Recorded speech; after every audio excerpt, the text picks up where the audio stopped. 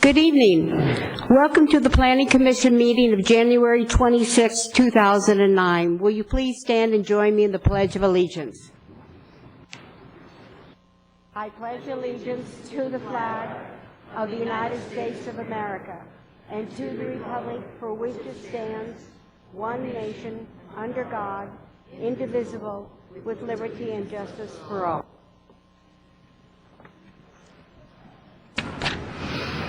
Will the recording secretary please call the roll? Commissioner Adam? Here. Commissioner Fisher? Here. Commissioner Grumney? Here. Commissioner Lunn? Here. Chair Reynolds? Here. If you have a statement or a speaker's card, would you please make sure you turn it in as soon as possible to the recording secretary that is sitting over at that staff table? And now is the time for public comments. Members of the public are invited to address the commission on issues that are within the commission's purview and not on the agenda. And each speaker is allowed 5 minutes, and I don't believe there are any public comments cards. Okay, we'll continue on to the minutes of January 12, 2009. Motion. Commissioner Grumney? And we're approving the minutes ahead of time? Yes. Okay. I move approval of the meeting minutes for January 12th, 2009. Thank you. Please vote.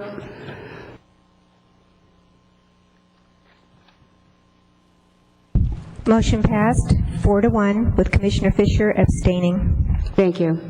New business. And 6A. Thank you, Madam Chair. I'm pleased to recognize Linda Lawrence, City Clerk, who is here to administer the oath of office to reappointed Planning Commissioners Mark Lunn and Barry Fisher.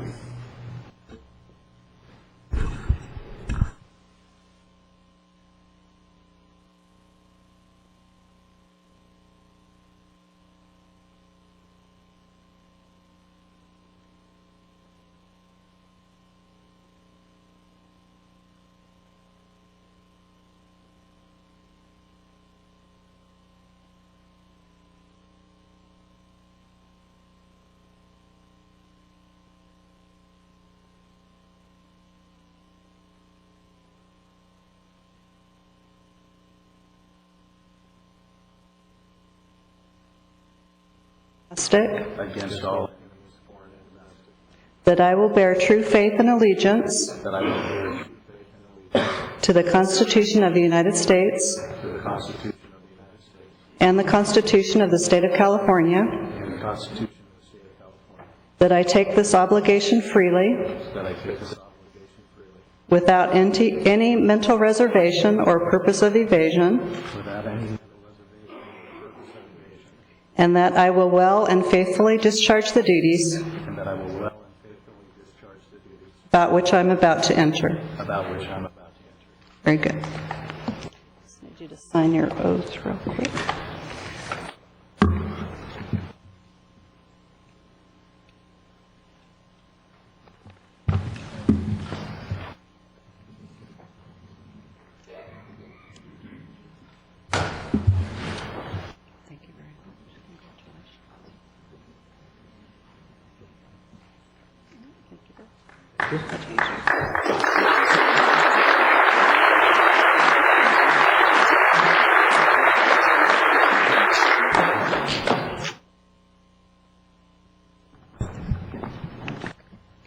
Congratulations. And we'll go on to item 6B. Mr. Town? Thank you, Madam Chair. At this time, I'd like to open the nominations for our Planning Commission Chair for 2009. Commissioner Fisher? Yes, I'd like to nominate Vice Chair Mark Lunn for Chair of the 2009 Planning Commission. Are there any other nominations? Hearing none, nominations are closed. Will you please vote?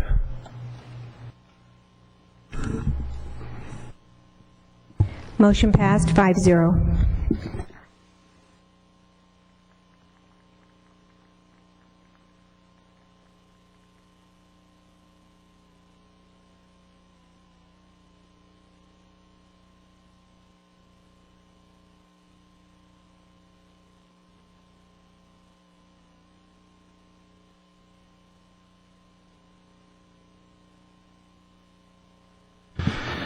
Thank you very much. I want to, before we go into our next item of business here, we need a vice chair.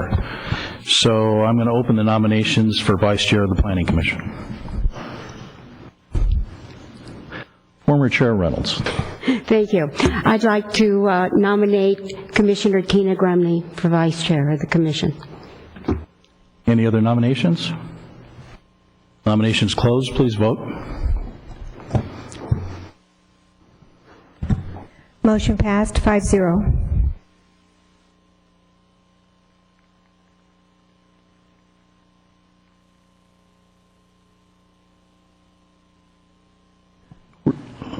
Item 7, the written comments, announcements, and continuances. Is that yours, Mr. Town?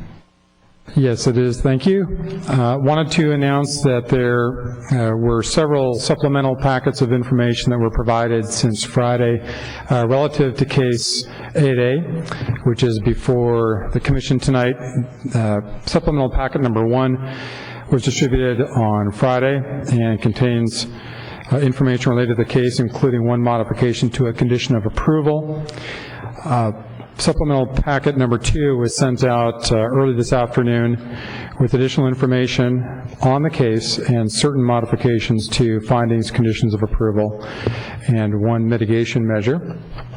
And then there was also a submittal this afternoon, which is identified as supplemental packet number 3, and that contains a letter from Dr. King to the Commission with regard to Case 8 Home Depot. And copies of the supplemental packets are available for public review through the recording secretary and out front. And that is all I had at this time. Thank you. Thank you, Mr. Town. We're going to take just a short break so we can finish our little bit of reorganization. We'll be right back to start the public hearing.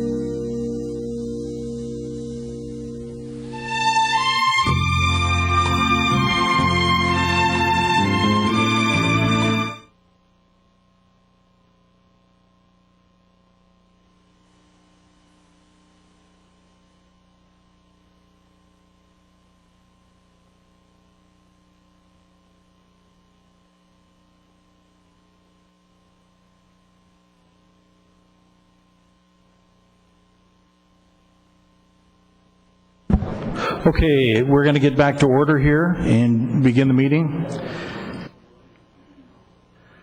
Will the secretary call case 8A?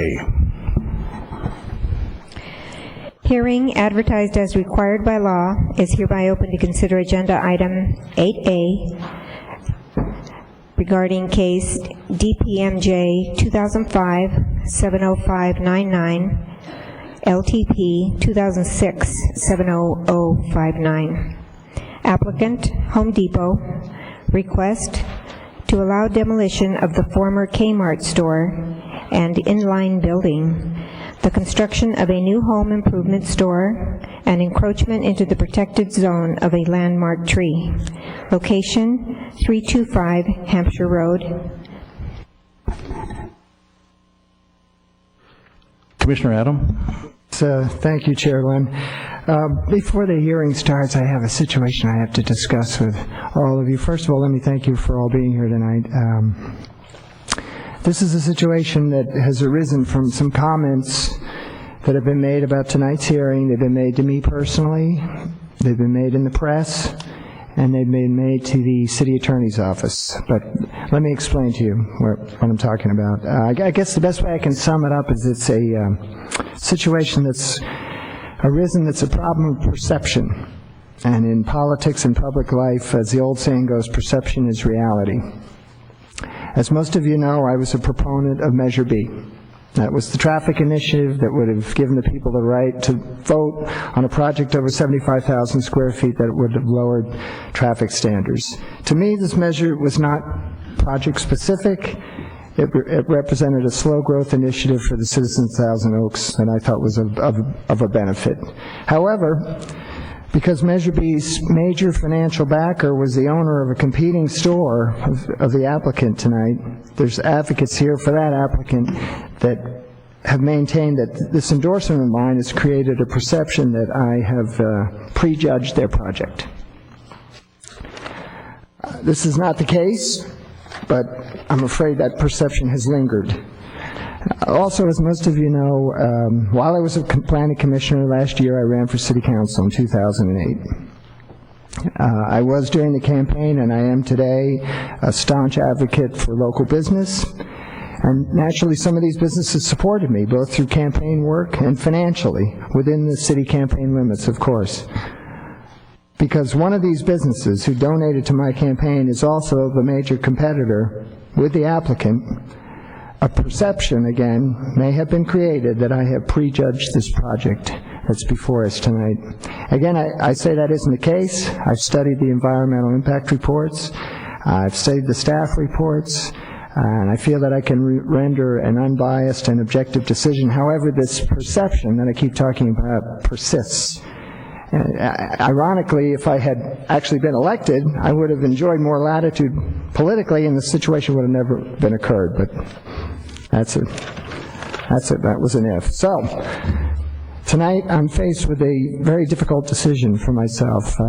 My political activities, although perfectly legal and acceptable, may have created a perception of prejudgment towards the applicant.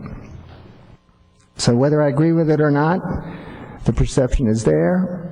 I have to acknowledge it and decide whether or not to hear this matter tonight. So, to err on the side of caution and to offer absolute perceived fairness to the applicant, and with respect to all the work the staff has put into this hearing, I feel that it's my duty as a planning commissioner and my responsibility to our process here that regretfully I will recuse myself from the hearing before us tonight, and with that I will leave the chambers.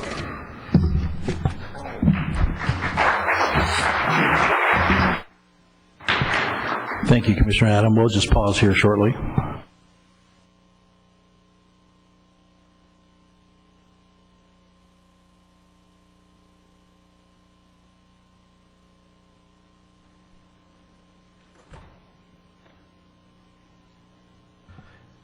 Ms. Young, you have the dubious distinction and honor of presenting this evening, so the microphone is all yours. We Yes, go to it's staff my report. pleasure. Good evening, Chairman Lunn and members of the Planning Commission. Tonight, we have a request by Home Depot to allow the demolition of the vacant Kmart building and inline stores and to construct a new Home Depot store. There's also a request to allow encroachment within the protected zone of a sycamore tree. The project is located on Hampshire Road, and it's bordered by Foothill Drive and Willow Lane to the north. The site, the land use is designated commercial in the general plan, and it was previously occupied by Kmart. There are commercial, residential, and institutional land uses adjacent to the site. Some of the other uses are a daycare center, senior care center, gas stations, vacant fast food restaurant, optometrists, medical offices. The zoning of the property is C1, which is neighborhood shopping center. Home Depot is considered a hardware store, which is a permitted use in the C1 zone. And the city does not have a home improvement land use category in the code. See, you could see bordered in red is the area of C1 zoning. In this location, we've talked a lot about in the staff report and in the EIR about the sensitive land uses. There are, the PL zone is where the senior care facility is, and in the other corner is where the daycare is. There's a gas station at the corner of Foothill and Hampshire Road. Here are some pictures of the existing building. This is one looking north. Here are the inline stores. This is in the rear of the Kmart building. You could see the existing retaining wall, which is maximum height at 22 feet in the middle. This is the site from Hampshire Road. And this is looking south at the daycare center from the rear. And this is the senior care facility looking northwest. Project will be located on 10.1 acres. The applicant is proposing to lower the site 4 feet in order to reduce the steep driveway grades on Hampshire Road and to smooth out the parking lot grades. The existing driveway is at a maximum 16% grade at the main entrance. The store is proposed to be 97,000 square feet, and the garden center approximately 14,000 square feet, for a total of 110,642 square feet. The existing buildings total 121 square feet, so there is about a 10,000 square foot difference. This is the site plan. I don't know if you can see it very well, but this is the store.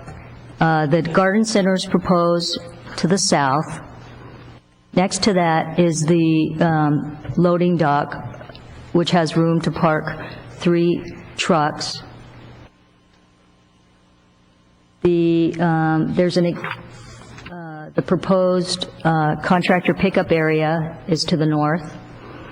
The applicant is not making any changes or moving the driveways. They will remain the same. Let's see.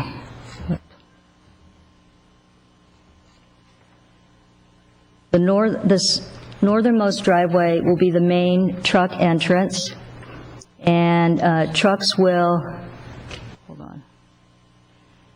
enter the driveway and go towards the rear of the store, go through the back, and then either unload lumber in the lumber unloading area or head towards the loading dock and back up into the loading dock.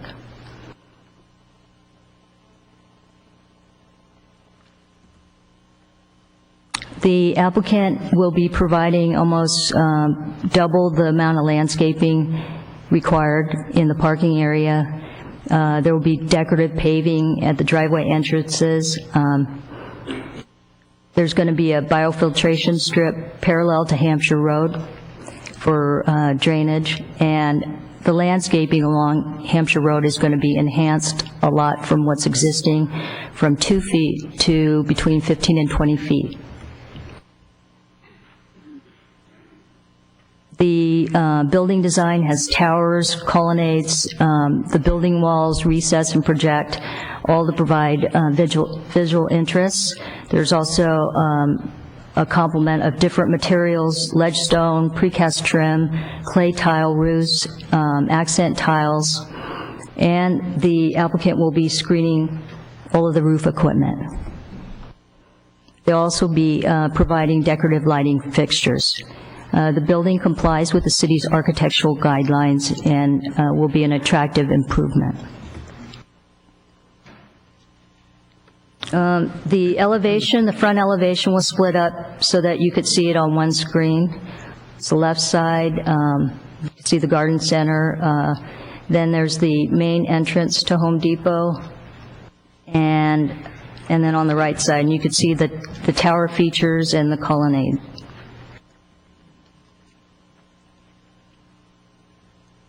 And this is the rear of the building, also split up into two sides. This is showing the south side with the garden center and loading dock, and this is the north side of the building. And you could see the contractor pickup area to the left. There's also been a landmark tree permit filed to allow encroachment within the protected zone of a sycamore tree. And there will be no adverse impacts because of this project. And there's a protected oak tree, but that will not be impacted at all. And you could see the locations of those trees. The slope along Hampshire Road, a waiver has been requested for slightly steeper slope angles from 2.5 to 1 to 2 to 1, and this is supported by staff because this slope will still provide more landscaping than is already existing. The site is very narrow in width already, and the applicant is doing this so that the driveway grades and parking lot areas can be smoothed out, and it'll be safer for the public in the parking lot. The applicant's also requesting a waiver of the 25-foot high maximum manufactured slope. The existing wall is already 22 feet high, and the applicant is proposing a 6-foot high retaining wall in front of that in order to lower the site by 4 feet. So the combined height of the walls is actually only 1.5 feet higher than the 25-foot max. Staff supports the waiver because most of the wall is in compliance, and the wall is still largely screened from view, and 22 feet of it is already existing. There's a waiver requested in the parking lot to go from 2.5% to 4.5%, and this is only in the area near where the parking lot meets the Burger King parking lot, and they had to match those grades. But the parking lot is 3% in the rest of it, so that there's only a slight increase in grades. They're also requesting a maximum 8% on the driveways, and this is still an improvement over what's existing, which is 16%. At the main entrance, all the other driveways comply. Waivers being requested for the 100-foot building setback from the center line of Foothill Drive. The applicant is proposing 72 feet. The existing Kmart building is already 74 feet, so they're only encroaching 2 feet more into the setback. The site's very difficult because it has 2 street frontages, so when you take 100 foot from both sides, it's very difficult to put your building and the parking. And that there's a big grade difference from Foothill Drive to Hampshire Road, and so the building will be tucked into the site, so you won't notice it so much. We have the existing view from Hampshire Road, and now this is the proposed view. This is the view shed, showing the Home Depot building with the retaining walls and screen walls. This is the existing view from Hampshire Road, and this is the proposed project, showing the new widened driveway with the decorative paving. It's not going to be orange. And the median. This is the existing view looking southwest. And here's the project, the proposed project. From Foothill Drive, from the rear, this is what you can see now. And this is the view with the wrought iron fence. And the roof equipment that you could see now will all be screened. This is the view from the freeway, and this is what you'll see with the proposed project. Construction hours. Staff is recommending that the construction hours for the noisiest activities be limited to 10 to 3 p.m. The applicant is requesting that those hours be extended 8 to 5 p.m. for the exterior building demolition only, not for the other grading activities. The drawback of limiting the time for the noisiest construction activities is that the construction time will take 40% longer. The Planning Commission can modify these hours because these are conditions and is not a mitigation measure in the EIR. The store hours, staff is recommending 7 to 9 p.m., 7 days a week, and the applicant's requesting to open an hour earlier at 6 and close an hour later at 10. The difference is about 14%. The delivery hours, staff is recommending 7 to 8 p.m. Monday through Friday, 8 to 6 Saturday, and none on Sunday. The applicant would like to deliver merchandise between 7 to 10 p.m. 7 days a week. This is a difference of about 30 hours. Lumber deliveries, it's the same. The applicant agrees with the hours, except they would like on Saturdays to deliver lumber between 7 a.m. to 8 p.m. And this is a difference of about 3 hours. We have looked over this very carefully, and because of the proximity to the daycare center, the senior care facility, we think it's important that the noisiest parts of the construction be limited. And this is very consistent with what we've done with other shopping centers which are adjacent to residential uses or other sensitive land uses.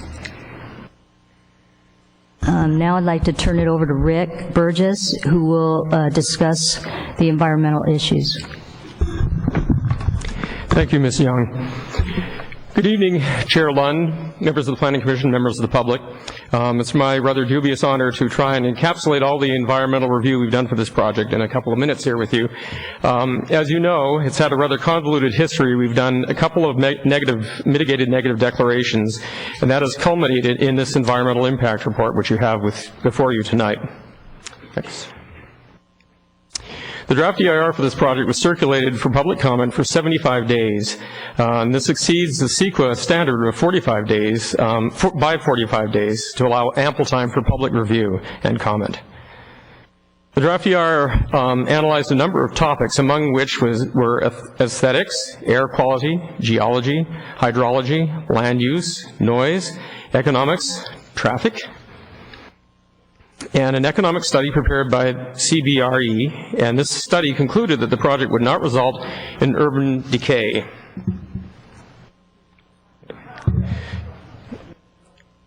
The Commission review of economic impacts is limited to the impacts to the physical environment. There was a traffic analysis prepared, and it was prepared by Associated Transportation Engineers under contract to the city.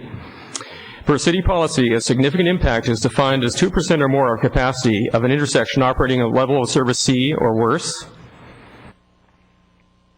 City policy calculates levels of service for signalized intersections based on intersection capacity utilization methodology.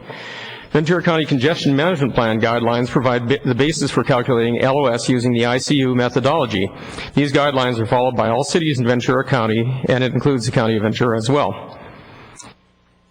The level of service for unsignalized intersections, Willow Lane at Hampshire Road, were calculated using the Highway Capacity Manual methodology because ICU methodology is not applicable for unsignalized intersections.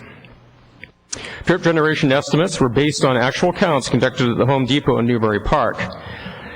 This is a conservative estimate because Newbury Park Home Depot has higher trip generation rates than typical for that type of store per Institute of Traffic Engineers Trip Generation 7th Edition rates, and passerby reduction factors were not applied. And this is also important in terms of the air quality because that is based on the trip generation, and so the air quality is also very conservative. Proposed store is estimated to generate 4,464 average daily trips, with 363 AM peak hour trips and 465 PM peak hour trips. No trip credits were given for the previous Kmart store. In terms of construction traffic, a total of 5,076 truck trips are estimated for demolition, grading, and construction. Public Works will review and approve the construction truck delivery routes.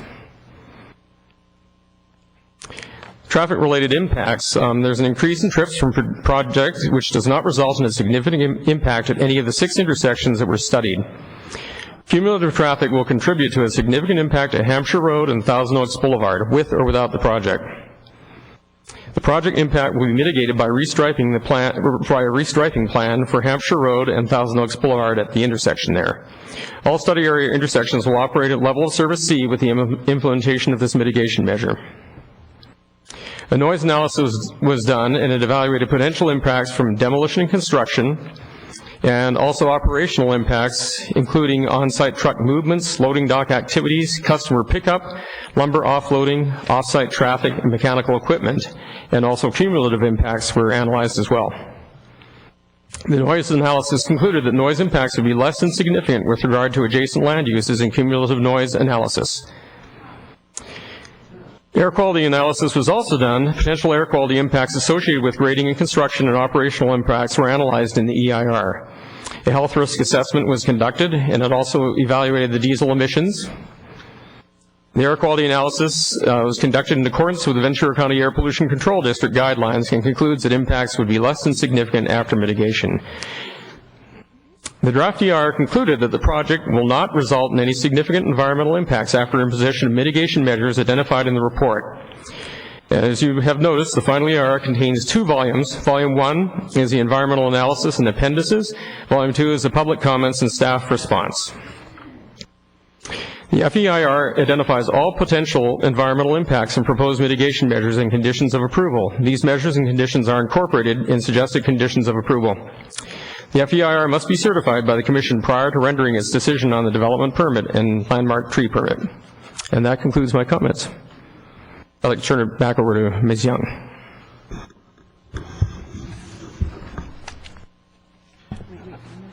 Thank you, Mr. Burgess. I just would like to convey to the Planning Commission and to the public that staff has evaluated this project in great depth. We have been reviewing this project since our first meeting, December 2004. And since that time, we have been working diligently to refine the project, to try to get it to comply with all of the city codes. And when those codes could not be met, we looked at why they couldn't be met and if there was a good reason for requesting a waiver. And as Rick mentioned, we have also prepared a very exhaustive analysis of all the environmental issues. And on the basis of all of this work, staff is recommending that the final EIR number 325 and the mitigation monitoring program, that the Planning Commission approve that, and that DPMJ, the development permit, and the landmark tree permit 2006-70059 be approved based on the findings and conditions contained in the staff report. On this basis, staff is recommending approval because the project does not result in any significant impacts that cannot be mitigated, that the proposed building is smaller in size than the existing commercial development, and that the project meets all of the city standards except for waivers that are reasonable based on existing site conditions, and that the project will provide an enhancement to the site and to the community with a new building and new site improvements, including landscaping, decorative lighting, new pavement, etc. That concludes my remarks. Before we get to questions, I'd like to introduce all the staff, city staff, and consultants who are here tonight to answer any questions. Beginning with, to the left is Chris Varda and Joe Powers from Rincon Consulting, who prepared the EIR. John Shepard, Planning Division Manager. Rick Burgess, Environmental Planner. We also have in the audience Kathy Lowry, Public Works Traffic Engineer, Scott Schell from Associated Transportation Engineers, Nader Hadari, Public Works for grading issues, John Innes, he's our landscape and landmark tree and oak tree consultant, Gary Wartick, our Economic Development Manager, Dennis Silva and James DeSoto from the Police Department, Larry Williams and Ryan Cry for Fire. I think that's everybody. Thank you, Ms. Young. Mr. Burgess, I just wanted to say, at least from here, this has been going on a long time, and I'll be happy at my home when I don't have tons and tons of stacks of material to read. Of course, it could be worse. I could be you in preparing them. So I want to let all the city staff that was here know that this is a big project. We have a full auditorium tonight. They worked very hard, and collectively all the commissioners have worked very hard to bring this project to this hearing tonight, and I want to extend my appreciation for your efforts. Okay, questions of staff. Commissioner Grumney. Actually, this is not just a question. Maybe it's directed more to you, Chair Lung. I thought that it would be beneficial for the public that's here if you could just kind of briefly go over how we're going to be conducting the meeting this evening. And I think that one of the things that the public needs to understand is that we want to do this in a timely fashion, a respectful fashion, so that we can ensure that there's fairness for everyone. So if you could just kind of go over when the appropriate times to make remarks and when is it inappropriate. Thank you, Commissioner Grumney. Well, I guess you basically just did that for us. So the next step in the process here will be that all of us, based on staff presentation, will ask the staff some questions. And I'm sure that we'll have a couple of those. And then the next step in the process is to have the applicant come up and the applicant speaks, and then we go to other speakers that want to speak on the subject. And Commissioner Grumney brings a good point. We've got a lot of folks in here, and we're operating in the people's house. And so in fairness to everybody and in respect for everybody, I'm sure there's a bazillion different opinions in here. We owe it to our fellow citizen here in Thousand Oaks to allow the speaker to conduct his or her statement with respect, whether or not we agree or we disagree. And we'd appreciate your cooperation in that regard.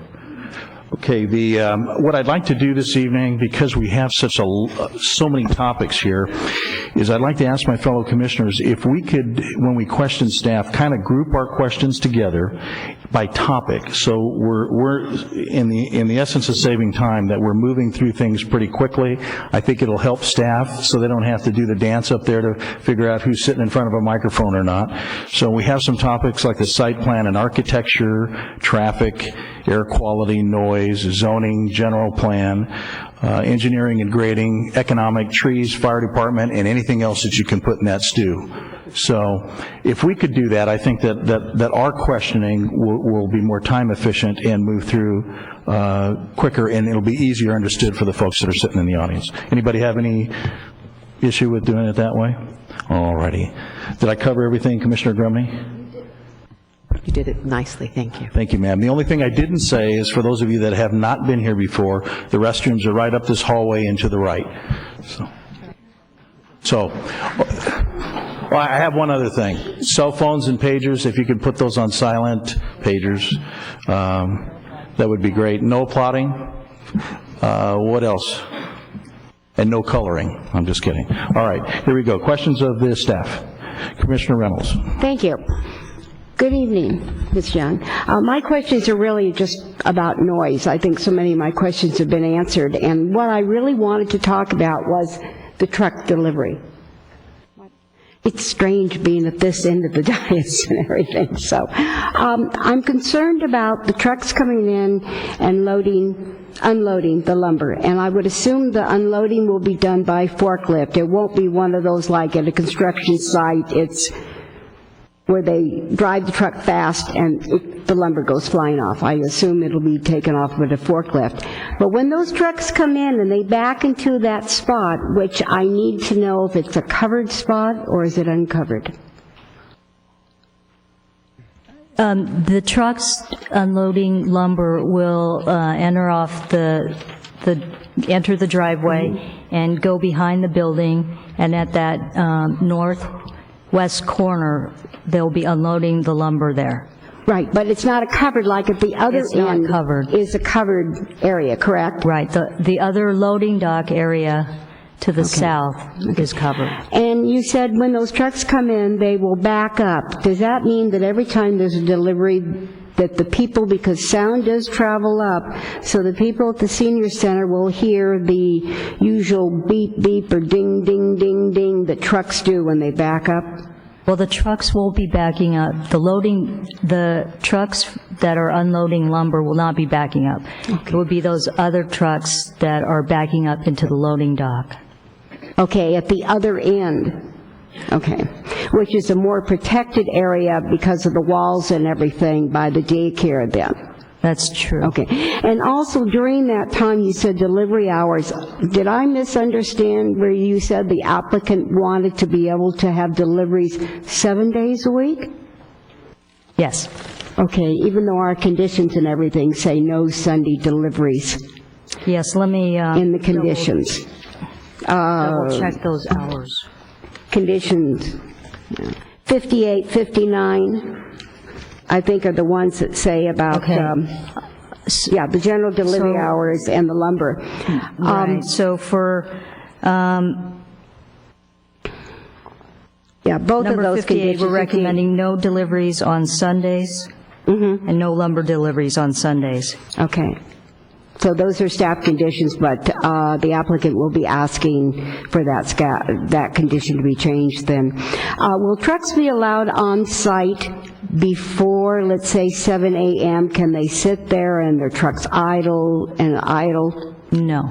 Because I couldn't find a condition that prohibits that type of thing.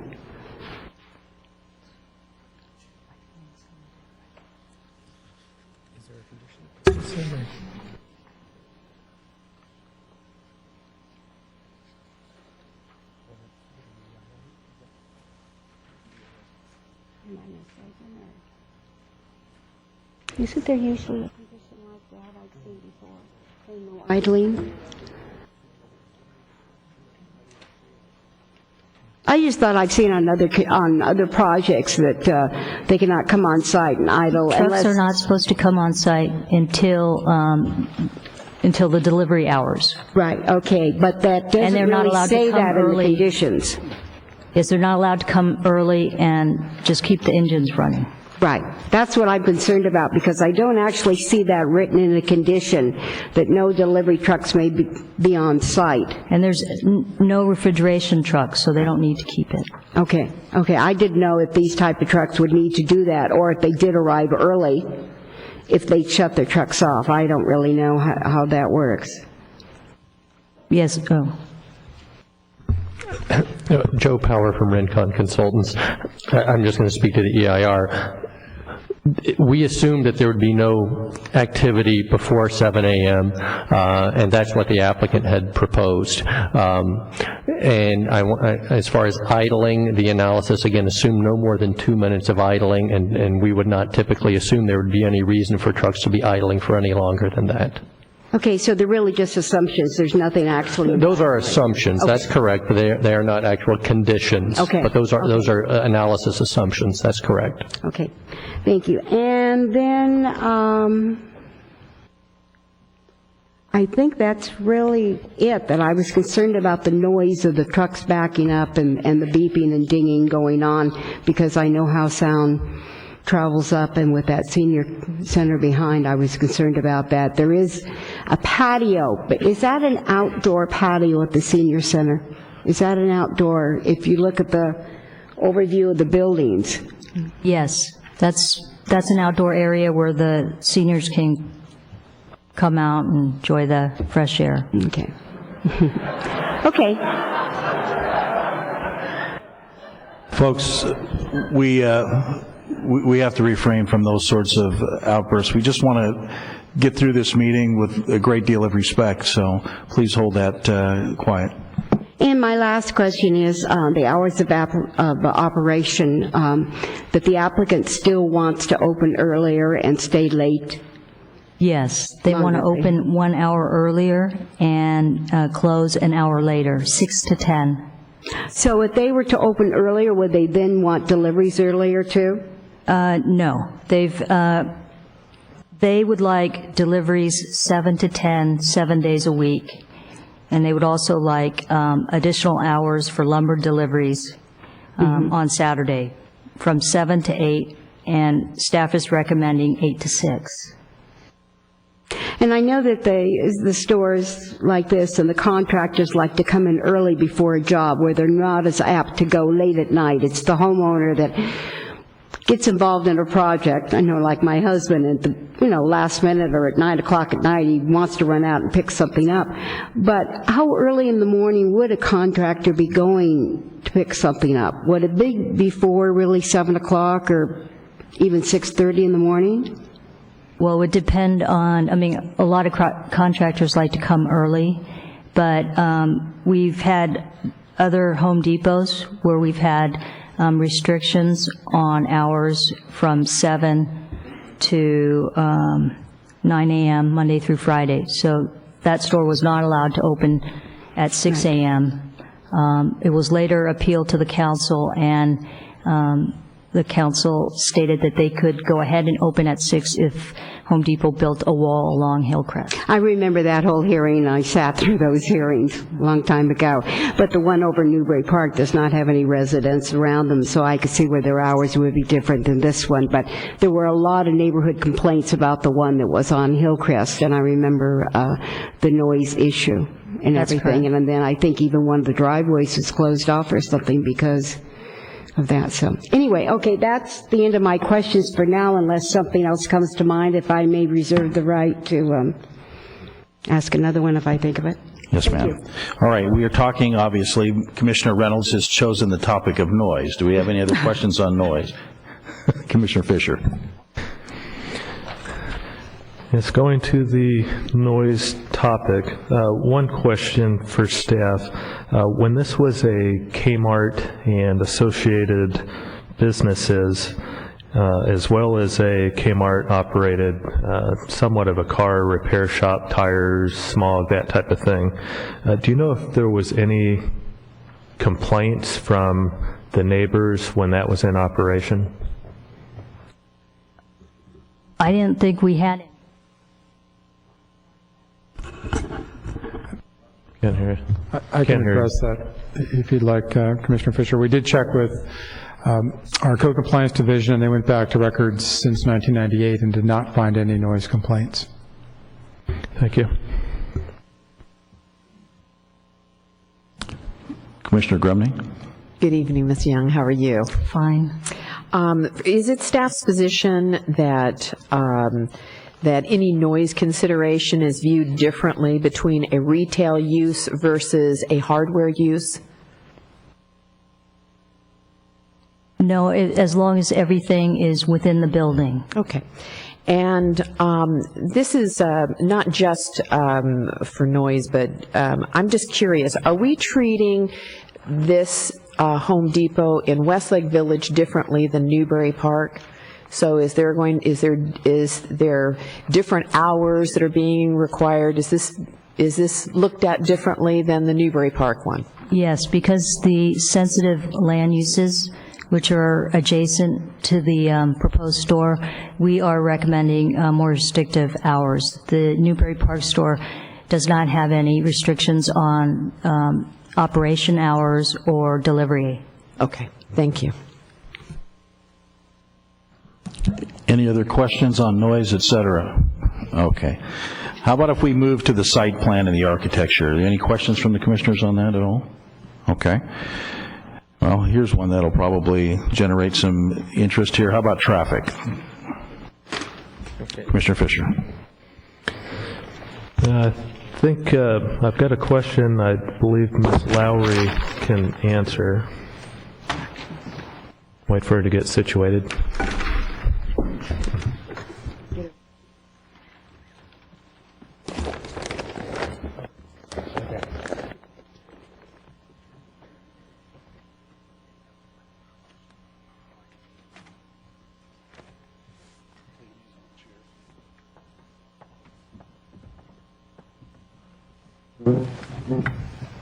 Please bear with us.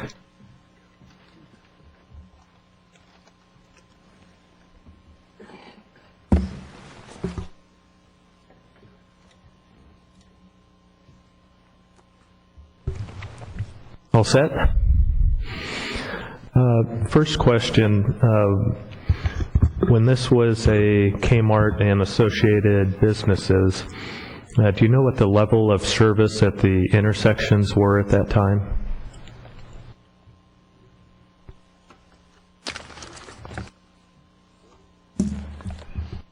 Give me 1 second.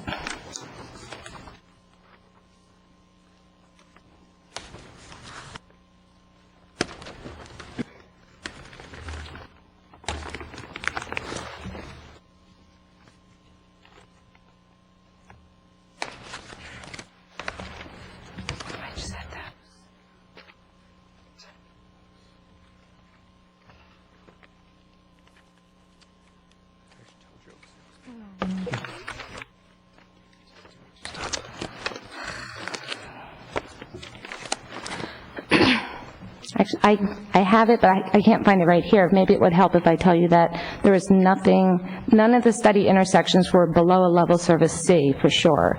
But there was, the only time any of the intersections were below a level service C was in 1992 when the Hampshire interchange, prior to it going under construction. So this proposed project would, with mitigation, would be a level C, correct? Correct. So there's restriping that would bring that to a level C. The restriping at Thousand Oaks Boulevard and Hampshire is it's impacted in the cumulative. In the cumulative, it's at a level service D, it's projected, and then with restriping, it would be brought up to level service C, although in all likelihood, that restriping would happen prior to ever becoming a level service D. Okay. Second question, I know there was, in our packet, there was correspondence with Caltrans about traffic coming on the off-ramps and queuing and that type of thing. Is it a requirement, or do we need buy-off from Caltrans in order to approve this project? How does Caltrans fit into the scenario? The answer, no, we do not need buy-off. They are noticed as part of the preparation of the EIR, and they suggest recommendations for what we should look at as part of our environmental document. Then they respond to our environmental document, and that's all the requirement we have for Caltrans. They don't approve anything. If we were to make any changes to their ramps, they would have to approve that. But in the case of this, since there's no recommended changes to their ramps, there's no approval needed. Does Caltrans have any concerns with this particular project at this time? Over the course of preparing the environmental document, we received 4 letters from Caltrans. The 4th one came last Friday, which their opening response was they concur with our analysis generally.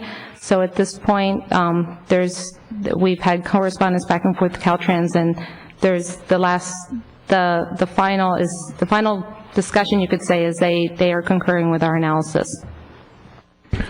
Okay. One thing I will add, though, is that the letter does indicate in the future, Caltrans would like to work with city staff to look at a different methodology of analyzing interchange intersections. But that's in the future. Okay. My last question, there was a report in our packet from a Dr. Murthy on levels of service and traffic, and there's a huge discrepancy between his report and staff's report. Can you address that? Yes. There were many discrepancies. One of the things he did was use his own count data, which we have no discrepancies with his count data. He used new count data, and it's reasonable, his count data. His methodology for calculating level service is a different method than the city uses. The city uses the ICU method, which was adopted by all the cities in the county in 1992 to provide consistency in the county for evaluating levels of service. That is different than the HCM methodology, which is it's called the Highway Capacity Manual methodology, and it just has different parameters, and it's not the accepted methodology in our city. By using the highway capacity methodology, his conclusions are not the same as the city's conclusions, but they can't be compared like simple ways, apples to apples. Our level service C is not the same as an HCM level service C. So although it looks like a discrepancy, it's because it's a different methodology, you can't compare the two. He also provided a great deal of information in his response that didn't provide any backup data, so I wasn't able to really analyze his conclusions because in providing his analysis, there wasn't the backup data, so I can't tell you whether that information was correct or not. It just wasn't able to make the same conclusions he did on some of his comments. But I can add that we did take his count data and used our methodology and came to the same conclusions that our EIR documented. So we still stand behind our ICU method as the methodology that is appropriate for the study. So for the methodology that the city of Thousand Oaks uses, what you're saying is all cities within the county of Ventura use that same methodology? All cities in our county, Santa Barbara County, and almost all the cities in Los Angeles County. Okay, thank you. Commissioner Reynolds? Thank you. I wanted to talk about the intersection of Willow and Hampshire. I was on the Traffic Commission for a lot of years, and during that time, I know we went and we changed. You used to be able to drive straight across at Willow, and we were actually going to close that off. The Traffic Commission was going to close it off, but then with the Civic Arts Plaza and the people coming down Willow to get here to this building, it was determined that you could make a left turn going north on Hampshire, and people were forced to go up by the Washington Mutual building and make a U-turn there. Will that median or anything change with this project? There's no recommended changes to the median on Hampshire.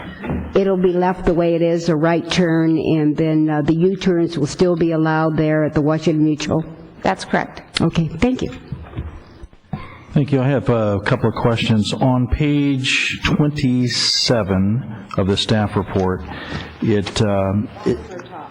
top number 27, second paragraph, last sentence, 12 to 18 delivery trucks would access the site daily. But further back on page 10 of the top, it talks about 7 to 10 light-duty or semi-trailer trucks and maybe 2 to 3 delivery trucks for lumber. So that number, if you take it at the high end, is 13 versus the 18. And I'm just curious as to what was the real number there. Okay, 18 is the total number of trucks that were counted at the Newbury Park site. I mean, at the Simi Valley site. We looked at Home Depot gave us what they told us was going to be the number of trucks, and then we surveyed Newbury Park, and then we also surveyed Simi Valley, because that's an exclusive site. The only trucks there are for Home Depot, and that's what the number 18. I think the other number is a general number. Right, it was. Thank you. Thanks for clarifying that. Let's talk about those delivery trucks pulling into the Home Depot site. Are they going to be able to make a safe right turn to go into the Home Depot site without moving out in other lanes of traffic? Yes. What we do, we take turning templates. We use the largest template available, which is a wheelbase 50.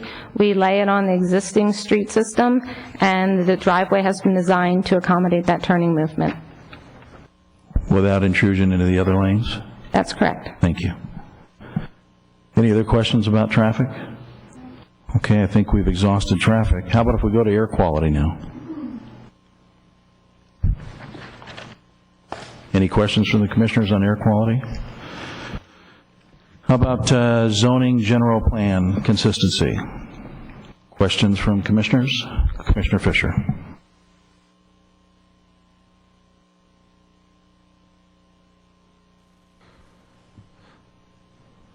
On the zoning on page, let me make sure I've got the right, page 10. Actually, at the top of the page is page 8, zoning code use and compatibility. The current zoning is zoned as a neighborhood shopping center. If this project goes through, can you please explain how this would still be considered a neighborhood shopping center, especially if you reference it to the municipal code that talks about a primary tenant and additional businesses as the current site or as the previous site existed? Yes, Commissioner Fisher, take a shot at that here. The zoning code, again, in the C1 zone, lists uses, permitted uses in the zone, and establishes parameters as far as what is considered the neighborhood shopping center. It does not specifically state that in reference to grocery stores and drug stores that these are required in each of the C1 zone properties, but it gives it, for instance, that typically these uses are in there, but it doesn't preclude, well, it actually states that there's hardware uses are also permitted in the C1 zone. So there's different considerations of uses in the C1 zone. I think what we have to do is take a look actually at overall for the different C1 properties throughout the community itself. And there are different varieties of sizes, and you'll find on the C1 properties certainly shopping centers, but you also see single tenant uses. You could have gas stations, you could have medical offices. In fact, one facility over on Westlake Boulevard is a C1 zone property, and it's a medical office building. There's no commercial retail at all in that site. It's all a professional office. So you have a wide variety of uses in that component. We have to also, in this project, look at the definition as far as for the use category that the home improvement facility will matches up with, which is a hardware use. That is a historic determination. It goes back to back into the 60s as far as some of the uses that were looked at back then, such as the Lumber City, which is now the Do-It Center, the Builders Emporium, also the current Home Depot facility in Newbury Park, the prior Home Depot facility in Newbury Park, and also the Orchard Supply facility. And that's looking at the uses. Home improvement is not listed in any of the C zone categories, so we have to look at uses that are closest to it, which are the hardware. And hardware uses are certainly allowed in the C1 zone, C2, C3, and C4. In looking at definitions in each of those commercial zones, the zones themselves do not list the number of primary tenants or tenants at all in each of the zones, other than in the sign ordinance. It's kind of interesting. When you look in the sign ordinance, there's actually a listing for shopping centers in the C2 zone that need a minimum of 4 tenants in there. But that's the only time that tenancies, as far as number of uses, are actually come up.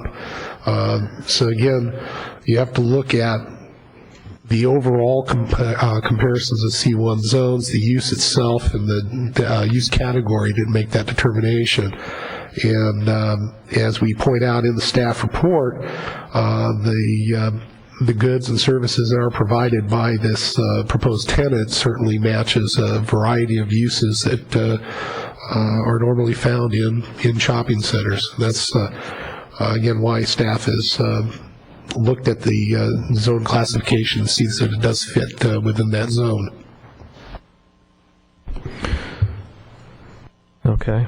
I'm not sure if this next question fits within zoning, but I'll throw it out there.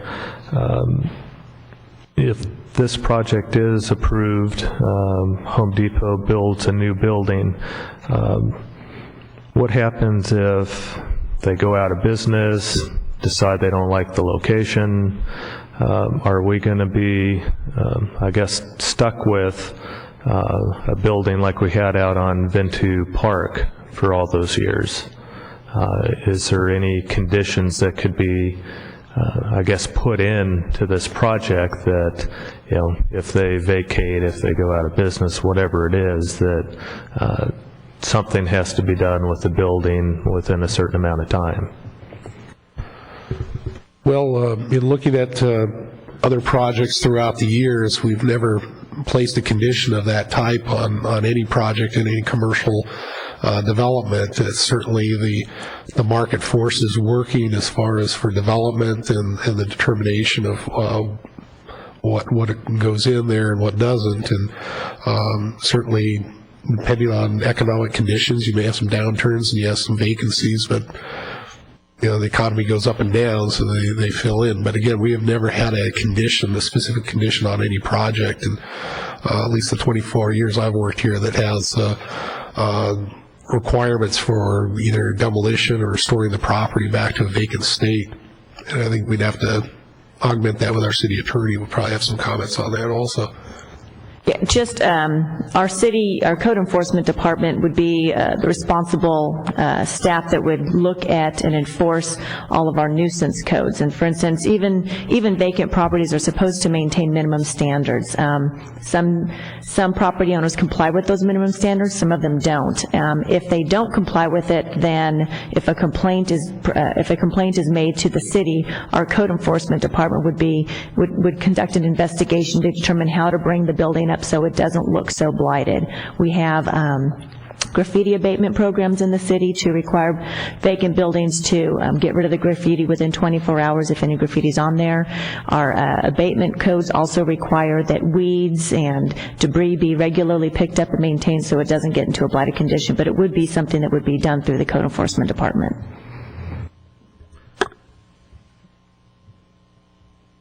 Well, I guess taking the old Home Depot building, I mean, that was just one ugly eyesore sitting out there. I mean, what's code enforcement going to do with that?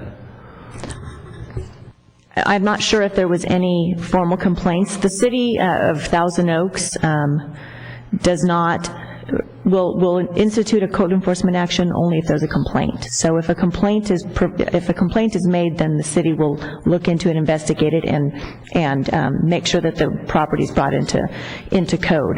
With respect to the Ventura Park site, I have no idea if a complaint was ever made on that. You might want to ask the Home Depot representatives here tonight if any complaints or if there was any contact made by the city, because I'm not sure if we ever had a complaint that was filed on that site. Okay, so going back to conditioning the project, is that a possible condition? I'm not sure how that would even, pencil out, so to speak. Well, I mean, you can add a condition that would be redundant to what our municipal code already provides, and it would be an enforcement action is what it would have to be. So regardless of whether you drafted a specific condition, it would be the same process that would take place. There'd be no difference in process. So we couldn't add in there, for example, if after 18 months that empty building is still sitting there, that, it must be demolished or whatever it may be. Are you talking about the existing building or the new building? It would be the new building. So if they build a new building, and then they vacated it, then you would want them to demolish it within 18 months? Yeah. Or something like that? Yeah, Okay. if they couldn't get somebody to take over the property. Right. I mean, you look at, the old Home Depot, you look at the old Kmart.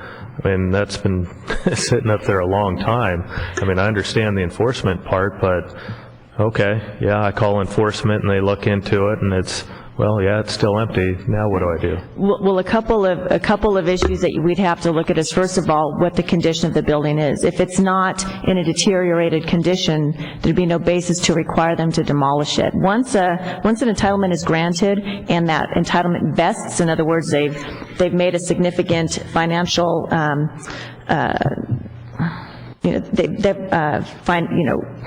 just lost my complete train of thought here, investment in the project, they have a vested right to keep that building. It's part of their bundle of rights. So we can't just say you have to demolish the building. If the building is in a deteriorated condition, that's one thing, but just because it's sitting there idle but it's not looking blighted, there's no basis to require them to demolish it. Okay, I guess I've got a different opinion of blighted, so the property owner has specific rights.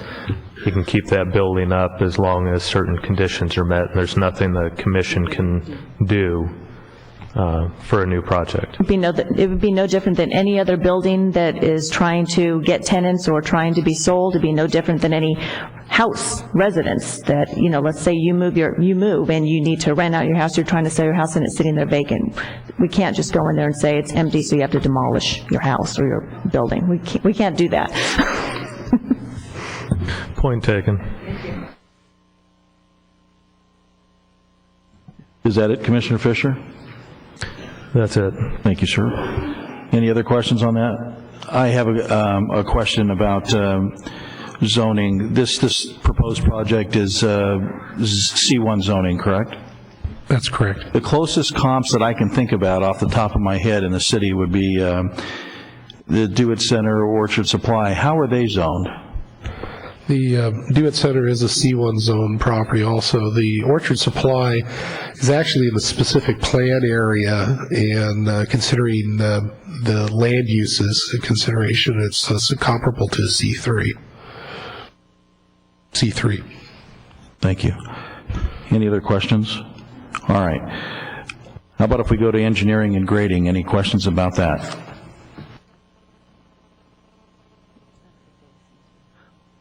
Engineering and grading? Any questions? Commissioner? Yes, I just wanted to ask a question about the grading. I've read so much, and I don't remember as far as removing dirt from the project because it is going to be lowered 4 feet. Hello, this is Chris Vardas with Rincon Consultants.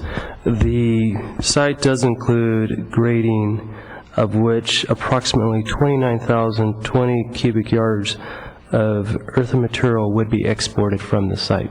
And how many truck trips? And I know you count them single way. I always have an argument about that. I think truck trips should be going and coming. An estimated 2,073 round truck trips or 4,146 one-way trips would be required to export the material. And of course, I know they'd have to supply their plan to the city as far as the routes that they'd be taking, and I would assume that, of course, these truck trips going out will be covered and following. Does our city, and I'm thinking back when I was on the County Planning Commission and we did so with the mines, does our city require a bond as far as the trips and removing in case any of the rocks or something falls off and damages our streets? Well, I'll first speak to that. They would have to follow an improved route, but as to the second portion of your question or comment, I'll defer to staff. Good evening, Commissioners. Nader Hidari, Public Works Department. Your question was alluded to whether a bond is required in the event that there's damage off-site. Well, yes, that's correct. A rock falls off a truck or something, even though they are supposed to be covered. There is definitely a grading bond that is obtained for the project at the outset of the project, but that's primarily intended for completion of the work at the site. I don't believe that grading bond for the construction activities at the site would apply for an accident, let's say 6 miles away from the site that would occur, or a debris that would fall from the truck. That would primarily have to be handled under a insurance matter between the truck carrier and the I'm just thinking of damaging the streets or something, and usually it'll happen close to the site, not 6 miles out or something, but I didn't know if our...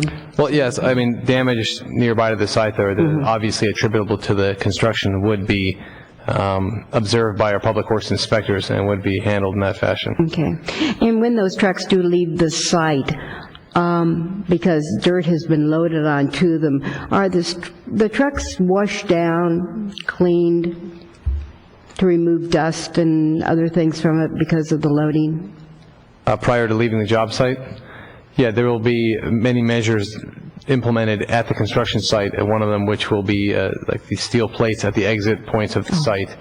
And in the event of rainy weather or very, very high winds, basically the grading is shut down. So are the trucks washed when they leave the site? Not necessarily, but the steel shaker plates that are installed there remove all the debris from the tires, so that it's if there's any in addition to that, if there's any tracking of soil coming off the site into the street, it will be immediately enacted upon by our inspector and it will be corrected. Okay, that's good. And just to go back, there's over 4,000 truck trips.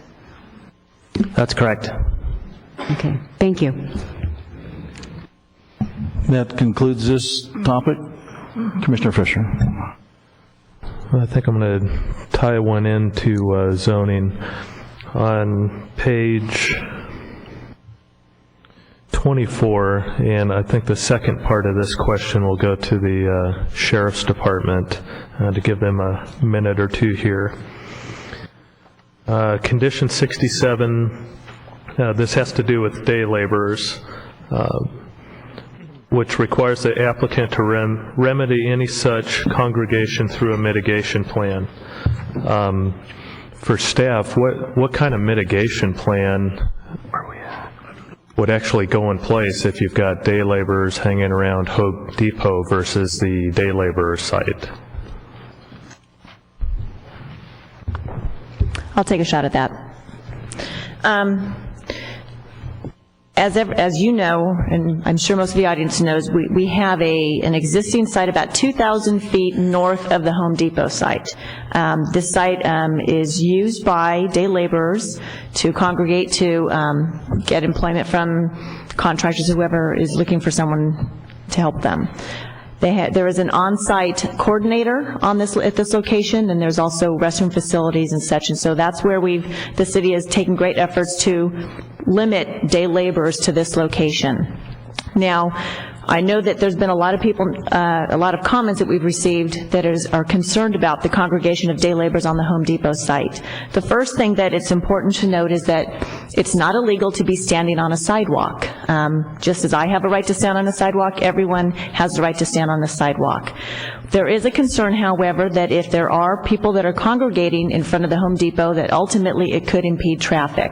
So in the past, when our city has had issues with day laborers congregating and impediments to traffic, we've worked with the Sheriff's Department to enforce no stopping and no parking along the street that the cars and trucks are stopping.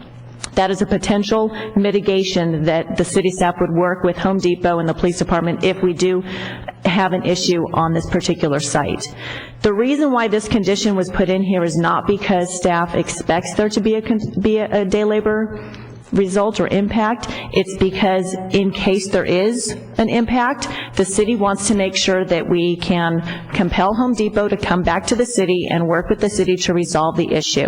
The city does not want to encourage the congregation of day laborers there, but in case something does happen, the city needs flexibility to sit down and work out a potential mitigation. It could be numerous things. It could be, again, increased enforcement by the police department. It could be better security on site of the Home Depot. It could be education and awareness programs. It could be a whole plethora of different projects that are undertaken to prevent the congregation of day laborers on that site. But the way it's written right now is to allow flexibility for the city to work with the police department and with Home Depot to ensure that that doesn't happen.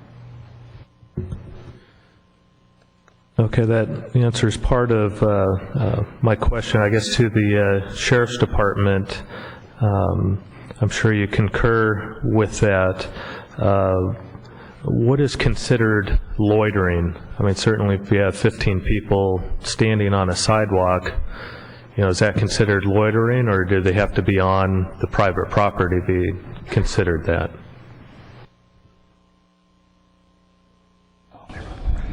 Hi, Dennis Lee with Thousand Oaks Police Department. Now, as far as loitering, it's more so on private property that we really take a look at that. Like Tracy said, it's not illegal to stand on a sidewalk, but like I said, we'll usually get complaints from business owners about subject loitering, panhandling. That's probably our biggest call that we get. And other than that, no. As far as loitering, it's more of a private property type incident. Okay, thank you. Commissioner Reynolds. Is there no, I know there's no parking on Hampshire. Is there no stopping? Because that would really help if someone was standing or they were on the sidewalk.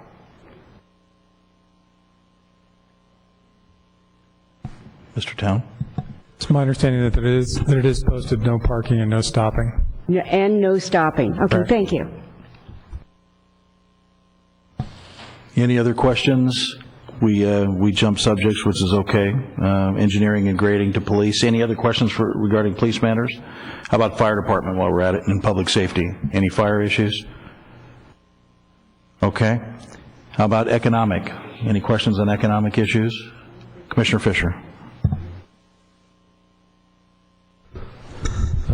Although I know, at least as far as the Planning Commission, that we don't review economic effects, there was a memo in our supplemental packet from Philip King. Dr. Philip King got into some of the economics, and I'd like to know if Mr. Wartek could briefly comment on that.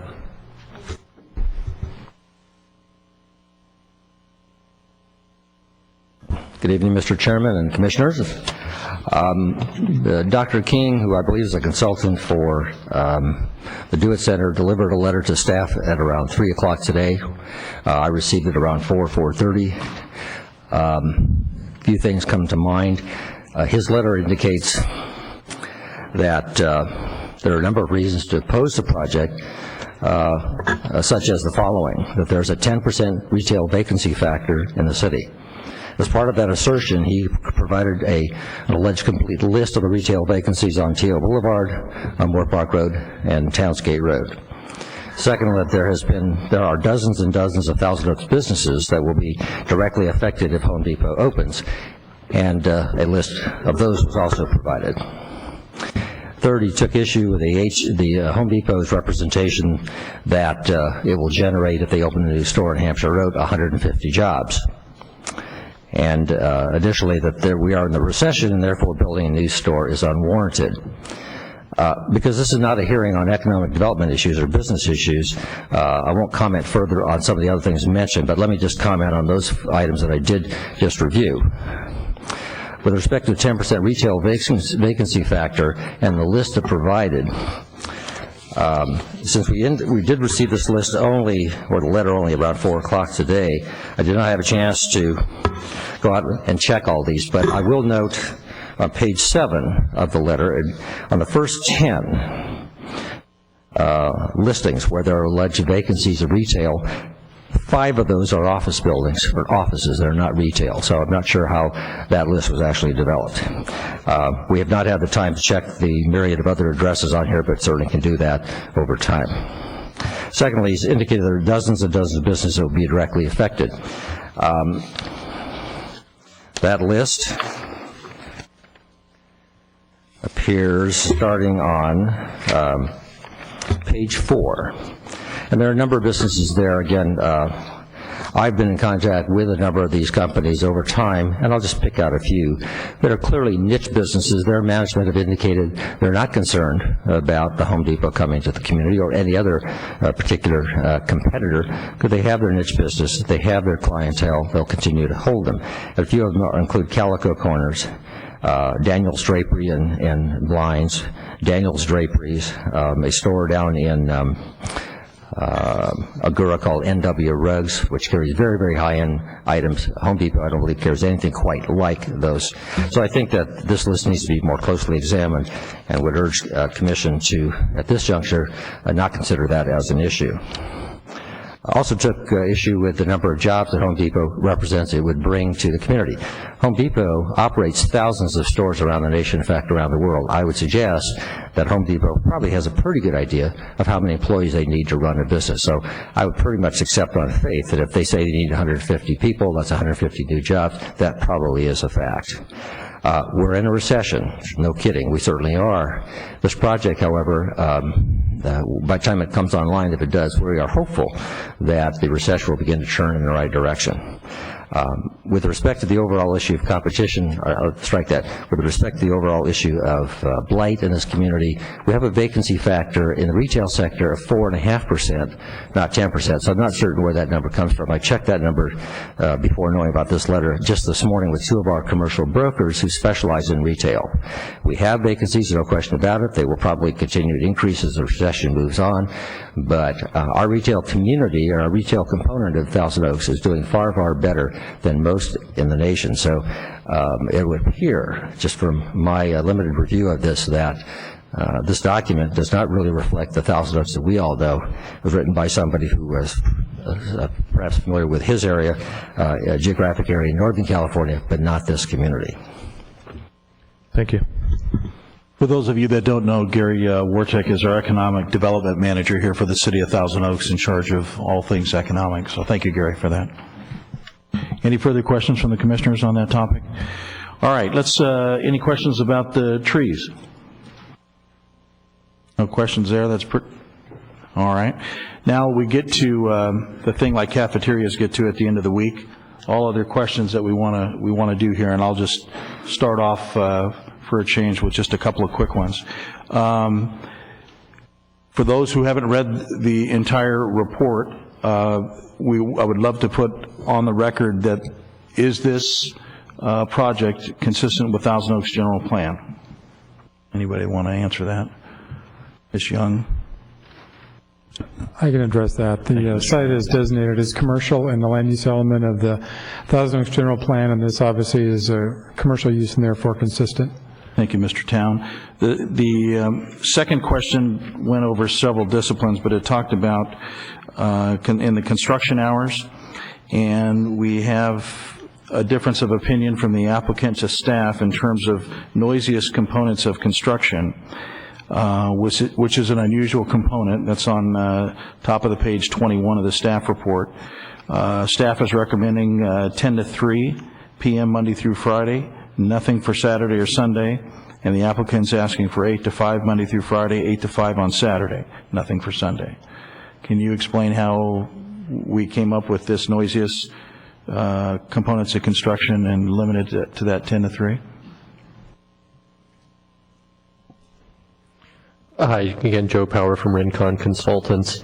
The 10 to 3 was really just our and city staff's attempt to address this issue, recognizing the sensitivity of the issue and the concerns that the neighbors have, and trying to come up with some way to reduce noise even further than is really necessary under CEQA. As you probably observed in the EIR, we actually did not identify a significant temporary construction effect because we anticipate that all construction activity will comply with the city's noise ordinance requirements. It really just requires timing restrictions on noise.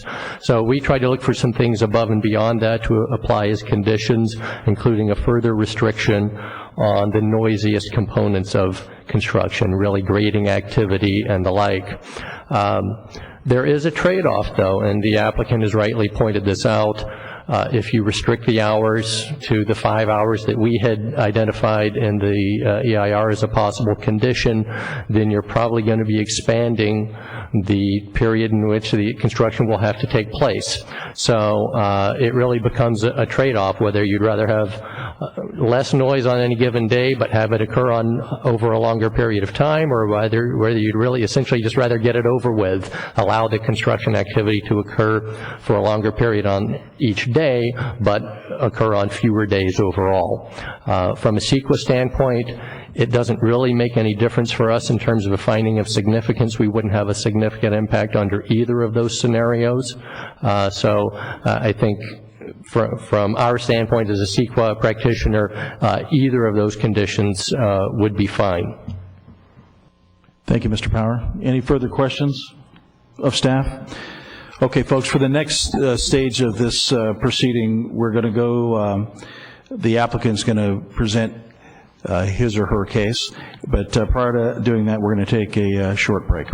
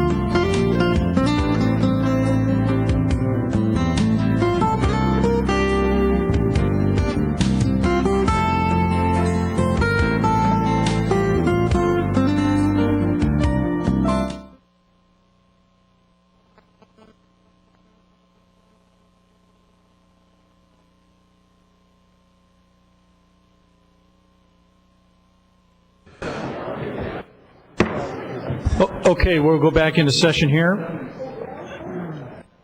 Please have a seat.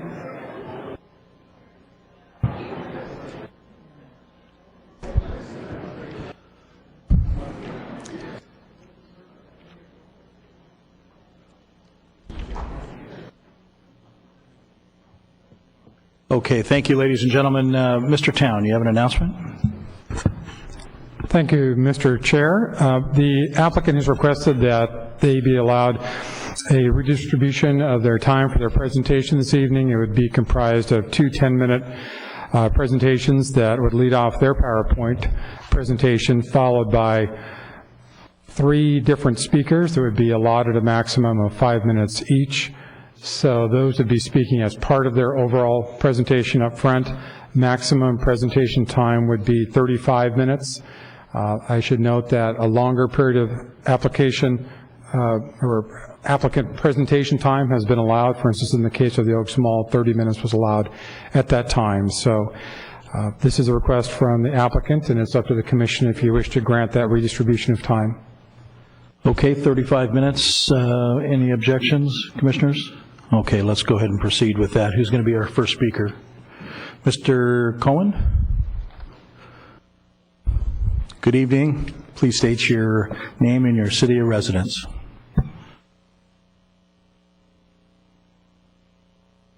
Commissioners, my name is Tom Cohen, resident of Thousand Oaks. Congratulations, Chair Lund, on your appointment to the chair position, and to you, Ms. Grumney. Good evening to staff and the community. I'm here on behalf of my client, Home Depot. We're here tonight to share our plans for the redevelopment of the former Kmart property and seek your approval of development permit mod number 2005-70599 and landmark tree permit 2006-70059.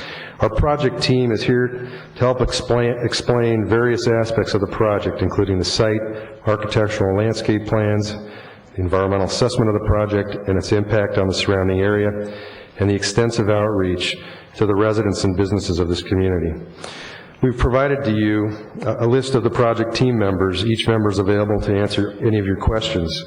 Jeff Hardman, Home Depot's real estate manager for our project, Scott Momer, the project site development coordinator, Paul Ballard, our noise consultant, Andrea Campbell, who directed the outreach efforts, will each speak as part of our presentation. I would be remiss if I failed to thank staff and the folks at Rincon for their hard work and dedication, as well as for the recommendation that the project warrants your approval. This project presents a unique opportunity, as you all know, for the city to significantly improve the Kmart property from its current configuration and sloping grade and utilize it for its intended commercial purpose, rather than watch it deteriorate as an unproductive eyesore. We believe we have achieved that goal at this important gateway into the Westlake Village section of Thousand Oaks. Planning for the redevelopment of this property started in 2004. We've worked with staff for well over 2 years on the architecture, landscaping, and the site layout to carefully develop the best plan possible for proceeding with the environmental document preparation. Our planning was done with particular sensitivity due to our proximity to our neighbors. Extensive environmental review has been conducted to ensure that where impacts exist, we would responsibly mitigate those impacts below city, state, and federal thresholds, and in many instances, we went beyond the agency's requirements. Staff's report provides the background of the environmental document process. And just a quick reiteration, the city circulated for public review 2 MNDs, followed by the final EIR now before you, which the unique element of this is that the EIR was distributed for a 75-day public review period. The CEQA requires 45. So the additional 30 days is indicative of the care the city and Home Depot had in involving the residents, the businesses of our community to ensure an open and honest dialogue and evaluation of the project. The project did sit quietly for several months during the Do It Center sponsored Measure B initiative campaign, and after that measure's sound defeat, the project moved ahead. We are extremely proud of the project before you, and we are especially pleased to remove this vacant site and redevelop the property into productive, economically viable commercial development. Home Depot did its best to secure the property during the past 4 years to keep it clean, quickly address vandalism and graffiti. I think for the most part we were successful, though we all acknowledge that any vacant site is best secured when you have a permanent user. When we thank our neighbors for keeping us informed when problems came up. Great thought and care was invested in fixing the obvious concern with this site, and we are pleased that we'll be making the site safer by lowering and flattening the grade of the existing severely sloping parking lot. This Home Depot store will be smaller than the typical prototype. It's 40,000 square feet smaller than the Newbury Park store, and that the project itself is smaller than what has existed during Kmart's operation with Kmart and the retail strip adjacent. Thus, the usual impacts from retail development will be less than what previously existed. As such, the impacts will be less to our neighbors. Of particular benefit is the new store will improve the functionality of our Newbury Park store, which is operating now significantly over capacity. A secondary benefit of that is that freeway trips to and from Newbury Park will be reduced. Folks living in closer proximity to this new store will not be in their cars for as long, which will lead to a reduction in emissions into the air as well. The city's general plan land use map designates the property for commercial use. The city's zoning ordinance contemplates commercial use of the site, and Home Depot's business obviously falls within the commercial designation and therefore is a permitted use within the zone. We agree with staff's assessment that the project is consistent with the city's general plan, its policies, the zoning ordinance, and the applicable development standards, as well as the city's architectural design guidelines for commercial development. Staff has produced 228 conditions that the project is required to comply with, not including the mitigation measures found in the FEIR. Of the 228, we ask for your indulgence in discussing 3 of these conditions that will affect Home Depot's business objectives and its operations. Condition number 56 affects our ability to construct the project in a timely fashion. The condition now restricts certain construction activities to take place only between the hours of 10 a.m. and 3 p.m. Monday through Friday. This is the first time that I'm aware of where such a restriction on construction was placed on a project. Projects are typically limited to construction activities between the hours of 7 a.m. and 7 p.m. Monday through Saturday. Paul Ballard, our noise consultant, will provide information that will explain why we think this condition warrants change. We are willing to accept the restriction that limits demolition activities of the exterior of the building between the hours of 8 and 5 p.m. The issue that we face if we're required to accept a 10 to 3 p.m. restriction is that construction is estimated to be increased by an additional 70 to 80 days. While Home Depot will certainly suffer a significant financial impact as a result of that, more importantly, our neighbors will be expected to endure almost 3 additional months of construction impacts, which we would prefer not to put upon them. Condition number 57 affects Home Depot's ability to serve its contractor and other customers who customarily shop for materials for projects and jobs in the morning to be able to complete those projects around a standard workday with commuting, etc. In addition, some customers want to pick up materials in the evening, as Commissioner Reynolds pointed out, to plan for their projects and jobs that they may be commuting to and organize in the morning. Again, Mr. Ballard will share with you why our proposed hours of operation, which are 1 hour earlier than staff is proposing and 1 hour later, that this will have no discernible impact on the neighborhood. Condition number 58 affects Home Depot's ability to get product to the store. Again, Mr. Ballard will address this further.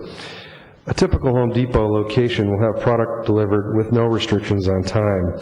And because of the sensitive land uses surrounding the property, we did propose to restrict those hours. However, we believe that staff's recommendation goes too far and will affect our ability to serve our customers' needs. Before I turn this discussion over to Mr. Momer, I want to remind the commissioners and the community that Kmart successfully operated this location for over 40 years, before most of the adjacent land uses moved in. Kmart provided regional pull and was a successful operator for many years. It was a busy store. Trucks delivered product there without restriction on time. No operational hours restrictions were placed on the Kmart Truck loading docks were open. Kmart had an auto repair center on the northern side of the building with roll-up doors open all day long. Pneumatic tool sounds, typical repair shop noises emanated all day long. With businesses and residents moving in around the property over the years, one would have expected complaints brought to the attention of the city. As you heard earlier, there are no records of complaints in city files. The project team has paid attention to the details needed to ensure our neighbors are not impacted, despite the conditions these folks have lived with before. And Home Depot aims to be a good neighbor. I wanted to address a comment and concern that came from you, Commissioner Fisher, and that is the kind of the evolution of what happened on the Ventu Park site. Ventu Park originally had I believe it was a white front. White Front closed its doors, and a computer graphic company moved into that building and operated there for several years, followed by an indoor tennis club, followed by a video duplicating business. Then Home Depot came in. Home Depot moved out, moved into its new store in 2000, sold the building to Newmark Merrill. Newmark Merrill took ownership in 2003. There's that gap in time. Home Depot was evaluating the use of the building for one of its expo stores. That concept went away. So Newmark Merrill, as you know, everybody else that wants to reutilize the site, redevelop it, has to go through the entitlement process. It's taken time. If you look at the site today, the building's been demolished, grading's going on, things are happening. So at this time, I would either be pleased to answer questions, or we could take them at the end of our presentation. I'll do that at your pleasure. Otherwise, I'd like to introduce Scott Momer. Mr. Cohen, we'll take questions after all your speakers have presented. It might be easier that way. Thank you. Terrific. Thank you very much. Thank you, Tom. Chair, Commissioner, as Tom indicated, my name is Scott Momer, my place of residence. Excuse me just one second. Your name and your city of residence, please. My name is Scott Momer, my place of residence is Clovis, California. Thank you. I'm the site development coordinator for Home Depot and also providing civil engineering assistance on this project.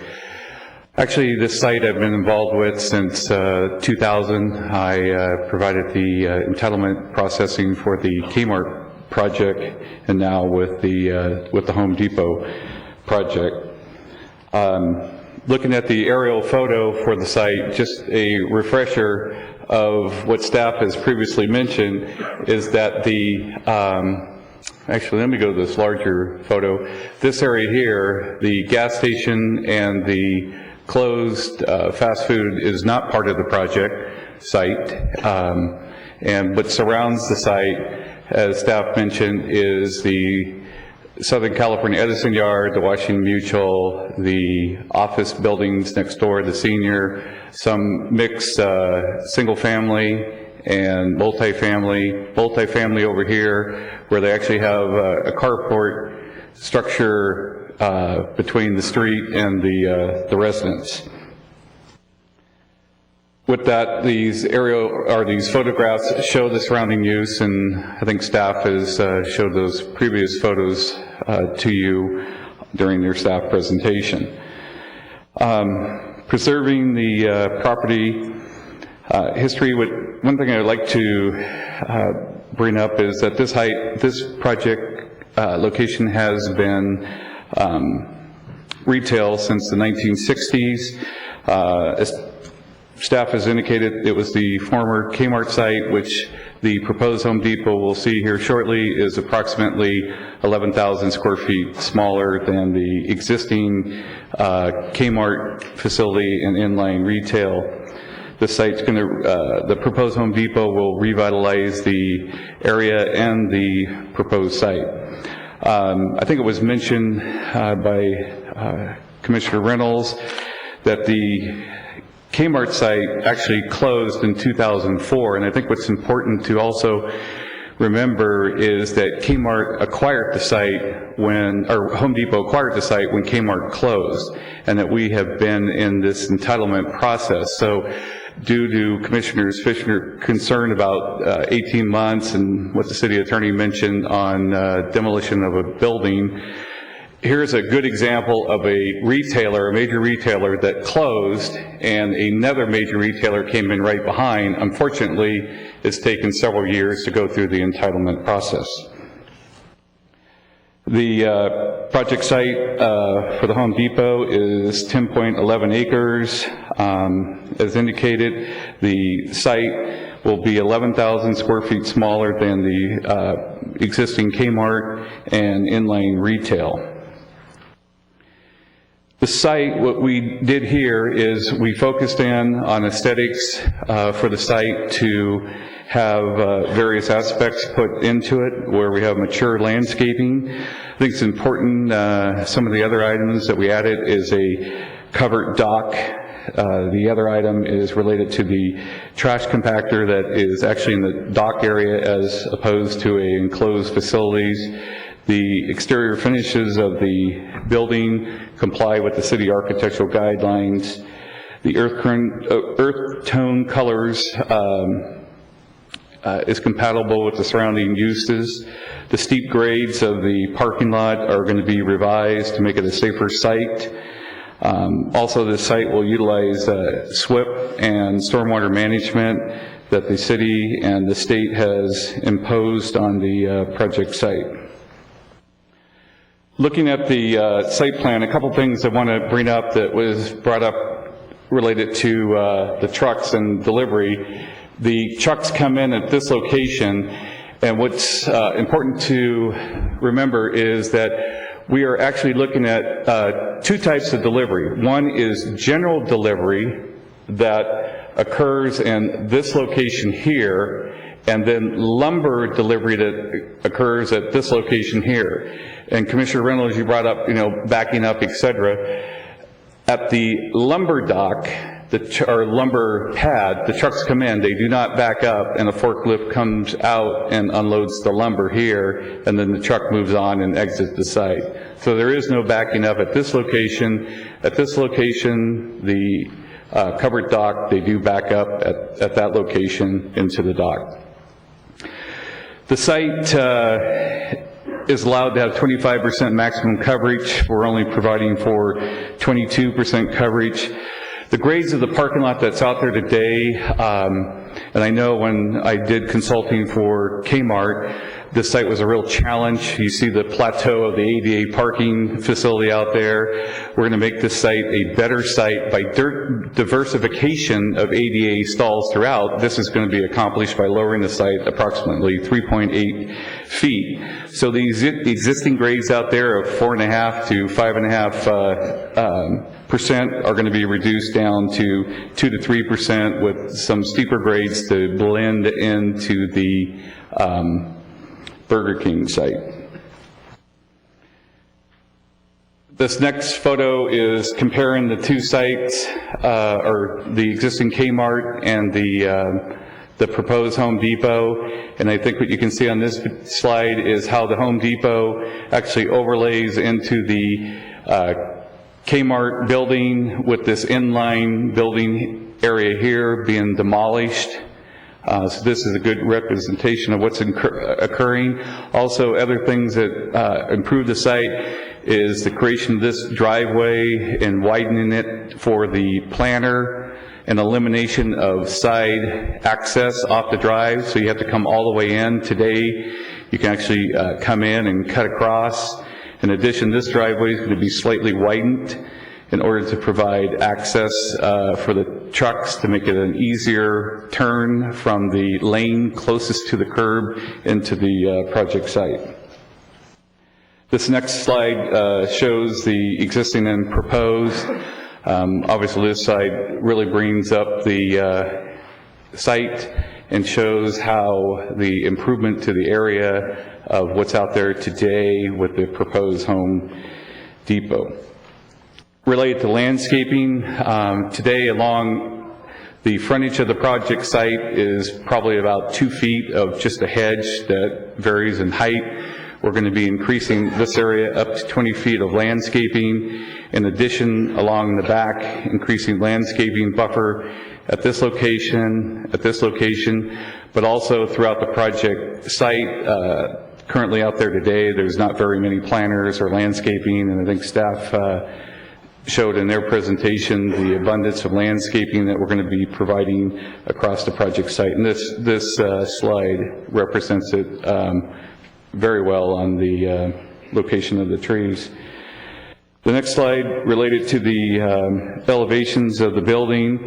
I think that these colored elevations on the slide, are the larger one here, shows the various materials that we're going to utilize with the Mediterranean design, textured paint, ledger stone, veneer, wood trellis, precast trim, clay mission tiles, tower effect, stepping out the building along the front. If you'll note on the site plan, along the front of the building, it goes in and out to create relief along the front of the building, which then creates all these shadow effects of the front of the building. The center area here has been provided for outdoor showing for a future food cart and our outdoor seminars with a seating area. Again, we're going to have the covered dock of this location for the truck dock. The signage plan, we're going to have the signs along the front of the building, which will be the Lumber Garden Center and the Home Depot, which will be 24 inches high, and then a monument sign at 6 feet high and 6 feet 4 inches long along the frontage that will be located along the front of the building. The project took into a high-quality design. We're going to be smaller than the existing facility that is out there today. We're also taking this project to be LEED certified, so we're going to bring that to the city and make it a great benefit to the city. With that, that concludes my presentation. Jeff Hardman, Real Estate Manager for Home Depot, will speak next. Thank you, sir. Mr. Harmon.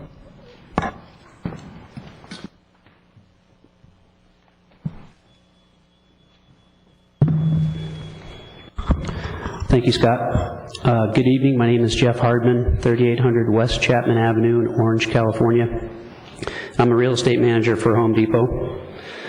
I wanted to take some time and talk about the viability of the project site for the Home Depot and also discuss the outreach efforts that Home Depot has carefully managed through the process. But first, I thought it'd be appropriate to discuss some of the announcements that came out with respect to Home Depot as a company, and rather than see the questions come up later, I figured it'd be best for me to address some of that concern that's out there now. It is with much regret that the Home Depot announced closing stores it considers just outside of its core business strategy, which include Home Depot Expo design stores and other small store formats. Other restructuring within the company involved administrative and management layer changes that the Home Depot expects will help streamline the company goals moving forward through this difficult economic time. The result of this restructuring is roughly 7,000 job layoffs throughout the entire company, but it's important to note that there are no plans to close any existing Home Depot stores. And the job layoffs were focused on areas the company thought would have little to no direct customer contact, and the Home Depot remains focused on customer service and its customers' needs for its core business.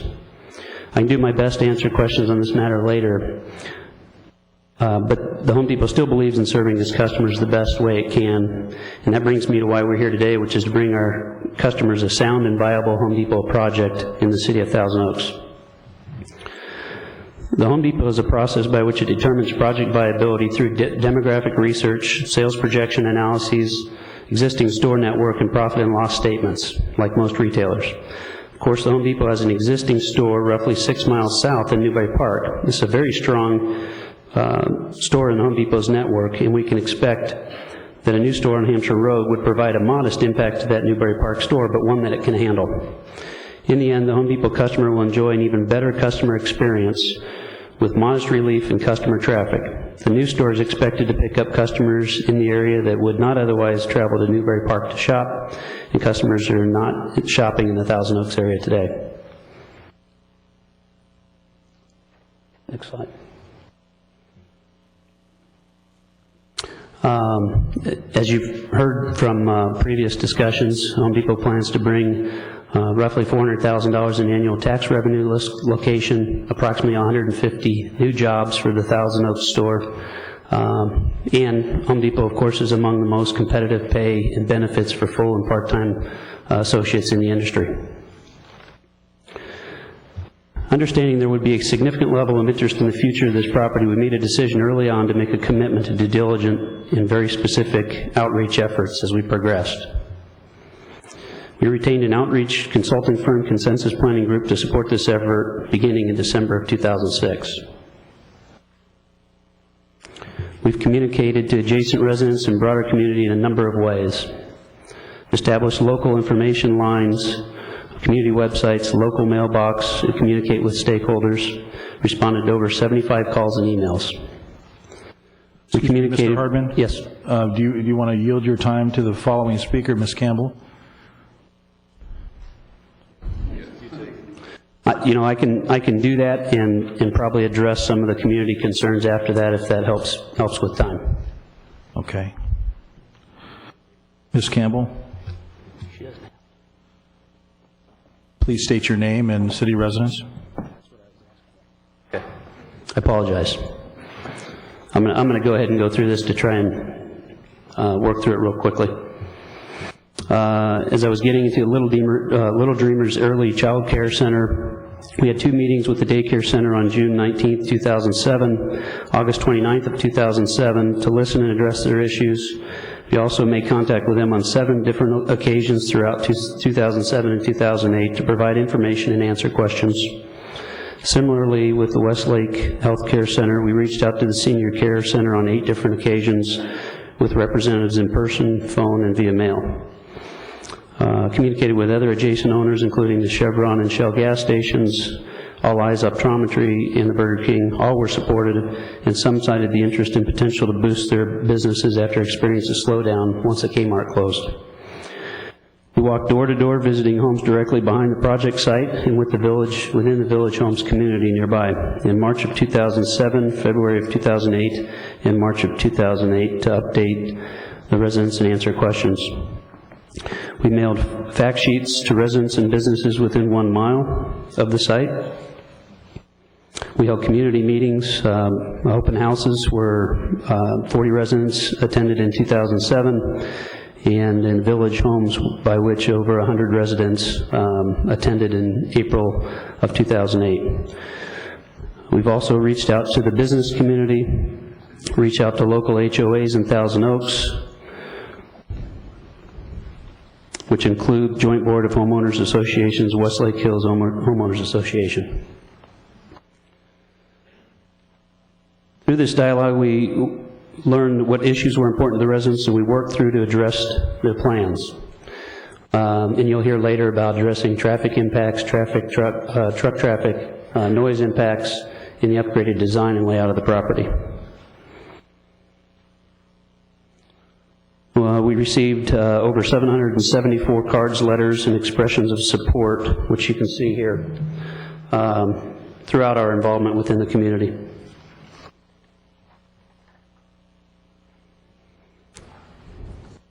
Local partnerships within the community include working with the Eagle Scouts locally with the store, Westlake High School baseball team, Conejo Valley Days, which we've corporately sponsored,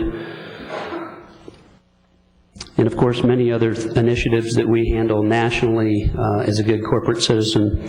And hopefully these types of sponsorships demonstrate that Home Depot is currently and will continue to be a responsible corporate partner in the city of Thousand Oaks. And with that, I'll turn it back over to Scott or Paul.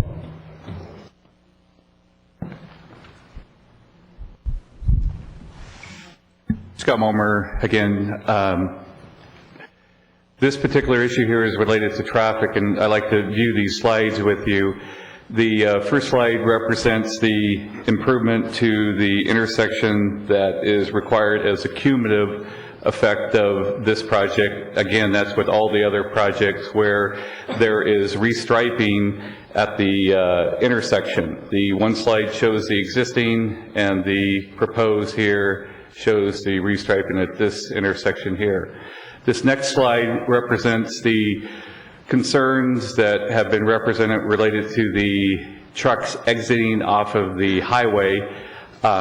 If we look at these slides, they actually go through a video of how the truck exit out. And if you could click onto that to show the trucks coming off, and you can see this truck right there making the turn and accomplishing that through the existing striping out there.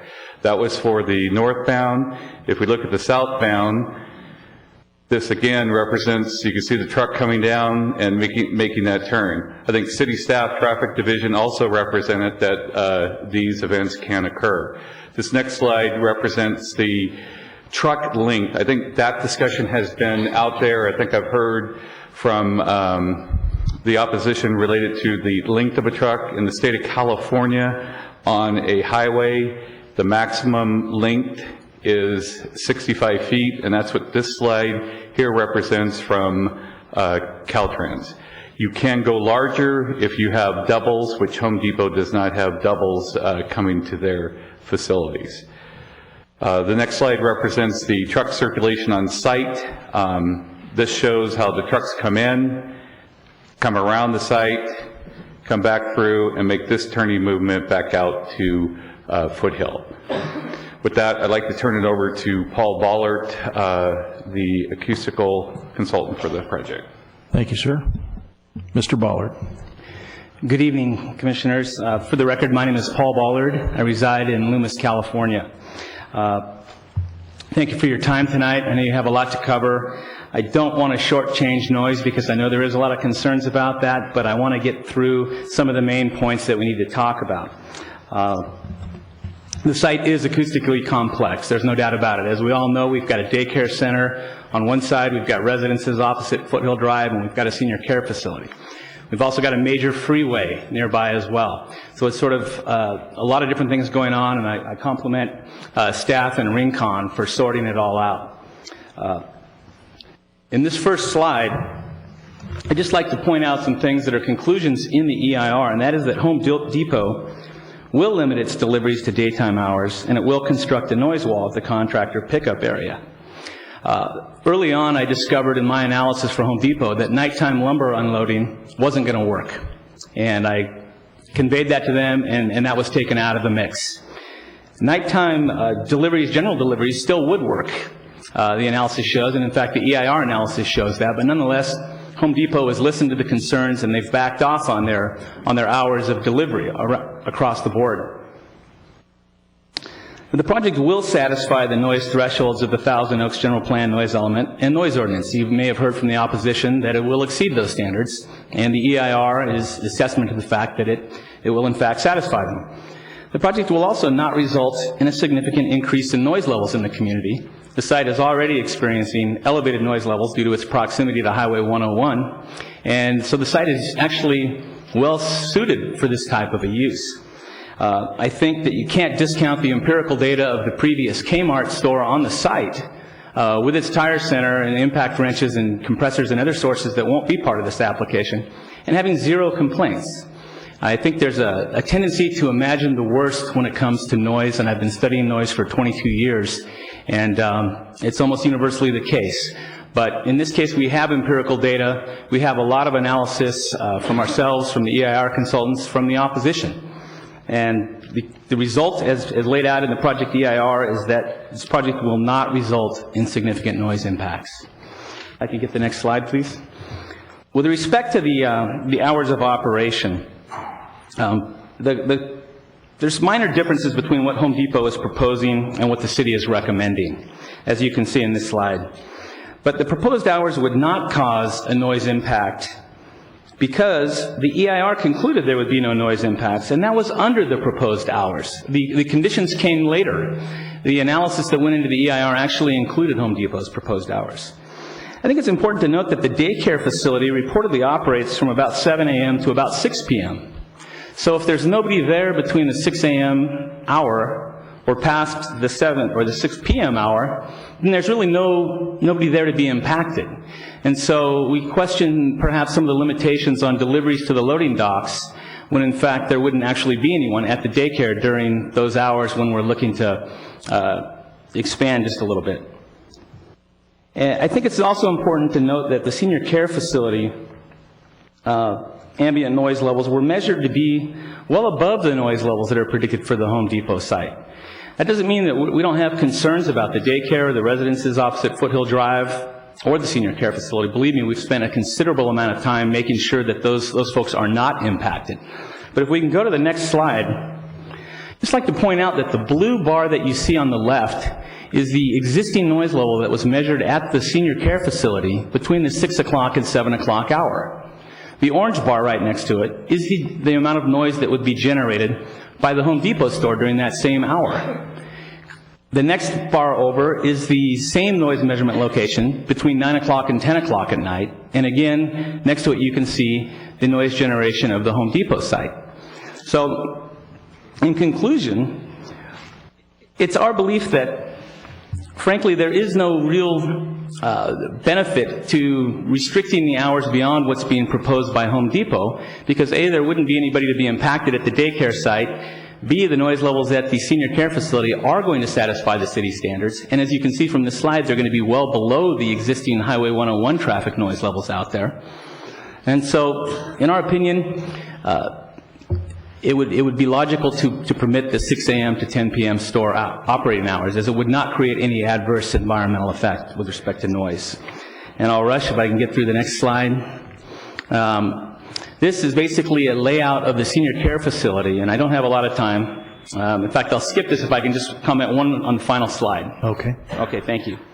And the final slide has to do with the construction. And as mentioned, we have concerns about this limitation to 10 a.m. to 3 p.m. because, frankly, the 8 a.m. to 9 a.m. hour and the 9 a.m. to 10 p.m. hour are no more noise sensitive than the 10 a.m. to 11, meaning there is no greater sensitivity in the hours that we're trying to avoid. And all that would really happen here is the construction process would be prolonged by a period of approximately 72 additional days. So there is no real benefit in terms of avoiding noise-sensitive hours because the hours from 8 a.m. to 5 p.m. are not considered to be noise-sensitive. So there's no real benefit from avoiding those hours, whereas there could be an unintended detriment by extending the duration of the construction for that period. So I apologize for rushing. I know your time is short. And that concludes what I had to say about noise. I did have some responses to some questions that came up earlier. I'd be happy to offer later if you'd like. Thank you. We'll get those later. Thank you. Thank you very much. The next speaker is Ms. Campbell going to speak? Mr. Momer? You're done? You're complete? Okay. Questions of the applicant? The collective applicants. Now, I want to also let my fellow commissioners know that in addition to the folks that have spoke here tonight, there's a Mr. Bob Steckman. Sorry if I slaughter some names here. Mr. Harry Moore, Erica Stravin, Robert Pontel, Donald Belante, Art Lucas, Neil McGuire, and Ross Selvage. And they're also here. They are here for Home Depot, and they're here to answer questions only. Okay, commissioners. Commissioner Reynolds. Thank you. I have some questions. Didn't know if Mr. Cohen or I want to talk about the construction hours. Now you're saying that you don't want deliveries on Sundays, and I want to talk about the parking lot. Mr. Cohen, I'll ask you this question. Don't you think that people will still use that first driveway to go in? I mean, you keep on saying the trucks will use that, but I can't imagine that you can prohibit the customers from driving in that first driveway. The customers will not be prohibited from using the first driveway. It'll be used, but the primary entry will be off of the main drive because it's a wider entry, it's right through the middle of the parking lot, etc. Will that be signed? Like our city has signed some of the streets, truck route, or how will the truck? It will. There will be a sign that indicates where the trucks were to come in. Trucks will be notified in advance to the Home Depot distribution system. Actually, to speak to that point, it will be have signs on it, but also we provide each store with an operational placard, and in that placard it identifies how trucks are supposed to be entered and the overall operation and restrictions for the facility. Okay, thank you. But regarding the parking lot, there was always such a problem at Kmart of carts going down to the street. Can you tell me what type of landscaping is going to buffer there at the edge so that carts can't? Is there going to be a fence at the edge of it, or is it ground cover and there are trees? I can see from one of the plans of the circle, so I assume that's trees or shrubs. Yeah, very good point, because the existing lot is 4.5 to 5.5%, and we're taking it down anywhere from 2 to 3 with the tie-in next to Burger King. But along this frontage here will be a curve and then several planters throughout. So this facility will operate like a traditional shopping center with the revised grades in the parking lot, so you don't have those runaway carts like the Kmart experience. Not even going down the driveway? I mean, is there a chance of a cart that could go down right through there? At this driveway, it ranges from 2% to 4% to 7% coming in at that location. There is no apparatus there to capture a cart. No. As long as there are a lot of cart stalls or places for people to put carts. Yeah, throughout the parking lot, there are various locations for cart facilities. And I might add that the cars, there's no access through that main driveway, so that the cars and the carts will be on either side of that driveway, so there won't be an opportunity for them to come down that main. Okay. And I've noticed you've also, I believe, put in 2 more handicap spots. Usually I talk about the handicap spots, but I noticed that 2 more have been added, and you've also put spots over by the garden area, correct? That's correct. We distribute throughout the parking lot, where we have ADA here, along this frontage and along this frontage. Mm-hmm. So there are 2 more than required, is that it? There were 9 and now you put in 11, I think, or? That's correct. Something. Okay. And I noticed that in the last presentation that they showed that you have now said that you do not want Sunday delivery. That is what you changed then compared to the other reports, and even in the staff report on page 23. I believe what the request is, the general delivery, which is to this location here, would be 7 days a week. And again, our basis behind permitting this on Sunday is the primary concern would be the daycare. That would be on a day that they would not be operating, so why prohibit Sunday deliveries at this location? We do concur with no Sunday deliveries to the lumber pad area in the back. But on number 36, in the presentation, general delivery, it says 7 to 10, you're requesting 6 days a week, no Sunday deliveries. So I think maybe you better get together and, I'm sorry. Okay. We would concur with that. That this is really what you're asking for, then what is on slide 36 then, which is no Sunday deliveries for general delivery and lumber. We would concur with no Sunday delivery for general and lumber. And my last question is, you're requesting construction hours. The city wants it to go to only to 3, and I don't quite understand why they're asking that instead of like 5 p.m. I don't know how they came up with 3 p.m. Maybe that's something I'll ask staff at the end of the public comments. So anyway, thank you. Those are my questions. Thank you. Any other questions? Let's go to Commissioner Fisher. Just one question. Any plans for the Burger King? I know you don't own that portion of it. I'm back to my demolition here. What are the plans? Do you know of any?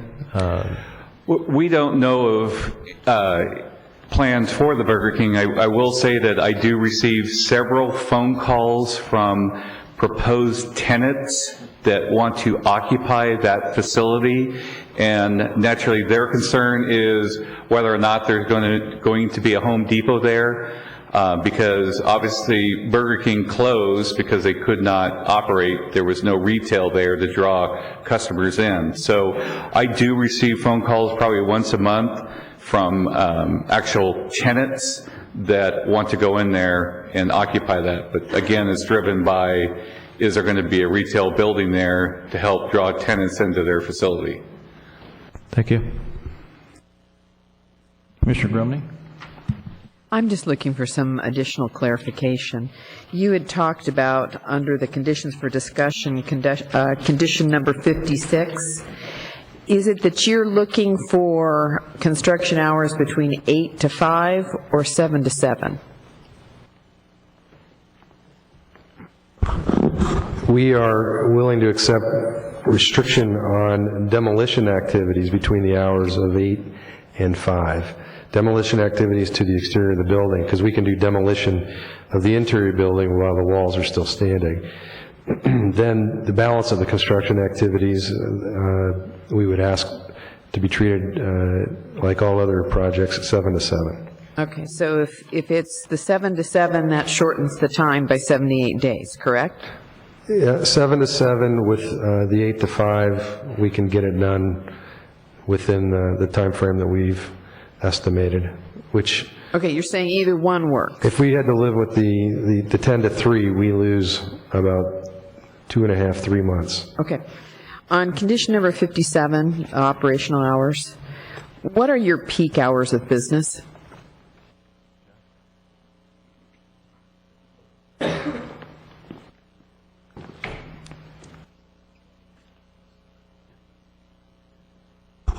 Generally speaking, I think you'll see our business, of course, we're going to have peak hours like other retailers. Our business is fairly well spread out throughout the day, but of course we have morning peaks that can begin in the 6 a.m. and last through the 8 a.m. time frame, and then of course in the evening hours. And I think it really evolves around what was brought up before, and that typically if you have contractors or home improvement enthusiasts that want to prepare for a project the night before and then be ready to start their day, or they plan to go to the store early before their project work starts that day. So you're going to see an AM peak and a PM peak. So you think your 6 to 7 o'clock in the morning is a peak hour? I think that's that's a peak hour for us, and that, roughly the 6 to 8 a.m. is a peak time for business for Home Depot, yes. But you probably wouldn't see a peak time between 9 to 10. It certainly gets less during that period. Like I say, it really evens out throughout the rest of the day. Okay. And I'm just kind of exploring condition number 58, and I'm just curious about the products in the store. Are you looking at the exact same type of product mix? I don't know if that's the right word for it. Are you looking that you're going to see the same store that's in Newbury Park as you are in Westlake? It would be roughly the same, and certainly in different markets where different customers ask for different things, the store tries to accommodate and shift its business, but primarily it would be a Home Depot store. Okay, so for example, like in the Newbury Park store, when I go there early in the morning at 6 o'clock in the morning, I see a lot of contractors as compared to just homeowners. Are you looking to try and attract the same type of business in the early morning hours to the Westlake store? Contractors will be a customer of ours, yes. Okay, that's all my questions. Okay. Thank you, Commissioner Grumney. I have a question that's sort of a follow-up on the length of construction, and let's just cut it down to half. Let's cut the baby in two. 8 to 5, how long will it take to construct this thing after we dry the ink on all the paperwork, if this project does get approved? A typical project site from start to finish is 7 months. With the grading of this site, it probably runs around 9 months. 9 months total? 9 months Till you total. open the door for customers? Yes. Okay, thank you. Any other questions? Okay. I think that part is done. Thank you very much. Appreciate that. Okay, folks, the next part is the other speaker cards. These are these white cards that you filled out. We have 56 of them. Yeah, not too many. 56 speakers. We're going to limit to 3 minutes apiece. That's what our rules and procedures are here. So what I'm going to do is we have some reserved seats that are out front. I'm going to try to call multiple speakers so we can try to cut everybody's time down and be as efficient as we can. I'll call some names out if we could cut some time down, if you could come up front and sit in these reserved seats so we can do like an aircraft carrier, launch one and land another. So that's what we're going to try to do. Now, some of you probably haven't spoken before. I would say that there's a lot of cards here. We certainly welcome your comments. We're glad that you've come to the People's House to watch government in action here. It's an important thing that we're hearing and we're trying to make judgment on. And so again, I remind us all to be courteous and respectful of our fellow citizens here. One thing you should be aware of on the 3 minutes, for those who haven't spoken before, there's 3 lights up there. Being a lifelong law enforcement officer, you would think the most important light to me would be the red light. But tonight I'll change, and I'll say the most important light to you tonight is a yellow light, because that tells you that you have 1 minute left to speak. And so just know that once that yellow light goes on, we're going to be looking for you to wrap things up, particularly when the red light comes on, okay? We sure appreciate that. Okay, let's start ourselves off. We have a Dr. Murthy, a Tim Aduris, and a Donna Black. Again, as a reminder, as you come to the podium, please state your name and your city of residence. Good evening, sir. Good evening.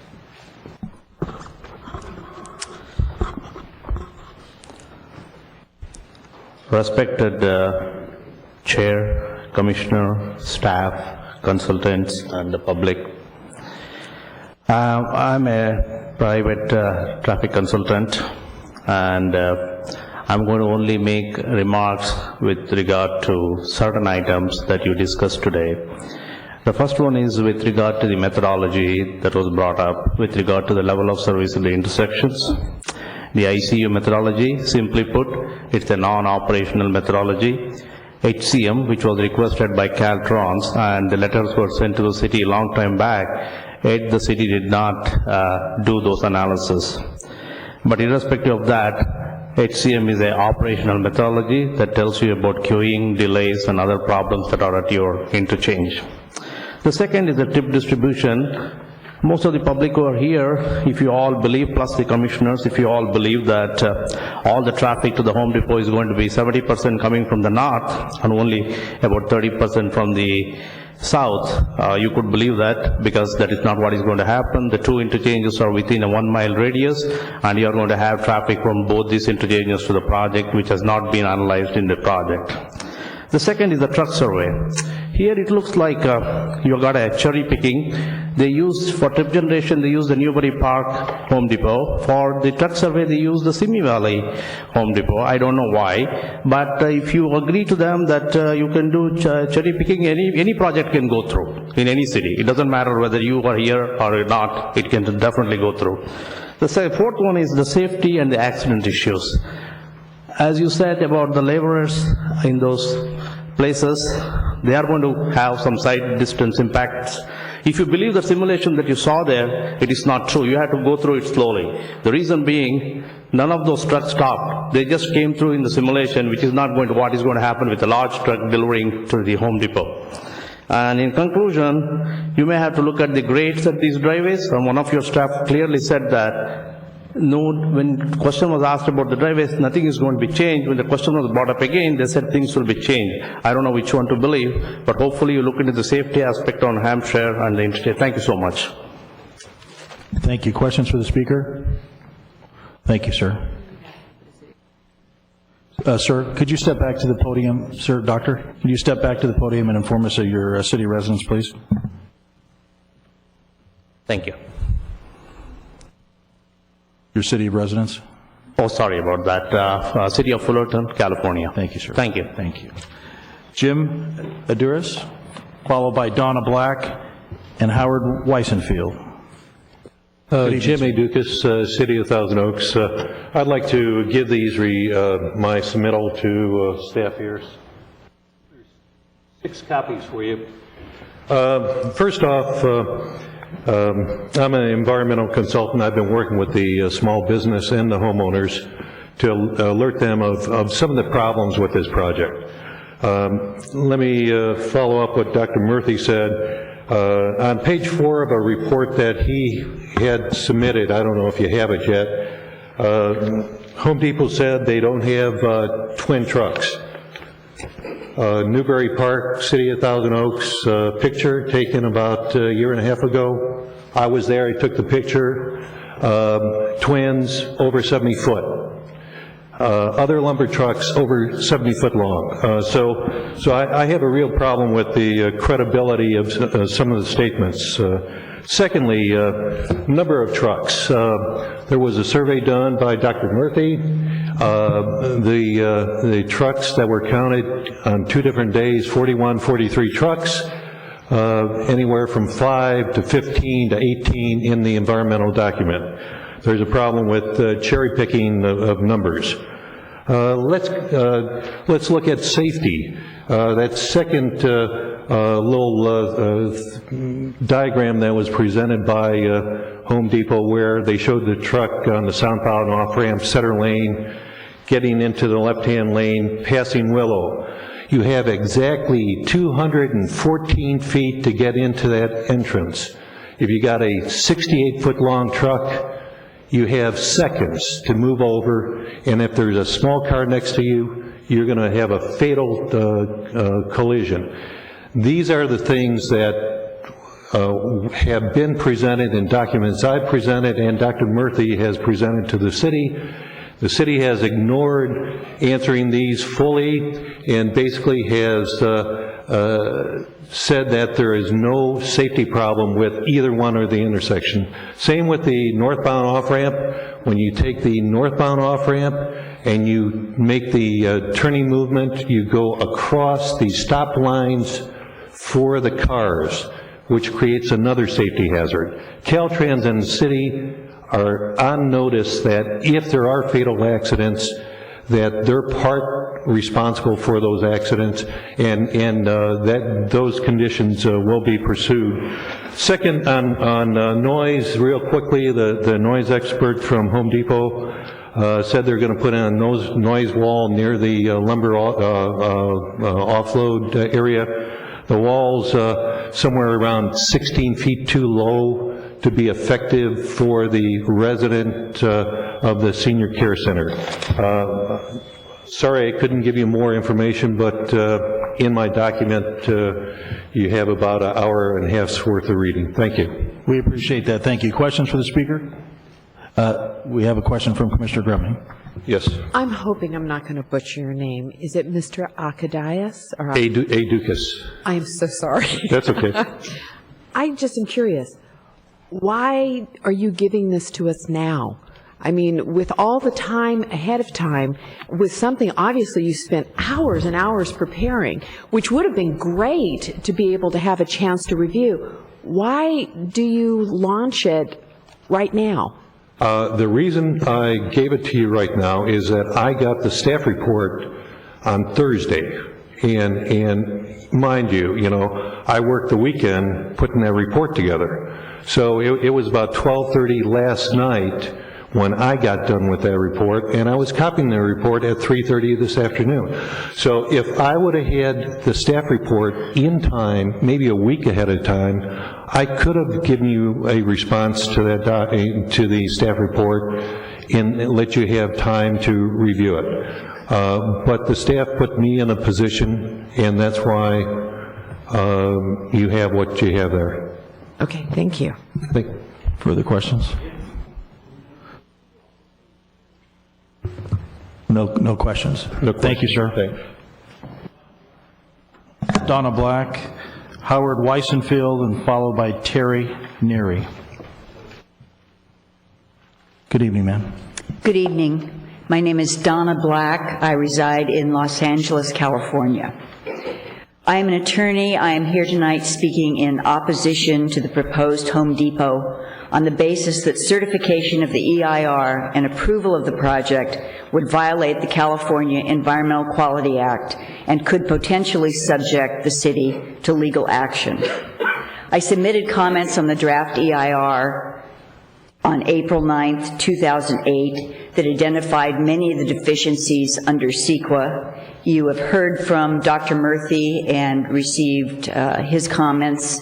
You've heard from Mr. Dukas. He has submitted some other documents that describe other deficiencies in the EIR, and the same is true of comments that you've gotten today from Dr. Philip King.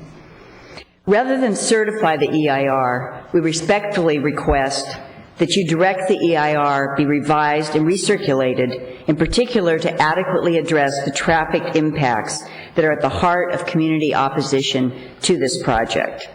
CEQA requires recirculation when significant new information discloses a substantial increase in the severity of an environmental impact. The supplemental traffic analysis submitted by Murthy Traffic Consultants in response to the Caltrans comments that came in over the last 2 years demonstrates significant traffic impacts that were neither analyzed nor mitigated in the final EIR.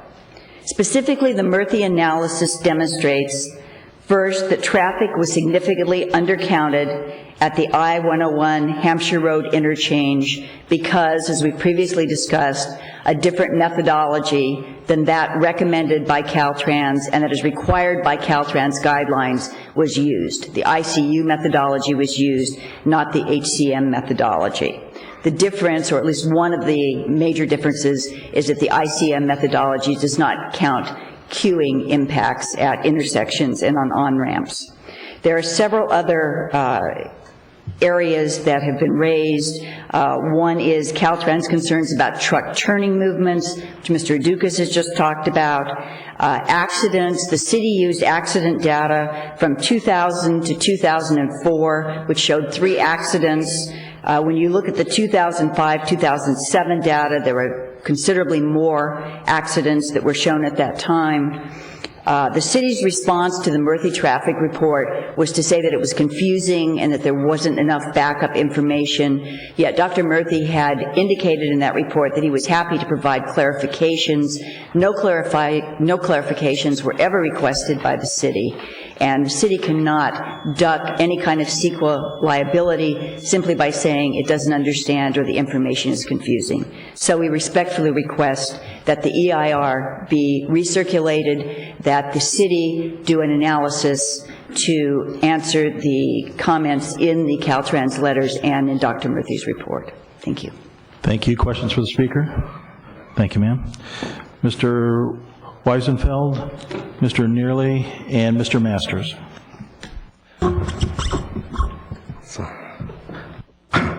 My name is Howard Weisenfeld. I'm a resident of the Westlake Village portion of Thousand Oaks. After all the different speakers that have been before you, I'm just a guy who lives here. It's a little change, actually, so all the people taking notes, you don't have to worry. It's just going to be a few comments from myself. But I'd like to read a letter, and it should be under 3 minutes, that I wrote that I will turn to the clerk. I was just going to mail it today or bring it over, but I decided to come to the meeting. Commissioners, I'm writing to express that I am against the proposal to approve the construction and renovation of the property located on Hampshire Road as a second Home Depot in Thousand Oaks. The second store is definitely not needed in our city and will not only destroy the chance for a more beneficial project of some type for this location sometime in the future, but will cannibalize, in my opinion, many of the other community retailers in our local area. With our economy being what it is, the last thing we need now, or even later when things hopefully begin to improve, are more vacant storefronts and less vibrant commercial streets. From my viewpoint in reading, aside from not being necessary, this is not a good location in Thousand Oaks to place this type of establishment. From the standpoint of zoning, traffic and circulation, location to residential homes on the hill over there, senior and daycare facilities, along with adverse impacts to many smaller businesses, this project should be rejected by the entire commission. I am personally not against development and have built and own residential and commercial property, actually, myself. However, in looking at the long-range effects of a home improvement store in this location, our community would likely lose any chance of what could be something much better that Thousand Oaks can ultimately be proud of. This will not be a place where you'll see families enjoying themselves, children laughing, or something of quality or beauty. The particular development of a big box home improvement store in this location will be nothing but a thorn. I've seen it happen in a couple other communities in Los Angeles, and to a lesser degree here in the New Prairie Park store. And the results have not been pretty. I moved here from down in the city area, so I know what I'm saying on that respect of what I've personally seen. After the fanfare of the grand opening and all the promises of being community involved, every Home Depot store that I've been involved with has deteriorated. Property stores have been neglected, and any charitable giving, while at the beginning, before they open and to get there, they always do all this stuff for the community, has been approved. Everything has to be approved afterwards by the main office in Atlanta, which never seems to come to fruition. There's nothing really local about them. Further, the stores are understandably a magnet for the day laborers sites, which are not really a very popular issue. They spend $100,000 to maintain these sites off of Hampshire, and we know the reality. The reality is they're not going to stay there. They're going to come over on Hampshire. There's no loitering laws that are enforced. They can't do it. And it really will not help the image of the city and the quality of the surrounding neighborhoods on both sides of the 101. This should not be the legacy of this or any future planning commission.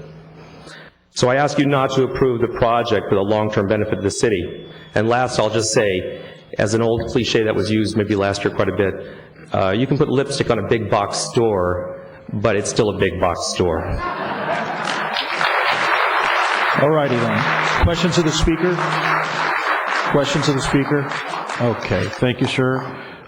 Tom Neary, Michael Masters, followed by Julian McDonald.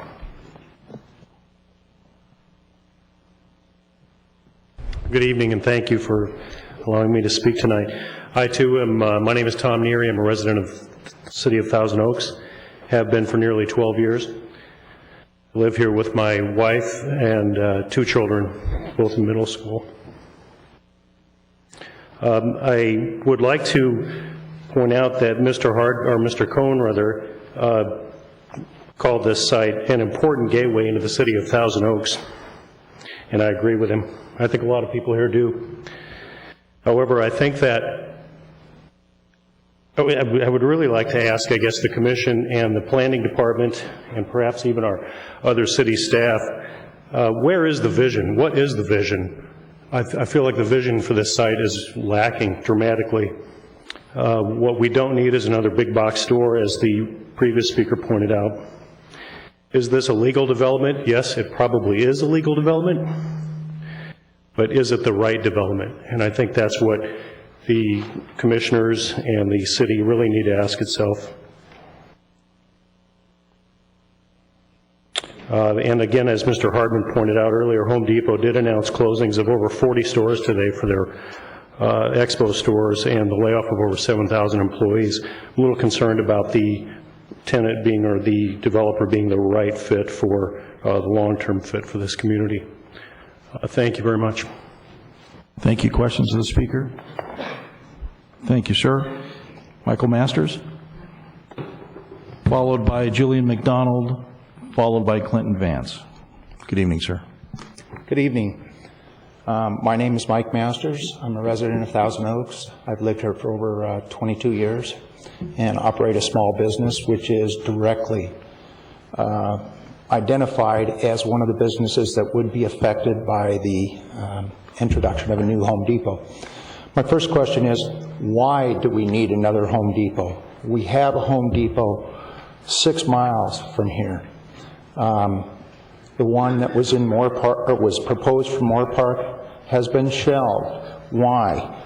I know there was another one that they were proposing for the Agora area. That also has been shelved. Why? Is our area a wonderful spot that they just think they're going to come in and make all this money? I don't know. If, in light of today's announcement that they're closing all these Home Depots, if you approve it, with what speed will they go forth? Will this just be something that will have approval and that site will sit for another 4 or 5 or 6 years until the business climate gets better again, in which time who knows what will happen to the site? Earlier, well, actually over a year ago, I wrote a letter to the City Council, and I just want to reiterate some of the points that I made.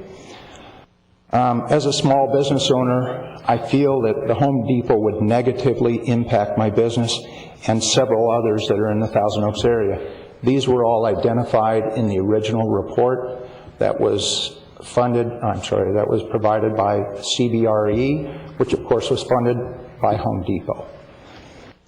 It said that we are supposed to improve operating performances in our business to allow us to compete with Home Depot. It's not a matter of dollars and cents. Our businesses cannot compete with Home Depot. I have suppliers that I deal with who give me different terms and different return policies than the Home Depot has. If Kmart is currently a site of urban decay, imagine what Thousand Oaks Boulevard will look like when it's through cherry-picking some of the businesses that will go out of business. The traffic issues have all been addressed, concerns regarding it. I'm concerned about the people who operate the small businesses. Currently, well, in today's business climate, it's a little bit different, but the businesses, people have been traditionally funding families from their businesses. Businesses that go out, they're going to be offered a menial job at a Home Depot, as it's happened in many of the other stores. The benefits of a new Home Depot are far outweighed by the detriment to the community. Home Depot does not support the Little League team, the after-school programs at the schools, various community needs, and the City Council has to look beyond the extra tax dollars that will be generated by the Home Depot. I think it's stars in their eyes. Thank you, sir. Questions to the speaker? Thank you. Julian McDonald, followed by Clinton Vance, followed by Janet Wall. I'm Julian McDonald. I'm a 38-year resident of the Westlake neighborhood of Thousand Oaks. There are many good reasons why Home Depot should be opened in Westlake Village, but I would like to address just one tonight, is the economic impact. In today's economic slump, the city of Thousand Oaks is facing budget shortfalls. Our unemployment is at an all-time high. By approving the Home Depot project tonight, you will bring unemployment to the city and desperately needed tax revenue. Please be realistic tonight and offer the Home Depot a fast track on completion. The city needs revenue and the city needs jobs now. As you well know, the Home Depot in Westlake will generate $400,000 in tax revenue for the city. The Home Depot will generate 150 new jobs. In this economic climate, both are urgently needed. We urge you to look to the future for the good of the city. I have confidence that you will make the right decision tonight by putting the Home Depot project on a fast track so the city will reap the benefits of the tax revenue and increased employment as quickly as possible. Thank you, sir. Questions for the speaker? Thank you, Mr. McDonald. Clinton Vance. Good evening, sir. Good evening. My name is Clint Vance. I live in Westlake Village, and I've been looking at this piece of property up here that's been vacant for a long time, and I wondered why, and I found out that it's about 5 years or so that somebody's been trying to do something with it. I'm glad that we have somebody who wants to put up about $30 million into this community and to bring a few 150 jobs or so, because times are not good. And that piece of land, if Home Depot backs out, do we have somebody else that wants to take that and put in money? Or is it going to sit for another 5 years? So I would like to see a Home Depot there. Thank you. Thank you, sir. Questions for the speaker? Thank you, sir. Janet Wall, followed by Rick Locke, and followed by Anne Marie Flynn. Good evening, Janet. Good evening. Congratulations, Chair Lund. Thank you. I would like to Janet Wall, City of Thousand Oaks is my residence. I would like to stress to you how much I feel the Home Depot project is extremely insensitive to our community as a whole. It's environmentally insensitive for scraping off a usable, pleasing, and low-profile building. If you check Appendix F of the final EIR, you will find a letter dated December 3, 2007 from Steckman Geoscience. It's their environmental site assessment update, and it states, the overall condition of the shopping center improvements was good. The landscaping and asphalt parking lot were also in good condition. Why in this day and age are we wasting natural resources to this extent? It's terribly insensitive to the daycare and senior nursing care businesses next door, with horribly long hours and unacceptable noise nuisances. Living next to a construction project from hell for over the last decade, I can tell you that contractors start between 5:30 and 6:30 a.m. They're going to be there. The trucks that are constantly going to be backing up go beep, beep, beep, beep. They will hear this every single day. It's insensitive to my adjacent neighborhood because we anticipated the former Thrifty Mart grocery store and Kmart built in the 70s would be replaced with a cluster of shops that are genuinely compatible with our general plan and C1 zoning. Thousand Oaks C1 zoning dictates that this parcel should be a neighborhood pedestrian-friendly shopping center, not a regional warehouse industrial supply. The waivers for steeper slopes and driveways Home Depot requests should not be granted. The huge construction carts loaded with heavy building supplies will indeed come down the middle driveway. They present safety hazards for pedestrians, cyclists, and motorists. We're going to be impacted for years to come by your decision tonight as it makes its way to City Council. Finally, Barry Fisher raised a very real concern when he questioned whether Home Depot would abandon the site when they discover there aren't enough of us out here who will patronize them. Only which store will they vacate? Please take an environmental stand on the huge waste of resources Home Depot proposes tonight. Please make a sensitive decision for all of us. Thank you. Questions for the speaker? Thank you, Ms. Wall. Rick Locke, followed by Anne Marie Flynn and Neil Shaw. Rick Locke still here? No? Okay. How about Anne Marie Flynn? Followed by Neil Shaw and Rochelle Scott. Good evening, ma'am. Good evening. My name is Anne Marie Flynn. I live in Westlake Village, and I've looked at the site where the Kmart was since 2004. I found out recently that Home Depot has owned it from that time. They bought the property in 2004, and they've been trying to develop it since that time. And it's been years of going through reports and environmental, and they've tried to comply with everything. At this point, our city needs some money. They're willing to invest that money. They're willing to put $30 million into building this location. They're willing to fast-track it if the city will allow them. And just, if we approve it, it'll be done as quickly as it can be done because they want it to be done. And I think we should because we need the revenue. We need to restore a lot of the things on this building, and I think that would help with those tax money. So I vote to please approve it for us. Thank you. Questions from the speaker? Thank you, ma'am. Neil Shaw, am I saying that correctly, sir?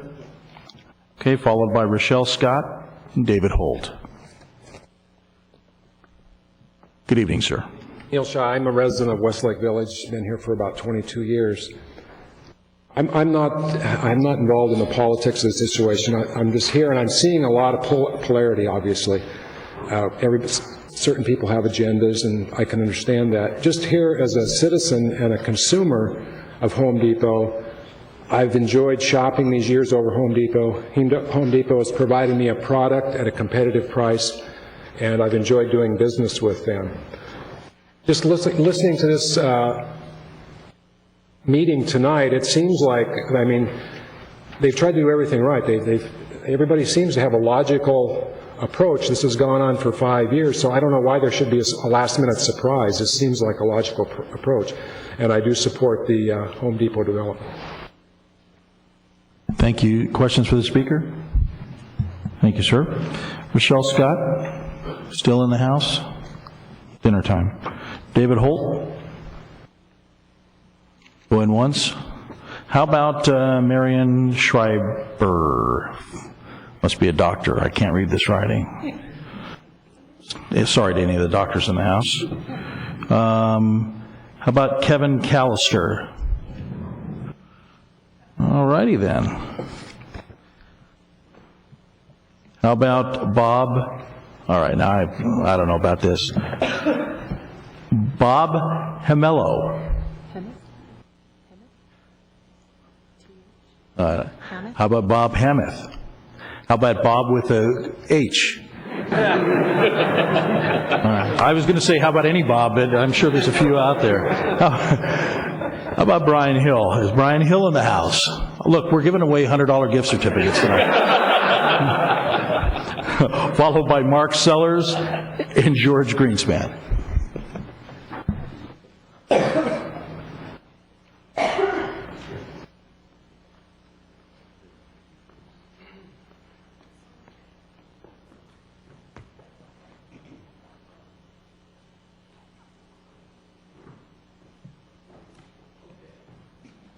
Help if I turn the mic on. So we don't have a Brian Hill. Yes. We do have. You're up first, sir, then followed by Mark Sellers, and then George Greenspan, I think. My name is Brian Hill. I've lived in Westlake Village for the last 34 years. I've been driving by the Kmart site for all of those years and never been impressed by it. It's looked deteriorated and sad and really a little bit run down ever since it seems to have been built. I do have concerns about a new box store coming in. Is it the best thing we can offer our residents? Is it possible that we could do something different, perhaps a restaurant site, specialty grocery store, other options to benefit the most amount of residents? Thank you. Thank you, sir. Questions for the speaker? Mr. Sellers. Good evening, sir. Good evening. Mark Sellers, City of Thousand Oaks. I was asked, I'm with the Jackson Markle Law Firm, I was asked to take a look at the land use issue. I agree with staff that, yes, this site matches the red color for commercial uses on the land use map, but my point is there's more to the general plan than the land use map. In that general plan, it has text, and in that text there are goals and visions of the general plan. One of the goals in the general plan is that there would be a hierarchy of shopping centers in Thousand Oaks. You would start with what's called a neighborhood shopping center. Then you would have a community shopping center. Then you would have a regional shopping center. This site is zoned C1 for a neighborhood shopping center. The idea of having a neighborhood shopping center is that that site can provide for the convenient goods that are necessary and needed by the immediate neighborhood. The general plan also talks about preserving the relationship between multifamily housing and these C1 sites. Right next to this C1 site is a multifamily housing complex of many apartments. The concept is simple. It wanted to have people be able to walk to shop to get their convenience needs. Just because you sell light bulbs, I don't believe makes Home Depot a supplier of convenience needs. Home Depot is basically a supplier of heavy goods. You look at the shopping carts they have at that facility. They're heavy-duty steel. They're not the light shopping carts that you would find in a drugstore or in a grocery store. The concept also was that you could walk again. People just don't walk to Home Depots. A Home Depot has a regional market. It is not a neighborhood use. Their analysis talks about a market area that goes 10 miles in each direction. That's far more than the neighborhood.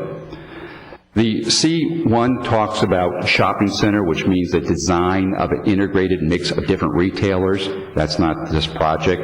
It talks about having a primary anchor, usually as a grocery store or a drugstore. A lot was made about the Do-It Center site. The Do-It Center site is in a shopping center with a drugstore anchor and a grocery store anchor.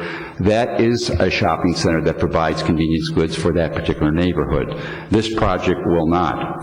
I simply feel that the words in the zoning ordinance mean something, and following the approach that we can ignore them just because hardware is one of the many listed uses is not the right approach. You look at the list of uses and you will see in there, you cannot get a junior department store without a special use permit.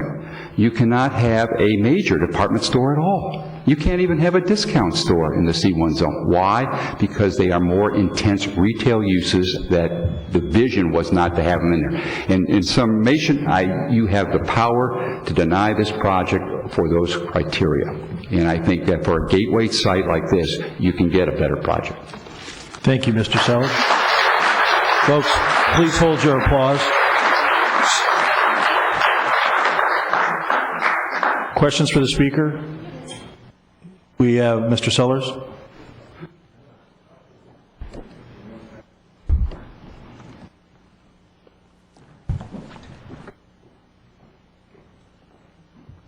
Commissioner Grumney.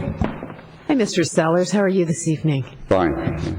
Okay, so I just wanted to ask you on the comments that you made. You considered the Kmart a neighborhood store? I considered Kmart provided convenience goods. I've been in Kmart. They provided all sorts of different cosmetics. They provided some food items. They provided soft goods. They did not provide lumber and that sort of thing. So I think they're different uses. Yes, but it was also... So you do consider Kmart a neighborhood store? Yes, it provided convenience goods. Okay. And they also had a say... mix of other retail in that center, too. They had restaurants, and they had a liquor store, and then they had a woodworking shop store, and an electronics store, and a number of other stores. So if, for example, instead of a Home Depot, we were to look at something to replace that to be the same use as before, you could look for a Target or a Walmart. That would also constitute a neighborhood store. Would that be correct? That would provide convenience goods, yes. Okay. If it was in a shopping center development. Again, it talks about a mix of retail uses, a mix of retailers, not one dominating the whole site. So. Okay, thank you. Further questions? Okay. Thank you, sir. George Greenspan, hopefully I did that correctly, sir, followed by Claudia Petrosky. Donald Levine. Good evening, sir. Hello, Commissioners. I'm George Greenspan. I've lived here in Thousand Oaks for almost 30 years. My wife is here also, so there's two of us. There's not much to say anymore, except that I don't like the blight that I pass every day. And I like shopping at Kmart. I'm sorry. I like shopping at Home Depot. And I'd like to keep it short. Thank you. Thank you, sir. Questions for the speaker? Thank you for coming down this evening. Claudia Petrosky. Good evening, ma'am. Good evening. My name is Claudia Petrosky, and I live in the Westlake Village portion of Thousand Oaks. I've found being involved in this project for over a year very interesting for me, being just a regular citizen here. But tonight, representatives from Home Depot have stated that this is not a typical Home Depot location, and that makes me wonder then why do they want to be here? It seems that it has caused them a great deal of difficulty to try to meet all the needs and to make everybody happy.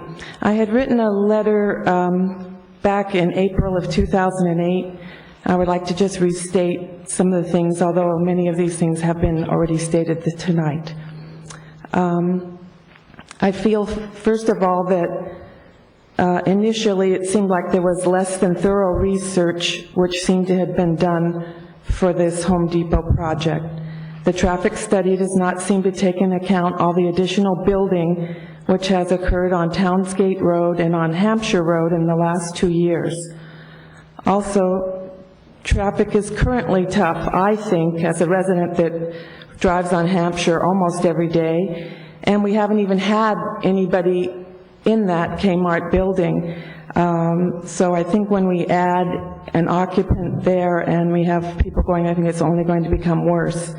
I'm trying to determine how can trucks navigate the turns from the freeway exits at that location. And, you know, we haven't talked at all tonight that I've heard about the wellness community, which is not that far from this location. And we have a lot of people attending daily workshops and support services that are offered by the wellness community, and many of those people are afflicted by some sort of cancer or have family members who are supporting them who are attending functions there. I'm concerned about the lights and the glare. I'm concerned that this is supposed to be zoned a neighborhood shopping center. I find it unacceptable that the current zoning seems to be totally ignored. It also doesn't appear that anybody cares about the type of neighbor that Home Depot would be. I think we need to not push out the smaller business owners who were here first and have been a valuable part of our civic community. I hope that we can all take into concern our concerns, our desires for truth and honesty in the research for such a large project here in Thousand Oaks. Thank you, ma'am. Questions of the speaker? Thank you. Mr. Levine, followed by a Dan G. or Jack, and then Alex Rattan. Good evening, sir. Good evening. My name is Don Levine. I live in the Westlake Village portion of Thousand Oaks, and this is our 40th year here. I consider a neighborhood shopping center something like is down about 2 miles from here, from the present site that you're considering, County Line Shopping Center. A UPS store, a spirits shop, dry cleaners, Let's Get Cooking, a couple of restaurants, a 2-screen artsy theater, that sort of project. When my wife goes into the dry cleaners, they say, "Hi, Mrs. Levine, here are your dry cleaning goods." When she goes into Let's Get Cooking, Phyllis says, "Gee, I haven't seen you for a while. Is everything okay?" When we go into Home Depot, I kind of get, "You're in the contractor's line, get over there." We need a neighborhood shopping center there. We don't need a big box store. We also need something that looks nice on the entrance to our city. The city did a very good job, in my opinion, going north from the freeway toward Thousand Oaks Boulevard. The undulating sidewalks, the walls, the median strip, the grassy areas, that came out very nice. The area, Lynn Road and Hillcrest, that circular wall, the green area, again, an entrance to our city. Do we really want a Home Depot on the entrance south of the 101 freeway? In my opinion, no. And I hope you'll take these thoughts into consideration during your deliberations. Thank you. Thank you, sir. Questions? Thank you very much. Dan, followed by Alex Rattan and Neil Nadler. Good evening, sir. Good evening. Dan G., and I'm in Thousand Oaks. I've only been here 25 years. I heard a lot of words tonight, a lot of spin, and I'm not convinced. I think the deeds speak louder. I mean, my boys have been in Scouts. We've done things for the schools. It's always been the small business that have put up Arbor Day posters, have put up money, tools, support for Eagle projects. I've never had any luck with the big box stores. I've even been able to put in posters at the Oaks Mall. I don't know if we'll do it now that they've expanded, but I'm not convinced that they are going to be that great a set of neighbors. Thank you. Thank you, sir. Questions? All right, thanks very much. Alex Rattan? Alex still in the house? Here's your $100 gift certificate. No? Okay. Neil Nadler? Neil, followed by Louis Masry. And I'm going to hold on this next name until I get counsel from my counsel. Good evening, Planning Commission. Good evening. My name is Neil Nadler. I've been a resident in Thousand Oaks for 27 years. I own and manage commercial office buildings in Thousand Oaks as well, and I have many tenants who I have to provide services for, like janitorial supplies and things like that. I am requesting that the Planning Commission supports staff's position, and I request that you certify the EIR and the development plan approval. As I said, I do live here. I also work here. I work about a mile from the Home Depot or the Kmart site, and I also hike nearby. And personally, Home Depot is my Nordstrom's. And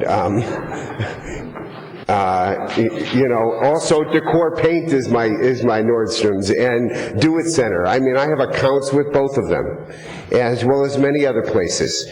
I will still shop at Do It Center, and I will still shop at Decor, and I will shop at Dunn Edwards and Carlson Building Materials, and I have for decades, because each one segments different things. And, you know, I disagree with people about traffic. If we don't have a Home Depot there, some other big retail development or office development is going to go in there, and it's going to cause worse traffic in the morning and worse traffic at 5 o'clock. At least Home Depot's traffic is not purely from 8 to 9 o'clock and from 5 to 6 o'clock like other retailers would be. And I have been involved in going to Home Depots and have been involved with Home Depot in the past. I'm not involved financially in this project whatsoever. And I used to go to Home Depot, I used to go to Kmart, and I live in the neighborhood, and Home Depot would be a neighborhood site for me as well. I wish that you support the project as well. Thank you. Thank you, sir. Questions for the speaker? Thank you.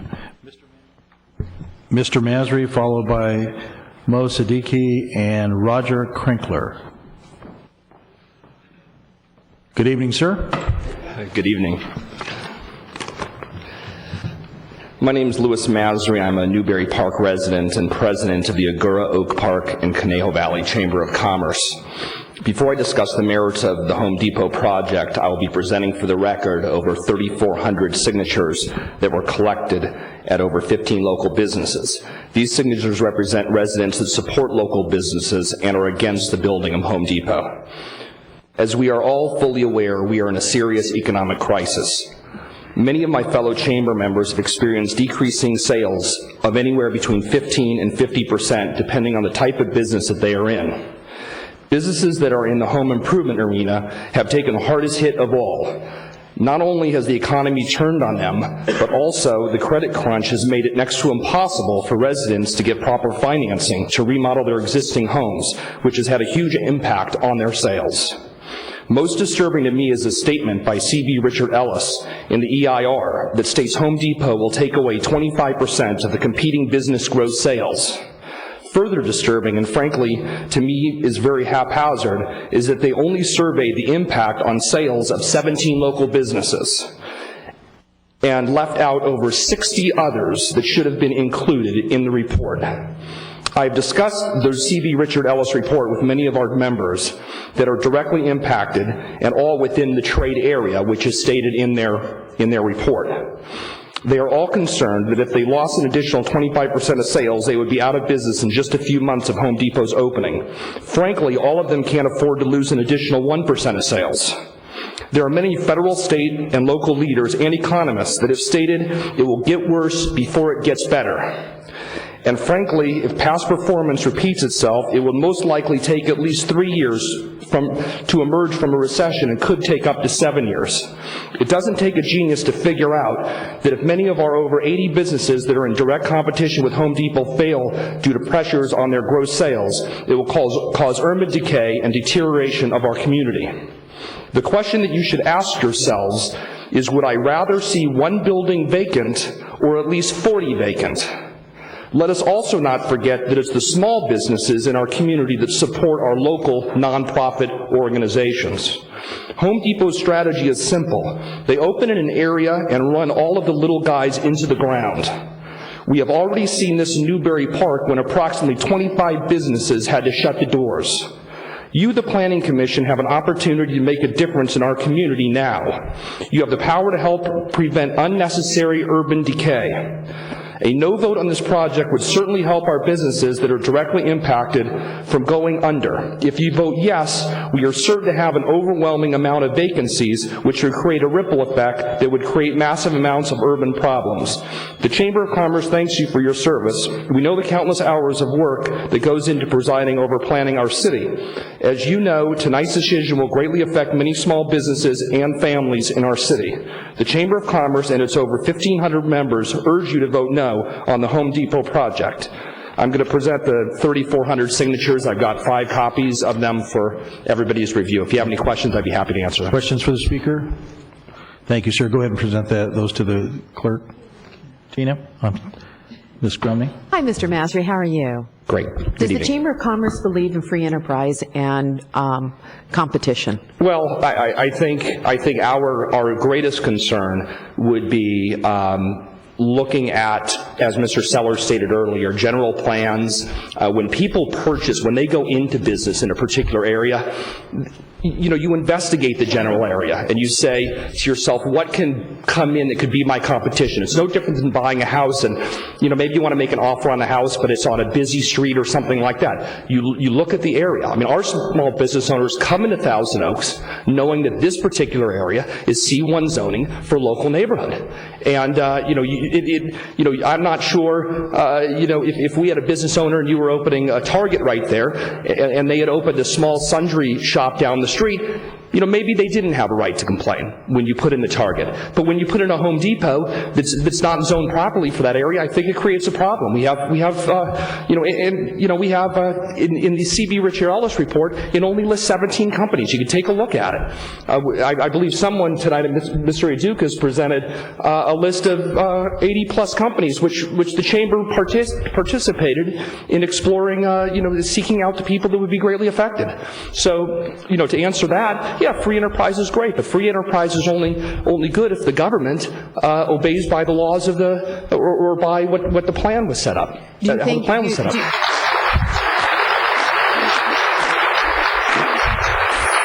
So do you think that government needs to pick and choose what businesses should and shouldn't, or do you think that the free market should determine what businesses survive? Hold on one second.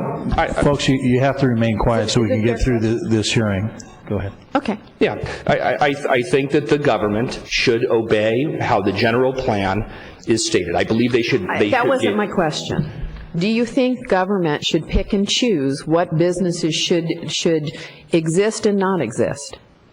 Once again, if a business complies to what the general plan and what the zoning is for that area, given the city's been around since 1964, so as long as those rules are abided by, I believe free enterprise will work perfectly fine. We had reasons why. We've always praised many of the past leaders of the city about how well they've done as far as making decisions and the growth. We talk about purchasing open space, et cetera, and how well we've done over the years with that and our parks. I don't know why right now we would suddenly go against a C1 zone that's zoned for a neighborhood shopping center. It doesn't make a lot of sense to me. That's all my question. Okay, thank you. Any further questions? Thank you. Mo Siddiqui, followed by Roger Krankler and Catherine McLean. Good evening, sir. Good evening. My name is Mo Siddiqui. I'm a resident of Thousand Oaks. I'm here tonight to express my opposition to Home Depot project. I live in the Village Homes, which is the immediate neighborhood, heavily impacted by the new project. Tonight I would like commissioners to basically adhere to the general plan and evaluate this project with the guidance from the plan. There are a few items I would like to point out. One is the land use and zoning. This site is designated as C1, which is a neighborhood shopping center, not a one-store center. And I don't know how will Home Depot serve the needs of immediate neighborhoods. There are a couple of centers that will be impacted by the new project as well, which are adjacent to senior center, which is the adjacent to senior care center and children daycare center. And I think if this project passes, it'll be totally in violation of land use and zoning ordinance. And just because there is no category as home improvement in our general plan, doesn't mean that we have to downgrade the term to hardware store just to fit the Home Depot project in that zone. Another concern I have is the traffic, and as it was mentioned, there were like 4,000 to 5,000 car trips per day added to already existing traffic flow. And the large trucks, delivery trucks that will be delivering goods to this store will also add to the traffic. For some reasons, only Hampshire 101 and a few adjacent intersections have been concerned about this project or evaluated, but we should also consider Westlake Boulevard 101 and Agora intersection as well. And for those who think... Sir, please wrap up. Okay. I just wanted to add that Home Depot is not an inviting gateway to a village community. Thank you. Thank you. Questions for the speaker? Thank you, sir. Catherine McLean, followed by Bob Russell and Michael Wolpert. Good evening, ma'am. Good evening. I'm Catherine McLean. I am a resident of the Westlake Village portion of Thousand Oaks. Mr. Chairman and Commissioners, thank you for your time this evening. I am not in favor of the Home Depot being put into that site. I have concerns that this is a C1 zone. This is supposed to be for a neighborhood center. Home Depot's representatives tonight have told us that probably a good proportion of the business that they expect at this center will be from contractors, and that is not a neighborhood use or kind of a local use of that site. Beyond this, I have several other concerns with regard to traffic, noise, and the hours of operation, which have been raised this evening, which I hope you will take into consideration. Some questions have been raised in my mind, and I guess we don't really have the opportunity to question the people, but I hope that you will on our behalf. With regard to traffic, The peak hours that are proposed for this site are the exact hours that I have concerns about in that area. I drive carpool in the mornings, take my kids to Kalina, as do most people who have middle schoolers in that area, and that's right where we're driving. There was a fair amount of discussion about the intersection of Thousand Oaks and Hampshire, but not much discussion about the traffic at the off-ramps from the freeway. And that's where the problem is with the traffic in that area. The report just kind of doesn't pass the sniff test to me. It doesn't have face validity that with the addition of the traffic with contractors during those peak hours, that I'm going to be able to make a left-hand turn and go down Conejo School Road. I have difficulty doing that now, and I think it would be even more difficult if the Home Depot was put in. With regard to noise, I live in the neighborhood that's above what proposed Home Depot will go, and I have heard nothing about any noise evaluation that would impact those neighborhoods, particularly residents on Heartglen Avenue, Basswood Court, Coral Ridge, and Terry's Court, and Linden Grove. And I would like to know what the noise impact would be directly on those neighborhoods, and I haven't heard that addressed. In addition to that, I do have concerns about the day laborers, and would like to know, is there a way that we could have assurances from Home Depot that if there were day laborers on the property rather than out on the sidewalk, that they would do something about it? And lastly, I would just like to comment that in the San Fernando Valley where I grew up, there are a number of Home Depots, and sadly, I have to say the Canoga Park store, the Woodland Hill store, the Van Nuys store, they're not well maintained, and I would not like to see that in our community. Thank you very much. Thank you. Questions for the speaker? Thank you very much, ma'am. Bob Russell. Good evening, sir. Yes, I'm a resident of Thousand Oaks. I would like to thank you for the opportunity to express my opinions here. Sir, can you speak into the microphone for us and announce your name for us? Bob Russell. Thank you. First of all, I hear a lot about this traffic patterns and relining out the roads. And it kind of bothers me because I do drive that road every day. And if you've ever tried to come off of Willow Lane and make a right-hand turn onto Hampshire, even with the current levels of traffic right now, it is quite difficult. If you're coming the opposite way on Hampshire Road, trying to make a left-hand turn onto Willow Lane, which is right past where the Home Depot truck is going to be turning in, it's still almost impossible right now to make that turn. I have to be very careful, gun it, because people are coming up off of the ramp of the 101, and that's at current levels without anyone in that area. I cannot understand how just striping the roads is going to improve that. And the averages, we have a lot of people. I live in Thunderbird Oaks, right off of Conejo School Road. They take Willow Road across that area and over to and down Hampshire to a lot of the medical facilities.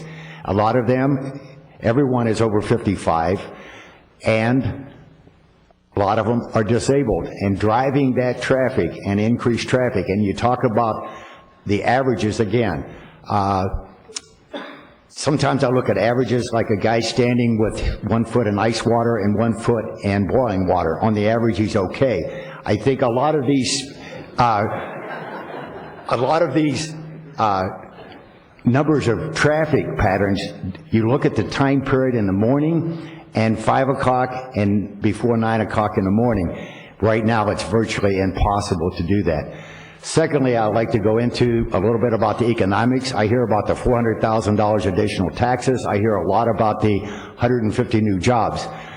Let's say there's $50 million worth of sales generated, and I understand maybe 20% might come out of the Newbury Park store.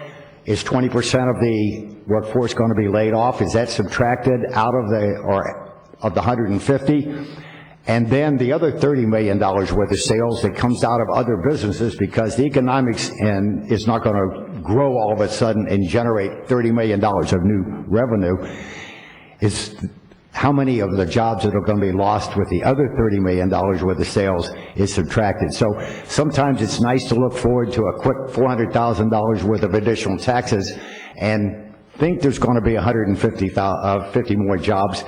But in bottom line, unless they run a lot less efficient operation, it's impossible to add 150 jobs in the area. Thank you very much. Thank you, sir. Questions for the speaker? Thank you very much. Michael Wolpert, Ian Hadosky, followed by James Russell. Good evening, sir.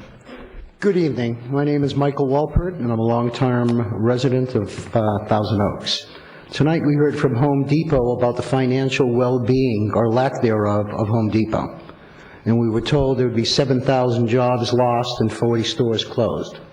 The 40 store closed is old news, a year old. The 7,000 jobs that will be lost, if you listen to the business news this evening, is the first salvo in what jobs they expect to lose. They feel that before the end of this year, there'll be 15,000 jobs lost at Home Depot.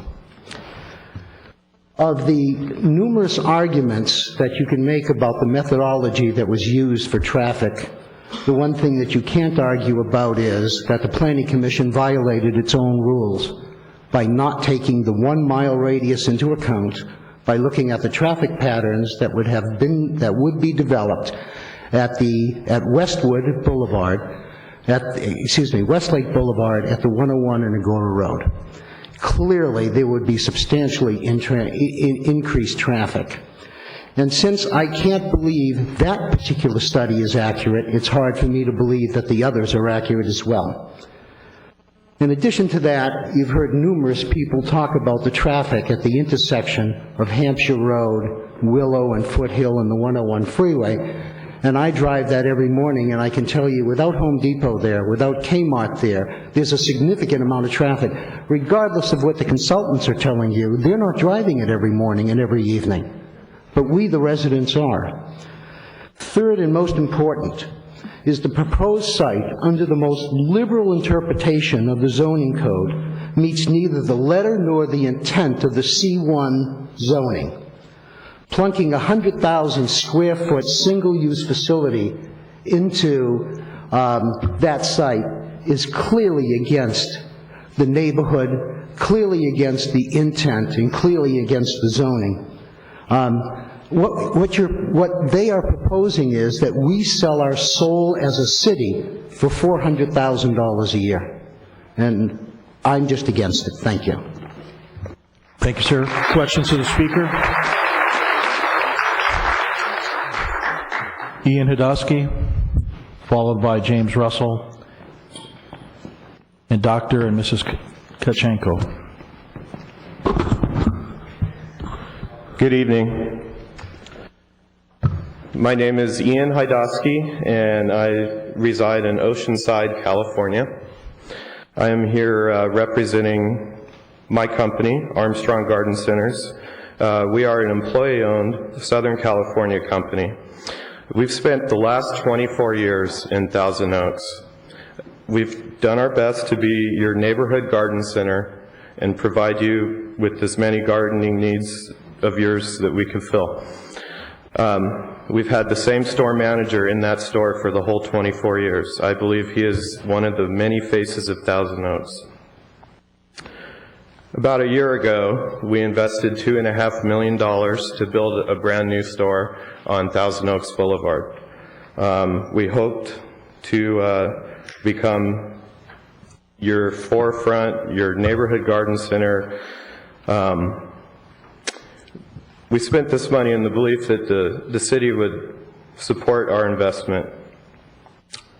I feel a little abandoned right now on behalf of, and I speak on behalf of our employee owners. Our employees are local. Our company is Southern Californian. Our money stays in Thousand Oaks.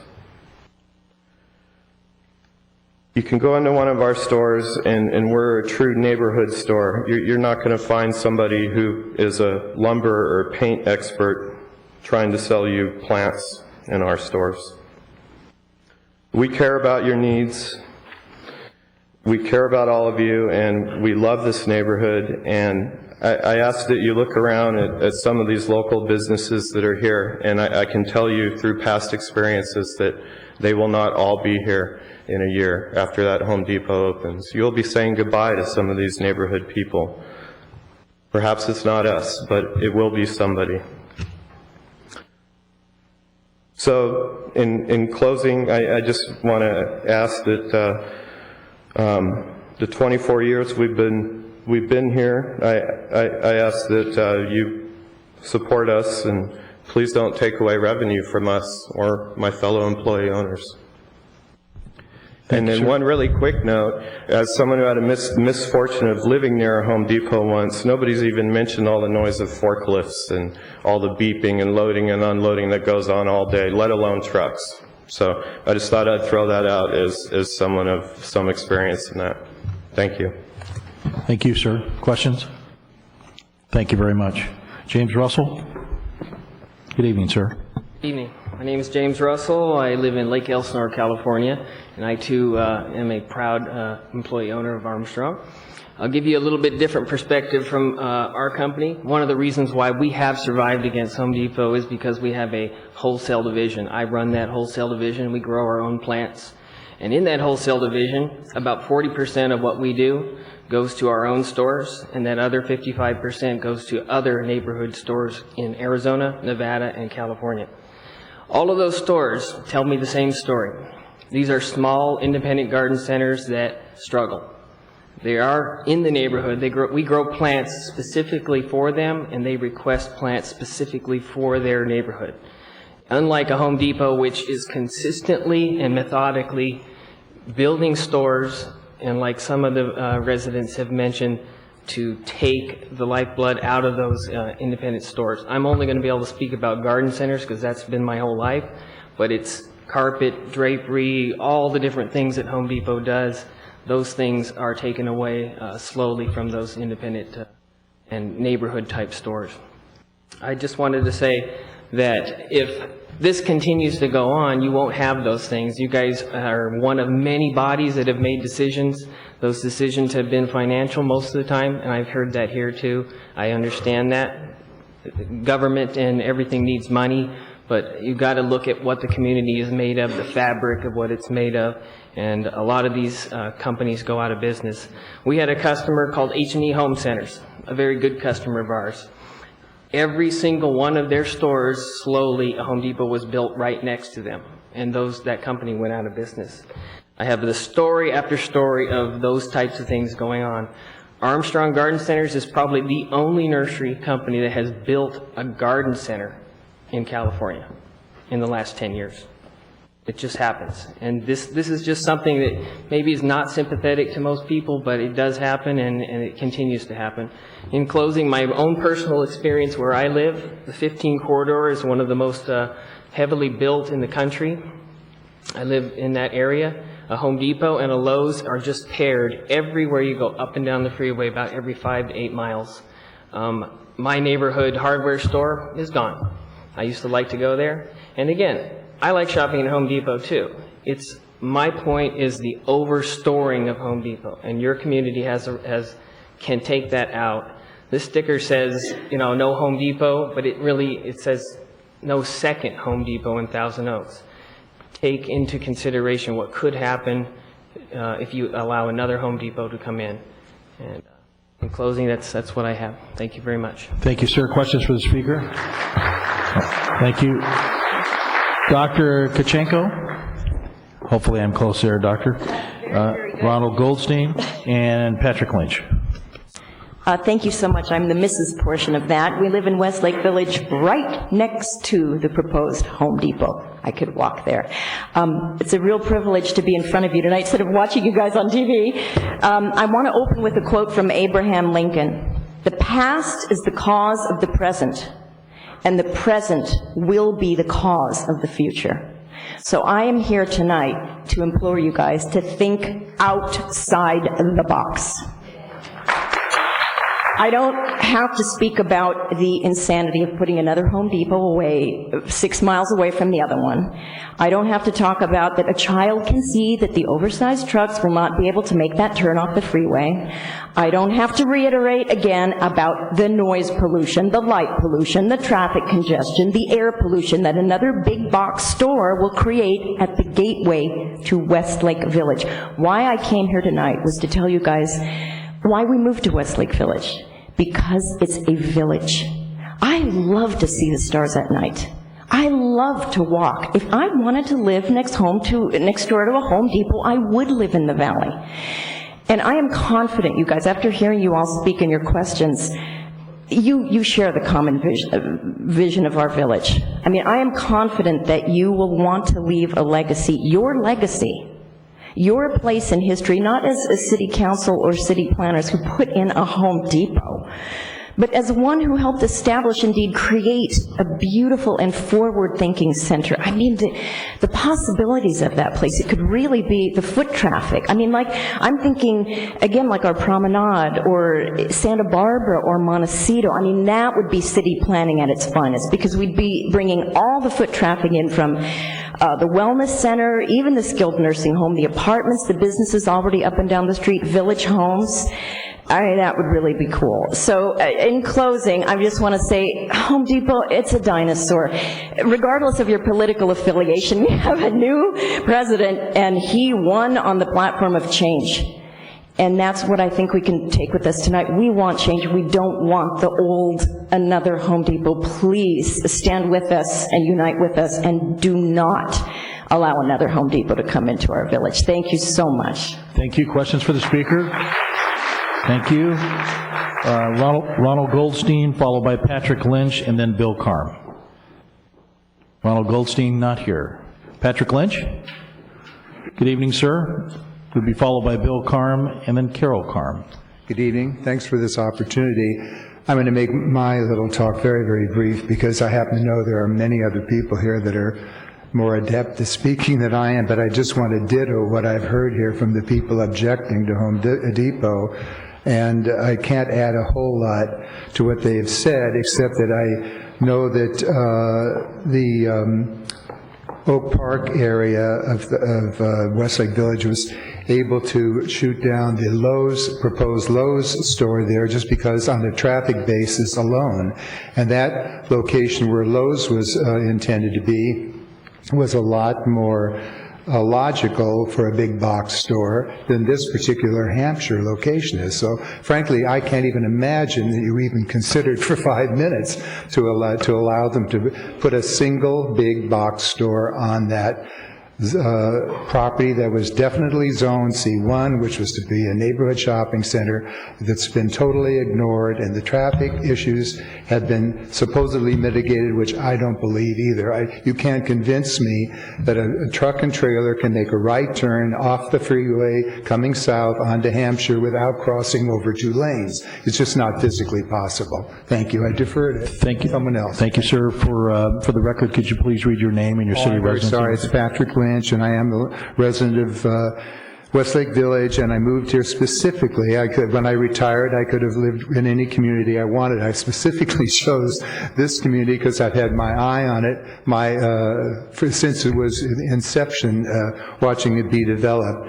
And I was happy to finally be able to get out of the city when I no longer had to have a need to be within striking distance. I like being within a striking distance of LA, striking distance of Santa Barbara. I love the community, and I'd love to see it stay the same quality. Thank you. Thank you. Questions for the speaker? Thank you, sir. Bill Carm, followed by Carol Carm, and then Darius Rawbar. Good evening, sir. Good evening. My name is Bill Carm. I live in Westlake Village. I have 2 objections to the proposed Home Depot. You've heard a lot of the same arguments. One is a quality of life issue. Putting a big box store in a neighborhood environment is really not what I'm in favor of. I've lived and shopped in Home Depots in 4 Southern California cities that I've lived in. None of the Home Depots I've shopped at in any of these cities was in a neighborhood. All were in big box areas with a Staples, a Target, or a similar store. Not in the midst of a thriving city like Westlake Village. Surely they don't, the Home Depot people don't expect us to take a walk through their tree-lined parking lot. And number two, from a traffic aspect, and again, you've heard a lot of these arguments. I drive past their proposed store 5 times a week for 6 years on my way to the Spectrum Gym. Now, making a left turn to Willow Lane from Hampshire is an adventure with the number of close calls I've had making that simple left turn more than my lifetime. Now, that is without any Home Depot traffic. And the fact that they would make a claim that there's no additional traffic, I mean, that's unreasonable. And at the times, when I make my trips, it's later in the morning. At 8 o'clock in the morning, I shudder to think what that's going to be like with the contractors and the people commuting. Now, the other aspect, again, which has been mentioned, is the trucks. Now, if you've driven there on that corner over and over, making left turn off the 101 going north, or making a right turn on the 101 going south, it would be extremely difficult. Now, the comments were made that there were only I think 18 trucks, some I think that number was low, but I stopped at the service stations, and they mentioned, when I sent a letter in, that those big trucks make those stops because they go to those 2 service stations. I stopped at those service stations, and I said, how many times do a big truck, your big gasoline trucks come? They said once every 2 or 3 days. So I figured that if you compare that with the 20 trucks a day for a Home Depot, that's a 4,000% increase. Now, the traffic would be gridlocked and at the key times, and the residents who live there and have to deal with this as everyday life, it would be impossible. Sir, please conclude your time. Sure. Thank you. Finally, in summary, why should we have the constraints to our city when we should want to accommodate basically another big box store? Thank you. Thank you. Questions for the speaker? Thank you, sir. Carol Carm, followed by Darius Rabar and Lawrence Stern. Good evening, ma'am. I'm Carol Carm. I reside in the Westlake section of Thousand Oaks. One of the things that really concerned me were a lot of the oversights I felt in addressing concerns that had been expressed for the EIR report and the other different reports, things that I felt hadn't been addressed, and I felt that there was also a really striking lack of transparency. One thing that is true, obviously the economic times are not good. It would be very nice to generate more retail income for the city, but I think you can't overlook the fact that a bad project is a bad project. This is not a project that really suits our general plan. It's not a project that fits in the zoning requirements. It's a very inappropriate site in terms of the aesthetic rollout of the development of Westlake Village. Home Depot said that they made a great deal of effort at outreach, contacting neighborhoods, contacting different centers. Because they made that effort doesn't necessarily mean that they convinced neighbors that this was a good thing for the neighborhood. So that's academic as far as I'm concerned. There's been a lot of statements saying that city standards are met by the project, but I'm not so sure that residential standards have been met. And when we talk about sound, this is a very unique area in terms of being really an acoustic bowl. I was just talking to one of my neighbors, and we were talking about hearing a train the other night, and my neighbor said, do you know where that train was? It was in Moore Park. I live in Village Homes. We could hear the train in Moore Park. I can hear things on the freeway if somebody's getting a traffic stop at night. You can hear the auto mall from where we are. So if you think that there's not, we talk about being sensitive to the senior care center and to the daycare center, it's not just those areas that are impacted. Because of the sound levels, our neighborhoods are impacted as well. And if you have these early delivery dates, I mean, if people are delivering material, there's going to be somebody there who's there even earlier to receive the material. I think that the zoning and the general plan have been really shamelessly manipulated to be able to say that this project passes muster. And I think that, you know, a lot of us have been involved in this for quite some time now. Why have we taken the inconvenience to write letters? Why have we inconvenienced ourselves by calling city planners, by emailing them, by contacting Mr. Burgess? Because we know that if we don't try to intervene in something like this now, the inconveniences that we've had now, we're going to live with a whole lot of inconvenience for as long as we live in this community. Thank you. Thank you, ma'am. Questions for the speaker? Thank you very much. Darius Rabar, followed by Lawrence Stern and Zita Rabar. Good evening, sir. Good evening. My name is Darius Rabar, and I'm the resident of Westlake Village, portion of Thousand Oaks, for the past 27 years. And I moved to this neighborhood for the same reason that that young lady said earlier.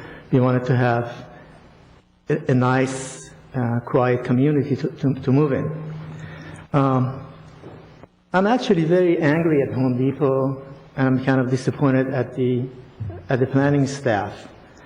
The responses that I got, among many other my neighbors from the planning staff, to the objections that we had raised to the EIR, was simply insulting. Also, the way that they handled some of the main topics, such as traffic and noise and pollution.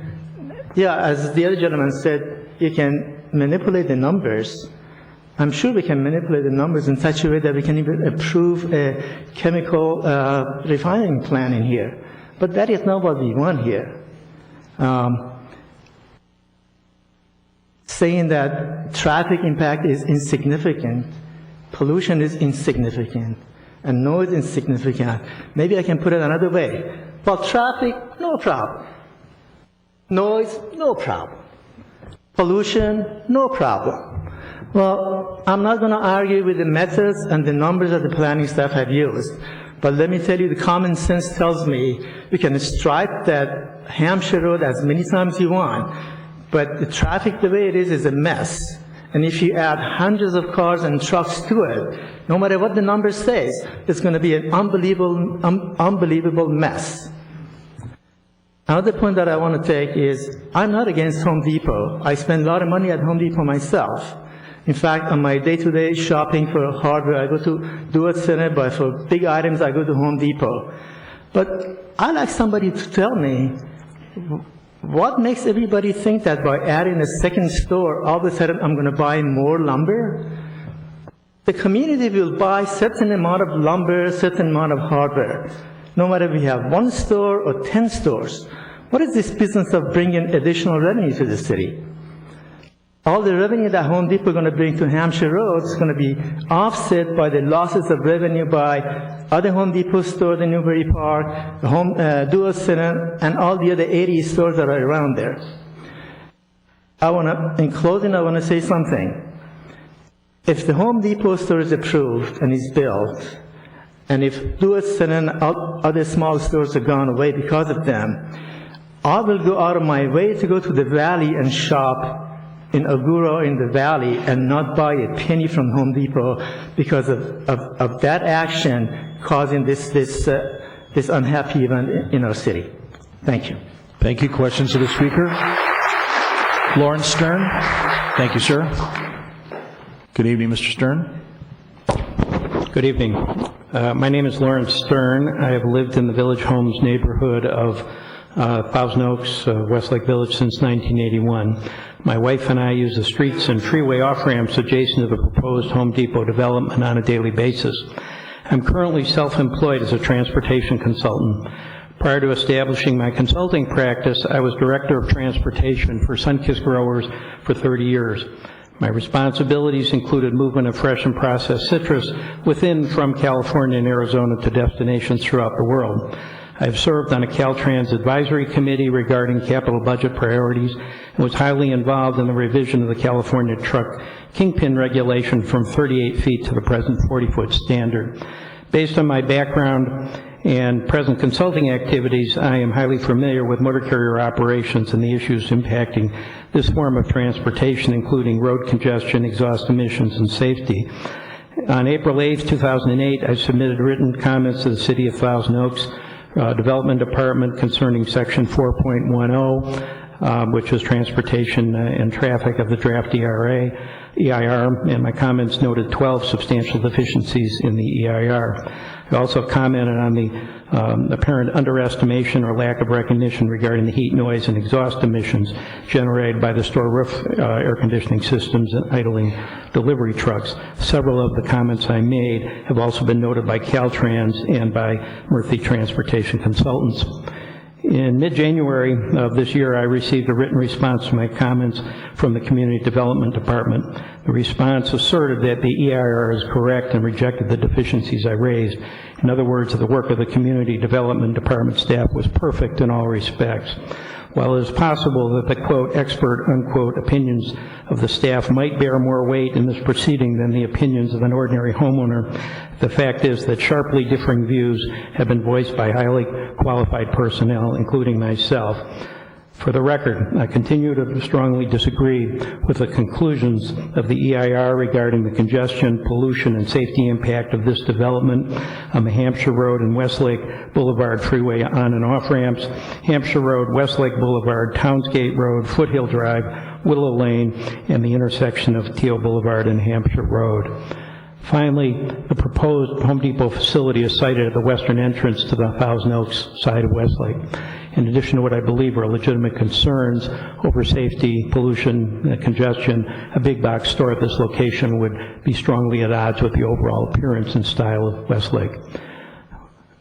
While it is possible that in the current economic environment there is pressure on the Planning Commission to approve this development due to creation of jobs and tax revenues, if history is any guide, our economic crisis will eventually abate. However, if you approve this development, we will have to live with the painful consequences for the long term. Thank you for consideration of my views. Thank you, sir. Questions for the speaker? Okay, Zita Rabar.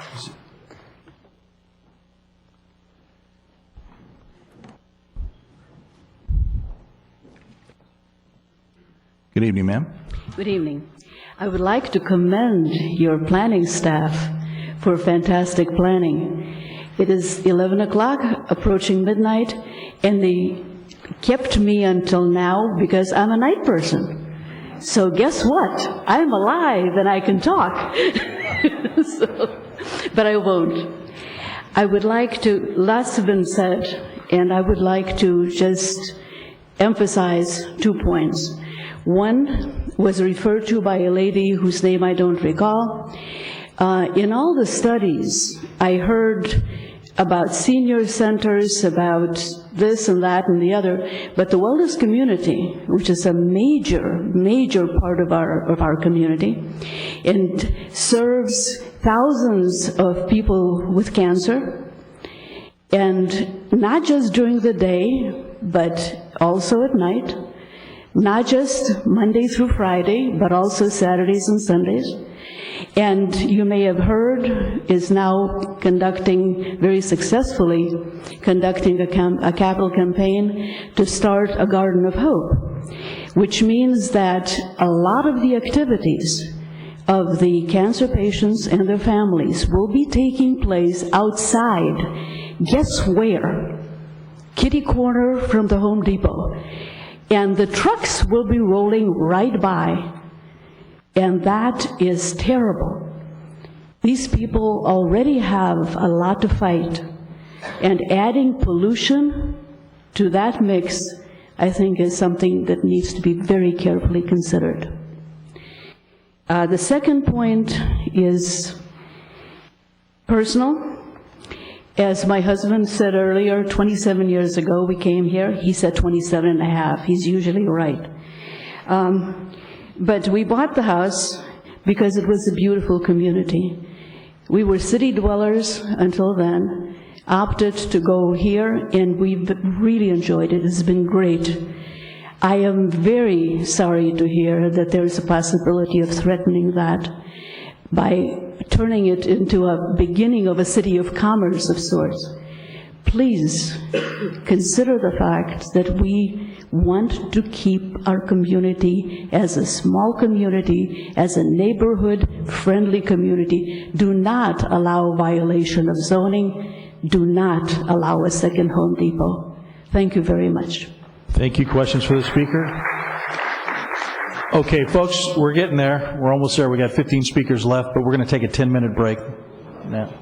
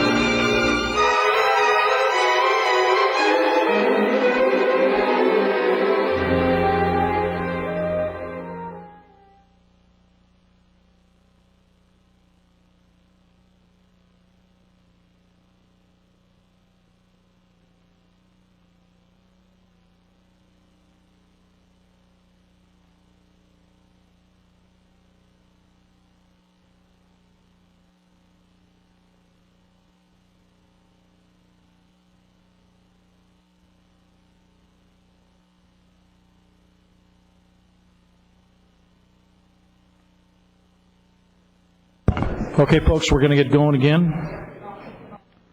Please take your seats.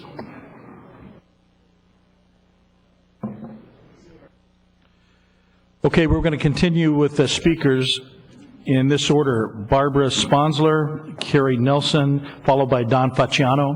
And just to clear up a little, maybe impression here that we're kind of dealing the cards. We call the cards as the cards were received for us, so that's why the order that they're in. So, Barbara Sponsler, is she still here? Right? Okay. Followed by Carrie Nelson and Don Facciano. Good evening, ma'am. Don't think I agree with that. Barbara Sponsler, I'm a resident of Newbury Park since 1980. I have a couple things. I have something I really want to say, but a couple things I want to go over that have come to my attention tonight. First of all, I've been an avid fundraiser here in this community for 27 years for many philanthropic groups, for the Newbury Park Elementary, Intermediate, and high schools. And I used to be a banker, and I won't mention the banks, but I know that they prefer to donate to organizations where they get the most people, benefit the most people. I don't know that that's Home Depot's policy, but I do know that Home Depot has given me money for the different organizations many, many times. And when we didn't have money at Newbury Park High School to improve our landscaping many years ago, we went to them. They gave our guys all the plants to redo the front of our schools. So I could go on and on, but they have done fundraising in our communities. The other thing is, if you require businesses that are going out of business to demolish their property within 18 months or whatever time limit you set, if they go bankrupt, that doesn't mean anything. Also, to put restaurants in there, 7 restaurants that I'm aware of have closed in this community within the last 6 months, and as you read in the paper, 1 more is struggling. Also, in the shopping center where Home Depot is being planned, there were many little shops in that shopping center that went out of business prior to Kmart coming in. So you have to really think about whether that would work or not. We do need the revenue.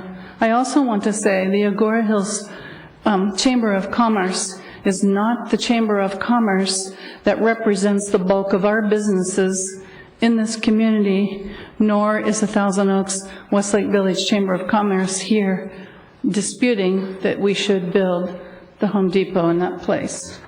So here's what I have to say personally. I'm not involved in any of the committees. I'm a citizen of Newbury Park with a business in Westlake Village. I'm here tonight to support the Home Depot project. I'm appreciative of the efforts of the City Council to bring to the City and Planning Commission of the City of Thousand Oaks a business that offers a clean, safe, environmentally green project. We need the additional tax revenue. The city needs this to pay for much-needed services, maintenance, and programs. Unemployment rates are high, and clients are calling me each and every day, yes, right here in Thousand Oaks, Westlake Village, and Newbury Park, explaining to me they are unable to find work. I think we need the jobs for the community, and I say it, I'm cutting out a lot, so I'm saying approve the project. Thank you. Questions for the speaker? Commissioner Grumney.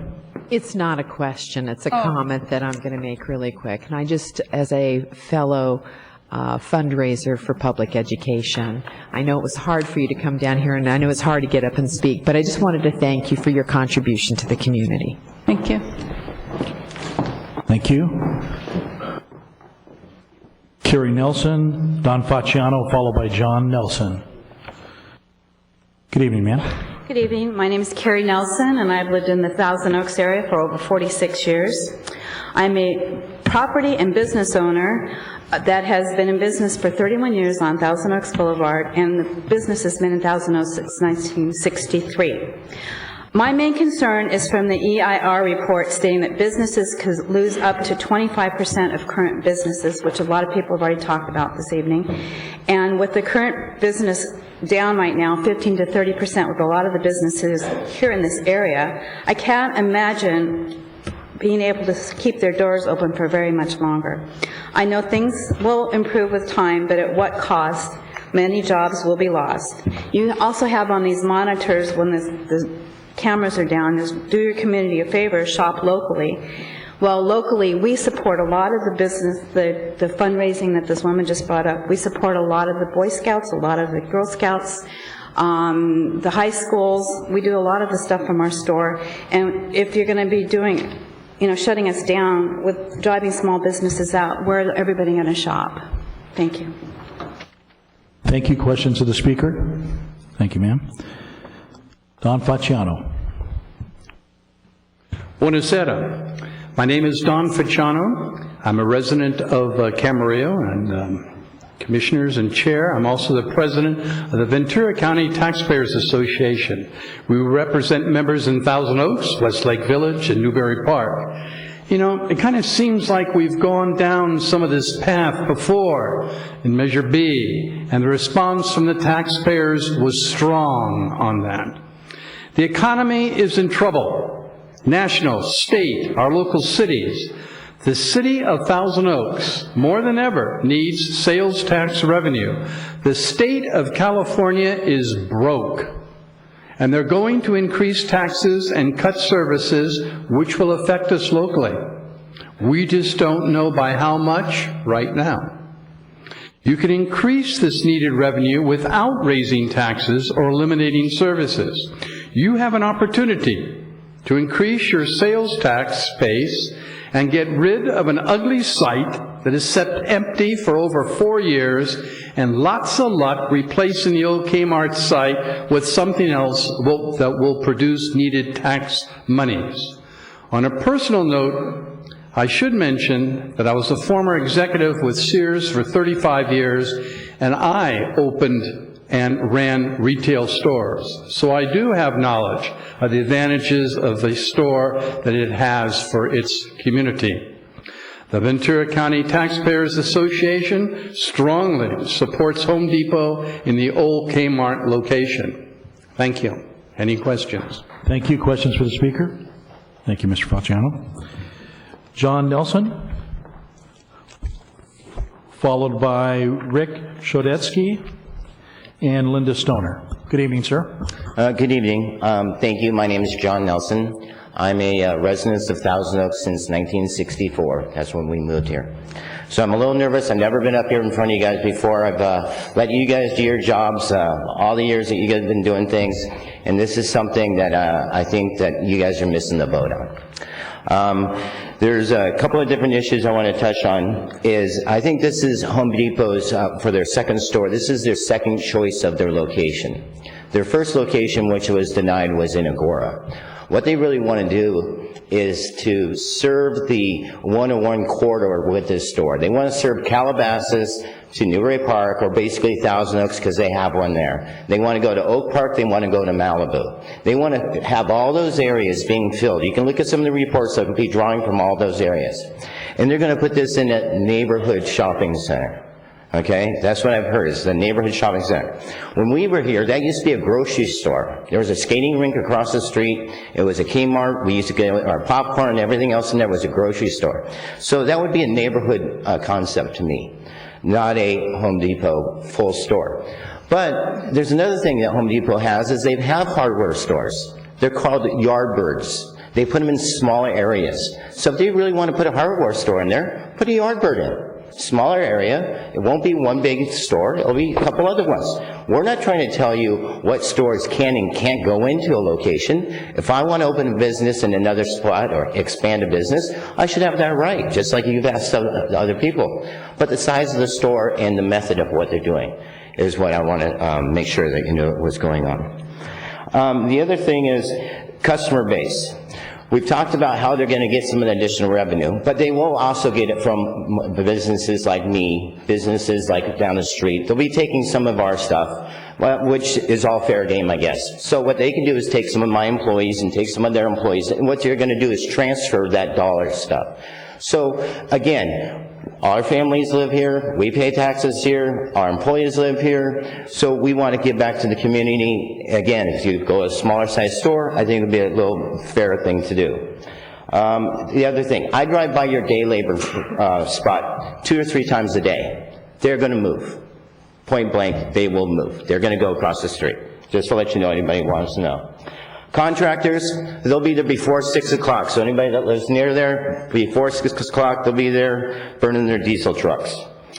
Let's see, one more thing I want to hit on is, yes, somebody mentioned it, forklifts, they do beep OSHA rules, they'll go back and forth.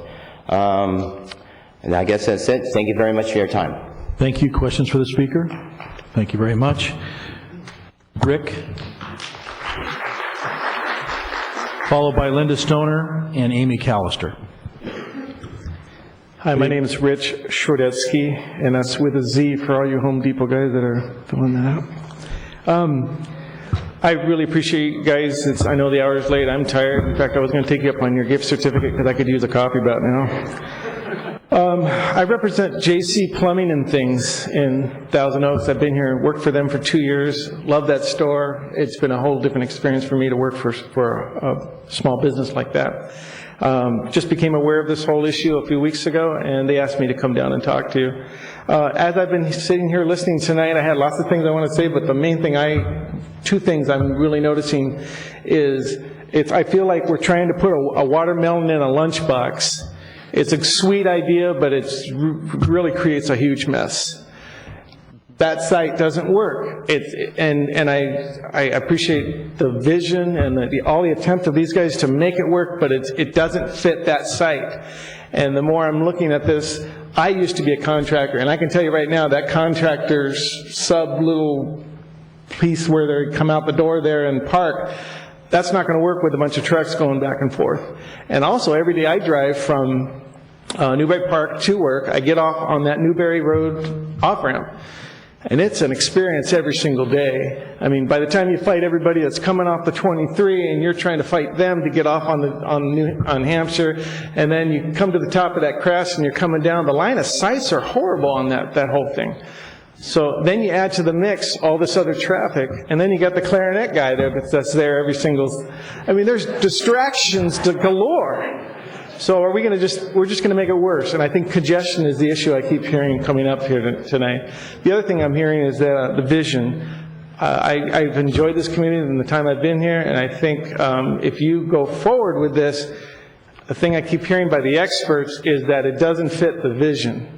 And I think that's what you need to hear from the people tonight. It's not fitting what this community is all about. It's great for these guys, but I don't think that's the spot for it. I don't think this is the time for it because of the type of industry. Believe me, I'm in the industry, and I know that this downturn is going to go on for a while.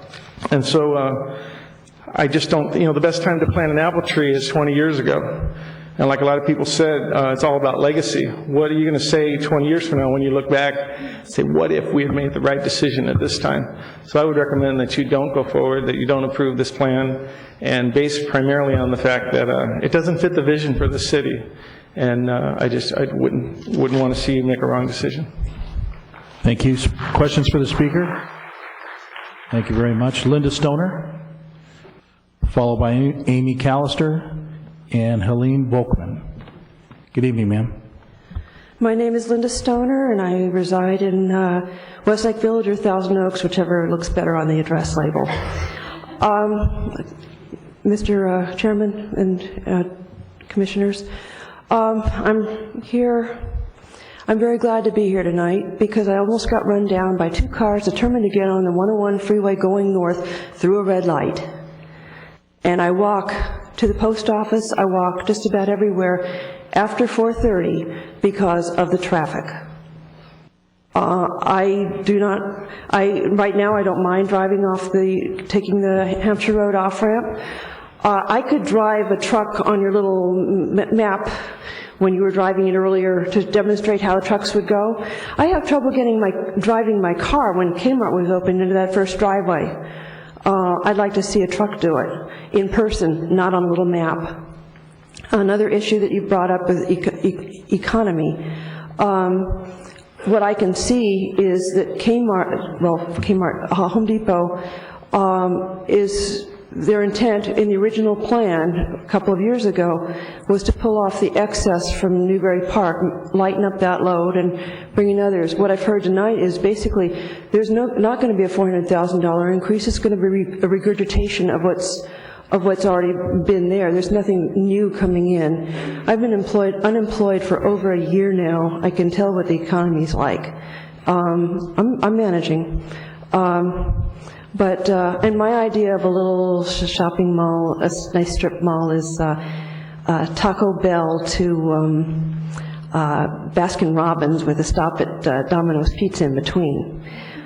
Thank you for your attention. And this, about the noise. A friend's mother was up in the nursing home until she passed away, and I would go up there in the afternoons and visit. I don't see. I prefer. I think the staff did an excellent job with their proposals, and if you do go ahead and build the Home Depot, I think something in between the 9 to 3, 10 to 3, like 9 to 4, would be a suitable compromise for time of construction. Thank you. Questions for the speaker?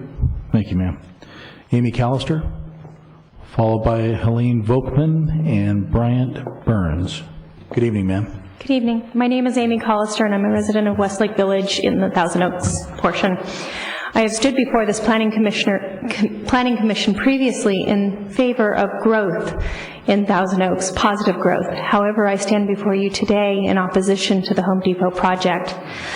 Before I get to that, I do want to take a moment to thank Ms. Young, Mr. Burgess, the staff, and the Commission for diligent and difficult work on a controversial and I imagine sometimes stressful project. C1 zoning is for a neighborhood shopping center. I think the best litmus test of if the Home Depot is a neighborhood shopping place is who will be shopping there. Yes, neighbors will likely be shopping there, but so too will contractors. And that's where it stops being a neighborhood shopping center and becomes a big box warehouse. So let's speak to traffic just for a second. I urge the Commission to rise above reproach and measure traffic based on the Caltrans recommended highway capacity manual. As for noise, I urge you to consider that not only will trucks be delivering in the designated delivery hours, but contractors will be picking up during all store hours, and that does drive noise. On the economic side, the EIR looked at the impact on 17 local businesses. I urge you to have it look at all of the businesses that have been submitted to you in some of the arguments this evening. There are dozens more to consider. Home Depot claims that they're creating 150 new jobs, and one could argue that they are simply moving them from other businesses. This commission has done a great job making recommendations and supporting projects that have beautified our city. The lakes, the changes at the Oaks, they have changed the climate of Thousand Oaks. Please do move to continue the direction and the plan of a neighborhood shopping center.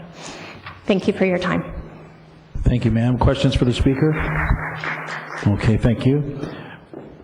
Bryant Burns, or Helene Volkmar, I'm sorry. Helene, is she here? She is not, okay. Bryant Burns, followed by Amy Walker Davis and Jay Whitney. Good evening, sir. Good evening, and thank you for letting me have a chance to be here tonight. My name is Brian Burns. I live in the Westlake section of Thousand Oaks. 25 years here from New England, and I think I found the best place in all of the United States to live. And as a matter of fact, every year that goes by, I've said that this community has continued to become that much better a place to live. The community started off 40 years ago. I'm going to do a little history here, but about 40 years ago, Westlake, had a section in LA and a section in Ventura County. And the American Hawaiian Steamship Company, they swapped land with Prudential, and there were 17 original subdevelopments. And it was the first master plan community in the country with build-out of 10,000 people. And I think that maybe because it happened so long ago, it was done in a way that is much different than any of the master plan communities that we see around the country today. I drive cross country quite a few times to our place in Maine, and I still believe this is the nicest master plan community in the country. With that said, here we are at the eve of a big change to what I like to look at as a 40-year piece of art that's been developed. And this masterpiece basically now is ready for the final brushstrokes to complete the painting. And here we are making a decision when our forefathers, over the last 35 or 40 years have basically said this is the path that we want to go down here in Westlake. And we're now at this crossroad where it seems like we don't want to finish the painting in a way that is consistent with the early forefathers of the Westlake community. So with that said, a little bit of history there, I think that we have to look at this as a site that should be treated as a prestigious western gateway to the old Westlake instead of a former Kmart big box commercial parcel to be filled. It's the X factor. It's a chance for this commission, I believe, to leave a legacy that's pretty unprecedented, working directly with the people who seem to be in a mandate tonight saying that we don't think that this is the right fit for that particular location. Lowe's was turned down in Westlake Village, the LA portion of Westlake. I think if you talk to them, you'd find that there were similar arguments against having a Lowe's in the Westlake Village incorporated area. And I think we should look at what they did and say, you know what, they made a good decision there. It's one of the last great parcels in Westlake to transform the community to an even higher quality of life. And quite frankly, I think looking at tax dollars from a Home Depot is definitely looking at like what's for dinner. Because if you basically plant the garden for there to be a lot of opportunity for people to want to move to, say, the Townsgate area and, start small companies because they love the area, I think that you'll see that we'll get the right kinds of businesses adjacent to that village shopping center, and it's going to lead to a lot more stable and higher level of tax dollars over the years here. So I want to thank you very much. Thank you. And most of the things have been said tonight. Appreciate it. Thank you. Hold on one second. Questions for the speaker? Thank you very much. Amy Walker Davis, followed by Jay Whitney and Tim Beatty. Good evening. Good evening, Planning Commissioner, City staff. Unlike the prior speaker, I am not a night owl, so I'll try to get through this. I'm Amy Walker Davis. I live in the Westlake portion of, already I'm forgetting where I live, Westlake Village portion of Thousand Oaks. For me, this isn't about the Do-It Center versus, or any other hardware store, paint store, or nursery versus the Home Depot. Matter of fact, much of my home is decorated in early Home Depot. This is about the project at hand. The project, should it go into the site in Hampshire Road? And in my opinion, it should not. For a number of reasons, and some of which of my concerns are starting with zoning and the land use. We've heard a lot of it already tonight, so I won't reiterate, but I think some of the main points stating that, to me, a C1, and from what I've read and what I learned as a planning commissioner, is that the C1 is a neighborhood shopping center. And to me, again, what has been said tonight already is a place where you're going to get dry goods that you can walk to, that you're going to have a variety of different type of businesses to purchase things from. Not a big box warehouse, or as Home Depot calls themselves, a warehouse, and to me that's a regional store. Second is the traffic. I really question the ability of any truck getting off that freeway exit. We have a boat. We've gone off that exit before, and it's not a large boat. It hasn't been easy, and I know for a fact you have to move over. Additionally, there tonight I came down and I went down Hampshire and I turned on Willow.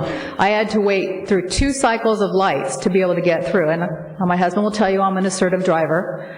I still waited for 2 lights to make sure I got through. And when I did, a person came off the freeway, and it was a pretty close call. No, he didn't hit me, but it was a close call.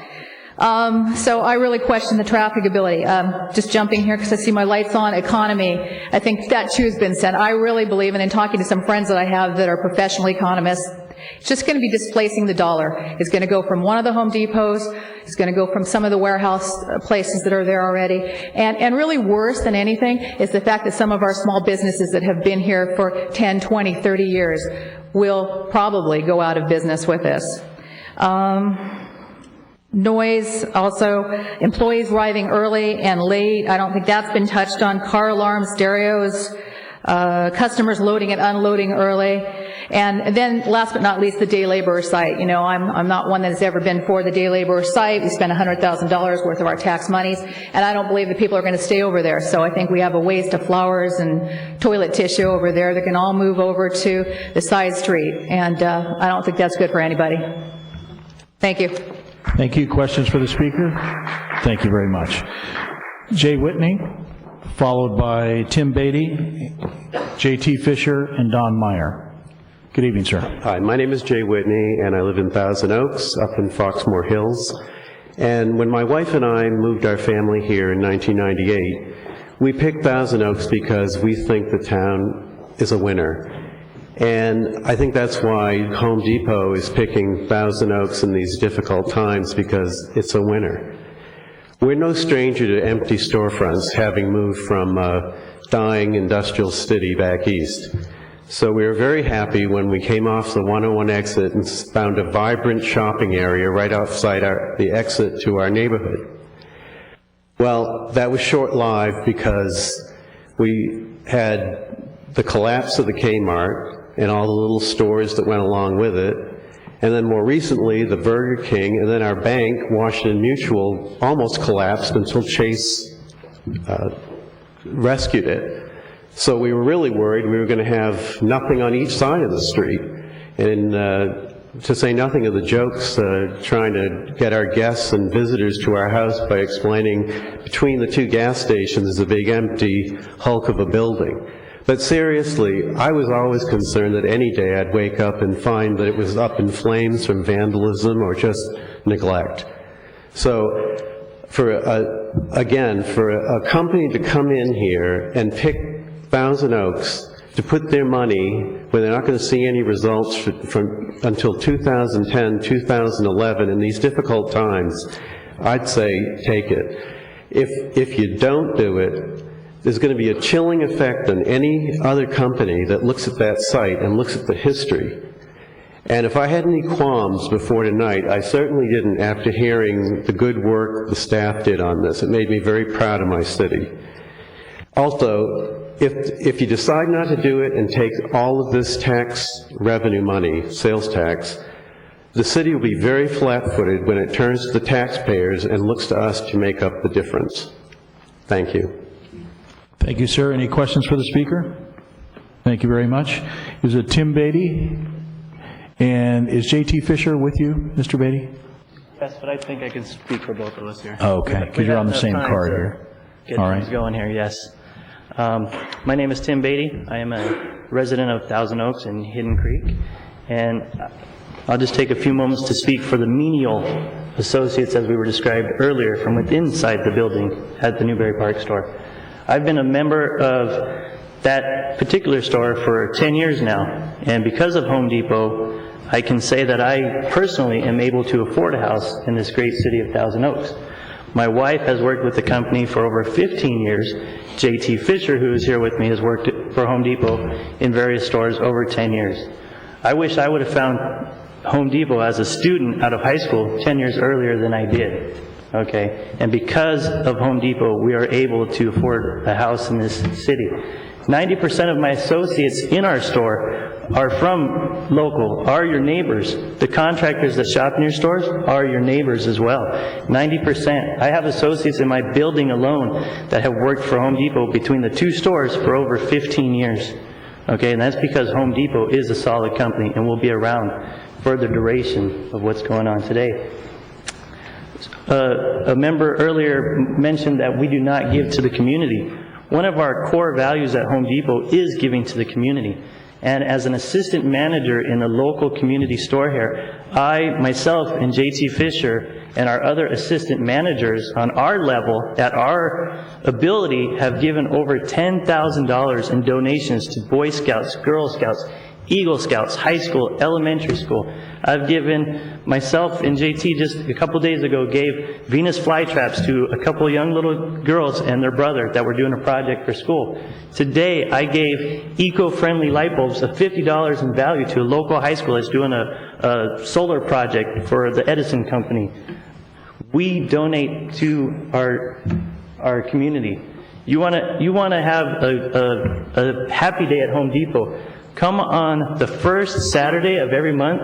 Even on a rainy Saturday, you will have a kids clinic with children 2 years old to 13 years old and their parents putting projects together on a gloomy, rainy day. Will be the freshest ray of sunshine you've ever seen in any store, and that's here at your local Home Depot. And just that ability to create new jobs, the ability to give to the community. If you bring a second store into the city, you've just taken everything that we can possibly do at our level and doubled it. And what better way than in these economic times to double something that nobody else can do. No other business can do what Home Depot can do. Sears is not eco-friendly. They do not take back fluorescent light bulbs and hazardous materials. Your local Home Depot does. Sears does not. So when you think about this tonight to say yay or nay, please think about what we do at that store and think about what we can do if there was two of us here. Thank you, sir. Is Mr. Fisher going to be speaking? Okay, thank you, sir. Thank you. All right, Mr. Don Meyer, followed by Shirley Gordon and Fred Giassi.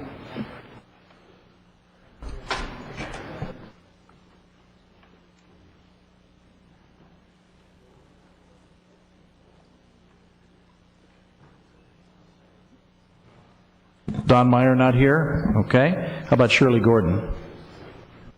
Well, it's a good thing we gave away all those certificates. Fred Giassi? Okay. I'm all out of speaker cards here, and I wanted to ask if there's anybody that submitted a card that we may have missed. Anybody that wants to speak that has not submitted a card, want to come down? Okay. We have no more...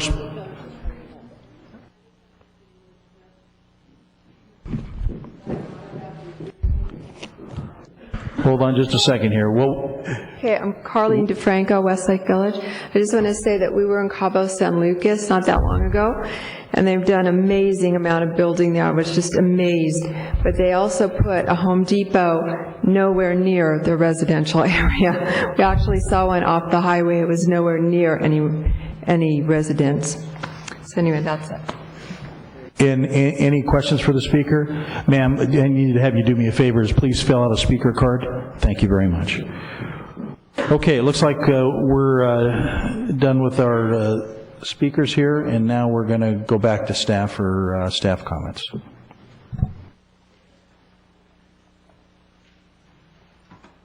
Just before you get going here, I have one other announcement. We had the speakers, we have cards that were submitted. We had 53 against the statement cards, 53 statements against the Home Depot project, 25 for it, and 2 we couldn't figure out. So now back to staff. Thank you.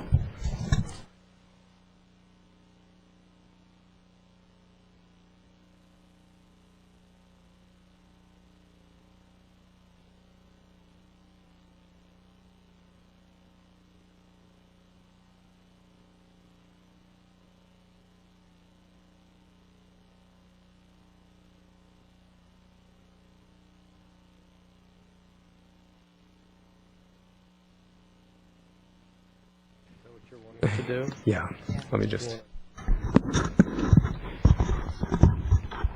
Yes, Mr. Chair, members of the Commission, I think at this point Rincon would like to... Excuse me, Mr. Shepherd. I'm sorry. I think what we need to do here is we're approaching that midnight hour here. and we should probably take a vote from the commission on whether we want to continue the hearing beyond 12 o'clock. Okay? You have a motion to continue? Motion to continue past 12. Comments to the motion? Please vote.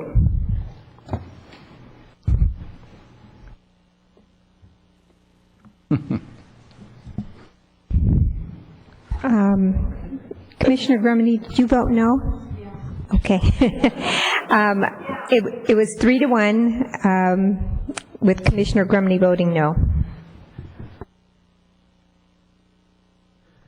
Back to staff, please.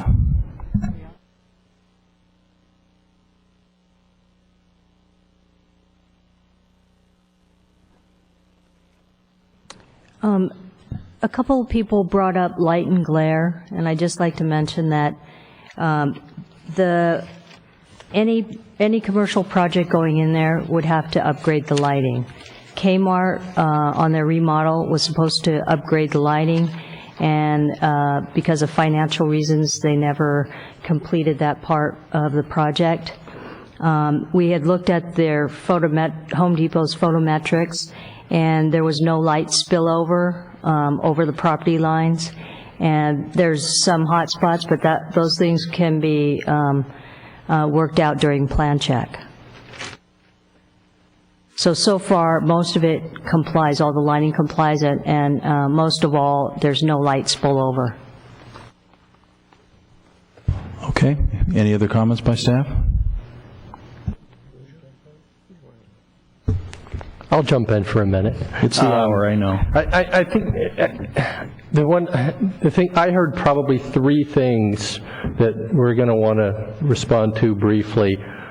A couple of comments on noise, probably reiterate some of the comments about the zoning and general plan, and then I believe probably we'll respond to some comments on traffic. So I'm going to go first on noise. We heard a lot of concerns about noise. I didn't hear a lot of specific comments on the environmental analysis, but there were a couple of specific points that I thought I'd touch on, and maybe Chris can augment if he heard something else. There was one comment about the wall that's proposed on the east side of the customer pickup area that's proposed as a condition in the EIR being too low to be effective in reducing noise at the senior facility. The wall would be 6 feet.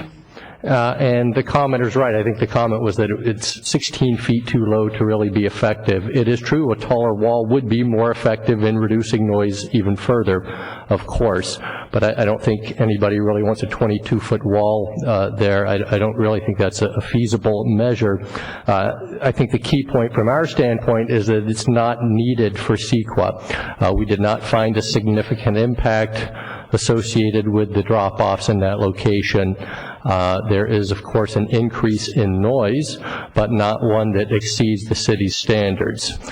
So that condition, that wall is not needed to mitigate an impact. It's just a condition that was recommended to further reduce noise. The other point, I think there was a point about perhaps, I'll let Chris deal with it. About the beeping? Yeah, there was one other comment in regards to the noise analysis, and that was a point that with a loading dock area, there would be the backing up of trucks and the issue of backup beepers, or for requirements that those vehicles would have to have beepers to signify that they are backing up. And the question is whether that was included in the noise analysis, and it was included as part of the noise analysis. So those were the 2 points regarding the noise. I recommend the next discussion focus on traffic. And key issues brought up about traffic were the HCM versus the ICU and the distribution of the traffic from north and south were 2 key points. Probably the trucks exiting the freeway was another issue.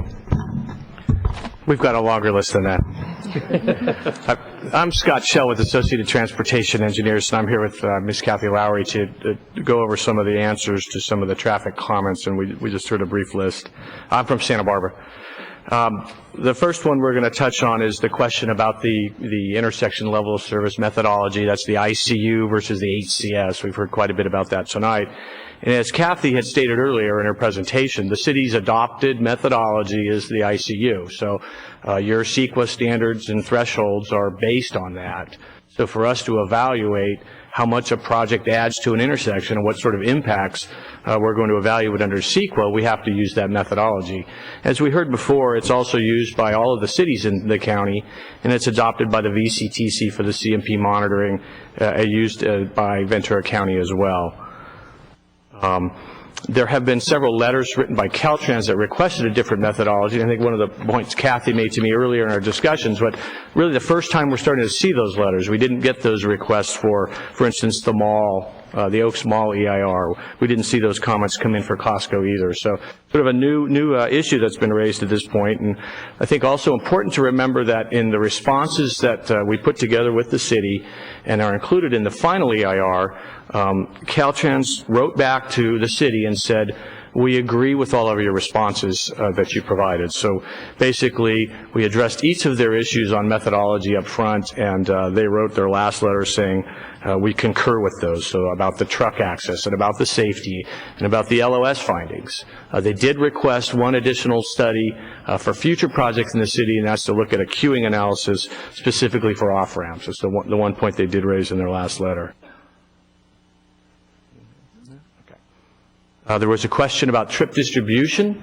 The way the trip distribution was done for the EIR is we developed a distribution model, then we reviewed it with city staff. They made some tweaks to it.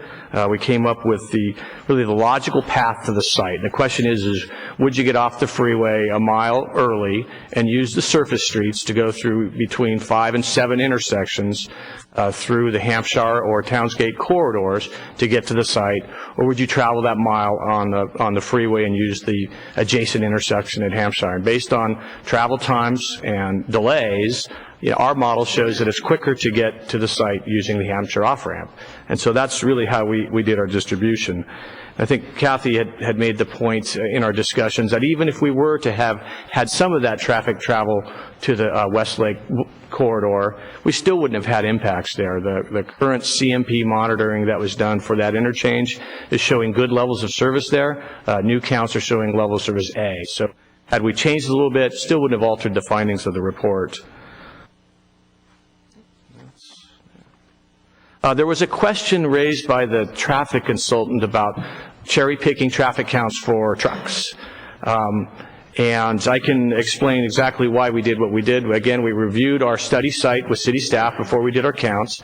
And what we did is we went to a Home Depot store so we could see how much truck traffic really happens on a day-to-day basis.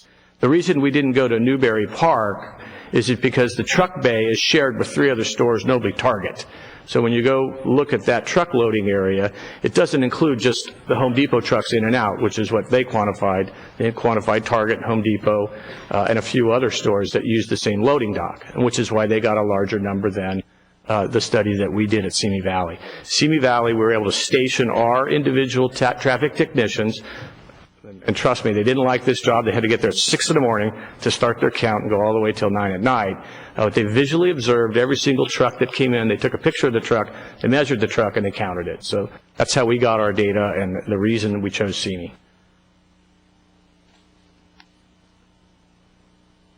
There was some questions from legal staff or legal presentation about the validity of the CEQA document and the fact that the additional information provided by their traffic consultant was significant new information that required a recirculation of the document. And I would say that just because they used a different methodology within the city's adopted ICU methodology doesn't make it new information. They did provide some new traffic count data that was collected in 2008. We were able to compare that information with the data that we had used for the EIR, and the counts were extremely similar. There was very little change in the baseline or existing traffic volumes between the new counts that were provided by the consultant and the counts that were done for the EIR. So there wasn't a change in ambient traffic levels. Really, it was just a matter of some computational errors that we had found in their work, and more importantly, this shift in the ICU versus the HCM calculations. Let me just jump in real quickly on that one, too, on the recirculation question and significant new information. I just want to share with you from the CEQA guidelines, which is kind of what tells us how CEQA is supposed to work. These are guidelines produced by the state. What constitutes significant new information that warrants recirculation of an EIR? And there are really four items. A new significant environmental impact would result from the project or from a new mitigation measure proposed to be implemented. The second time you might recirculate is when there's a substantial increase in the severity of an environmental impact. The third would be is if there's a feasible project alternative or mitigation measure identified that the applicant declines to adopt. And then lastly is if the draft EIR was so fundamentally and basically inadequate as to preclude meaningful public review. So we really don't think this falls into any of those categories. It doesn't identify a new significant impact or increase the severity of an identified impact, and I don't think it really, the other categories don't apply. So we really don't think that would constitute new significant information that would warrant recirculation.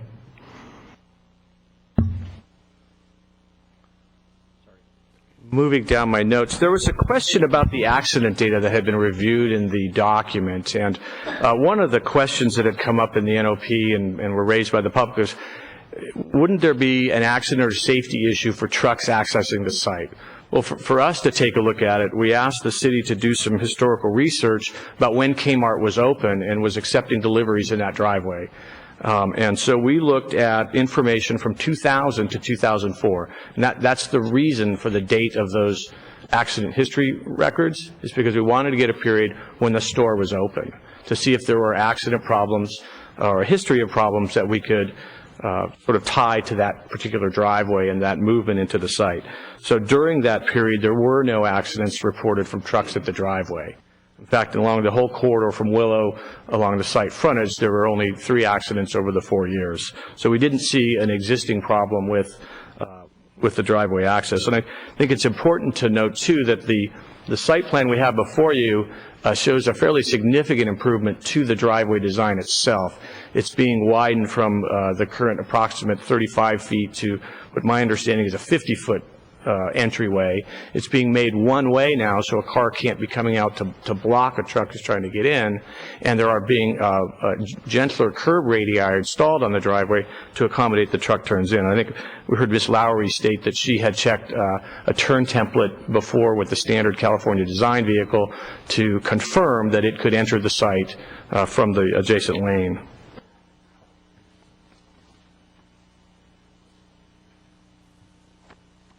I have some more notes. This might be a little repetitive again, just on the Caltrans issue, and we responded to their questions about level of service calculations and findings, and they agreed with us. We responded to their issues about truck access and safety, and they agreed with us. We responded to their issues on safety and accidents, and they agreed with us. So basically, got a concurrence back from them. Last note I have here: there were some questions about the Willow intersection, and the EIR did include that as one of the study area intersections, and it did go through a specific analysis of how much delay would be incurred by vehicles turning left into the intersection as well as turning right out. I think we heard a commission question early on in the process is, are we planning to open that back up or anything? And I think the city probably recognized some time ago that by restricting it to just right turns out, they would solve most of the delay issues there. Okay, I have one last sheet on trucks. There was a lot of questions about the ability of trucks to access the site off of the off-ramps. I think let's start with the southbound off-ramp. I think what we had indicated before, and I think in the responses, is it says that for a truck coming off of the off-ramp, it's going to take the center turn lane. So it would be in that lane that you could either turn left or right on, would turn onto Hampshire and then turn into the driveway. As we saw on the presentation from the applicant and also staff had reviewed, there is the ability for trucks to get on the southbound off-ramp that way, as well as trucks to exit from the northbound ramp and make that left turn under the bridge. I think that's all I have for traffic.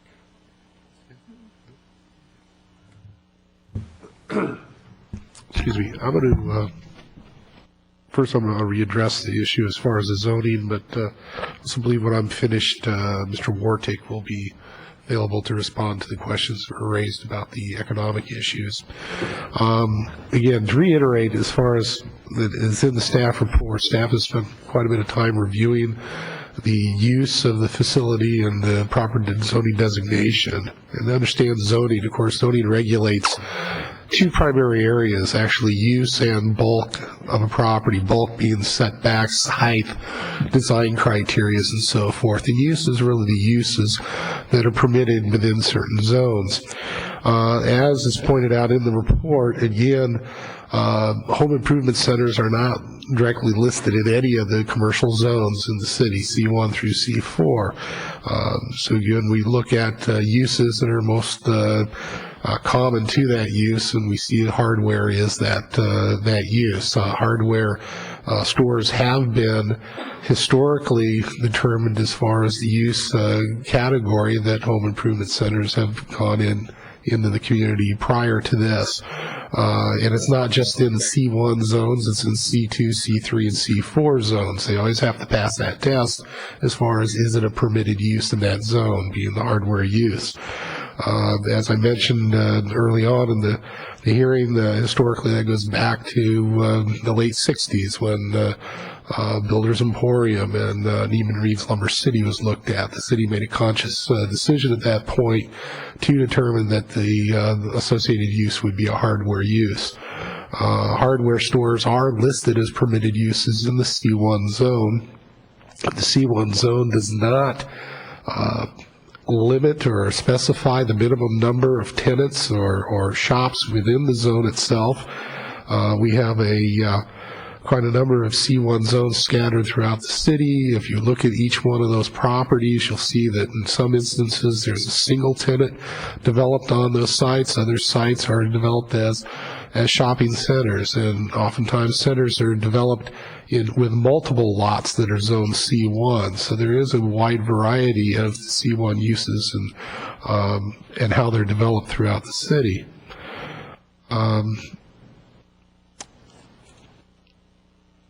I would also state, as far as what staff has reviewed in the reviews, that a lot of centers that are the centers in the C1 zone, not all of them have a primary tenant that is listed as far as a general or a typical type of use, being a grocery store or a drugstore that the C1 zoning designation calls out. Again, this is a typical, it can have that, but it doesn't restrict it that all C1 centers have to have those types of uses. So again, just to summarize, as noted in the report, staff's position is that the proposed use being considered as a hardware store does meet the zoning requirements of the C1 zone. And with that, I'd like to pass the mic on to Mr. Wartick. Thank you, and good evening again, Mr. Chairman and Commissioners. A couple of points. This is really not a discussion about economic issues tonight as much as it is about blight, but let me just comment on the economic issues. Dr. Ross Selvage, the consultant from C.B. Richard Ellis Consultants, wrote a very thorough and very compelling discussion about the effects of economic development as a result of the Home Depot store, and spoke to the issue of whether some or all of the local businesses that sell some merchandise similar to that which is offered by Home Depot would be negatively affected. If you choose to hear from him tonight, that'd be fine. That's your call. But I want to speak to a slightly different issue, and that is that there was a speaker, Mr. Masry, who stated that the time the Home Depot opened on Ventura Park Road back in the 1980s, that resulted in 25 businesses closing. Well, I lived in Newbury Park at that time, and I could only think of one. And that store was an Ace Hardware store, which was on Newbury Road, and actually lost its lease and relocated to another part of Newbury Park, actually off of Wendy Drive, and eventually did go out of business. The point has been historically in Thousand Oaks that when businesses close, and of course, business is cyclical. They come and go, they live and they die for a variety of reasons. But there are places in the And commercial property here in our community historically have been taken rather quickly. That's why we have such a low vacancy rate even today at 4.5%. About a year and a half ago, it was down to 2%. So back in the 1980s, when a store closed, whether it was related to the closure, the opening of Home Depot or not, the fact is that property, and it happened to be a fairly old property at that time, was taken by another retailer. I'll tell you who it was. It was the actor, Carol. I can't think of his first name, Carol O'Connor, who took a store for a couple of years and put in antique cars. And then when he lost that lease, somebody else went in there, and eventually that building was torn down and the whole property was redeveloped. And that's the site now of the Kohl's Center. So the point is that if you want to tie or consider whether urban blight is going to occur as a result of opening of a new Home Depot or any other store, I think it's a real stretch. Based upon 25 years of history, it just does not happen here. This is too good a community to live and to work in, and by and large, when store vacancies occur, property owners dress up the property and get it ready for the next tenant. A perfect example of that is the former Zenders building down the street from here on the boulevard. It was empty for maybe 2 months when a motorcycle shop that's on the boulevard elected to relocate there. The property owner spent at least $500,000 in redeveloping that property. It looks beautiful. It'd be the best looking retail motorcycle store probably in all of Southern California. I mention that because that's typical of what happens in this community. I think the same thing would occur in the case of Home Depot. Thank you, sir. Any other comments? Mr. Town? Thank you, Mr. Chairman. I just wanted to mention a few other comments in response. First of all, we heard early on about the availability of the staff report. The staff report was made available at the normal time last Thursday morning. That is again the typical time when that is made available to the public. So there's nothing atypical about that timing. There were a few comments about the responses to comments, and I just would like to reiterate that staff looked very carefully at all comments and responded to each and every one of those comments. That is volume 2 in the final EIR, and we literally worked on those for months in great detail and made that available for public review. Throughout this process, the goal has been to provide all relevant documents for everybody's review to ensure that we have an open and fair consideration of this case. With regard to economic impacts, Mr. Wartick mentioned it early in his response, but again, the Planning Commission is not here to consider economic impacts only insofar as they could relate to a physical change in the environment, and that is the topic of urban decay. So we did hear quite a bit about economic issues tonight, but I just would like to remind the Commission that that is not something that is within your purview, except with relation to physical changes in the environment. We heard some comments tonight about this site being at the gateway to the Westlake portion of Thousand Oaks. I think it's clear from the plan, from the landscape plan, that it would significantly enhance the appearance of the site as one drives down Hampshire Boulevard. The landscaping buffer along the road would be significantly increased, as has been mentioned.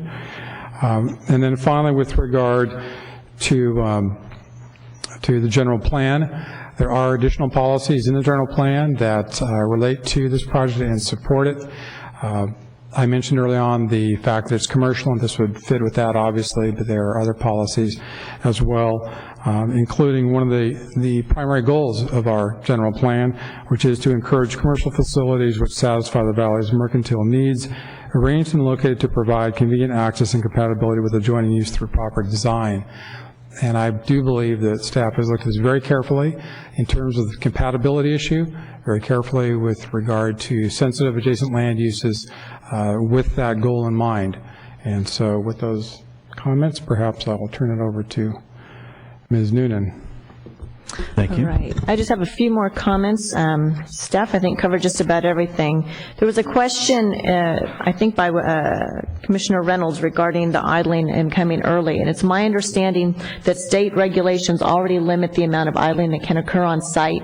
However, if the commission is so inclined, we can draft a condition, a specific condition, to just notify the applicant of what those idling restrictions are if the Planning Commission desires to do so.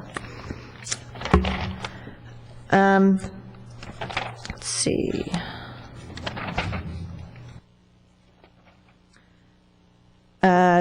During the applicant's presentation with respect to condition number 56, that's the construction hours of operation, the applicant indicates that this is the first time that this type of a restriction has been imposed on the project, and the applicant is correct. For the most part, every project that comes into this town, we impose our normal 7 a.m. to 7 p.m. hours of operation, so this is a unique situation given the close proximity of the sensitive receptors. However, I also wanted to make clear that this limitation of the hours on construction are not necessary to mitigate the impacts under CEQA to a less than significant level. It was just staff's attempt to acknowledge the sensitive land uses and sensitive noise receptors that were nearby.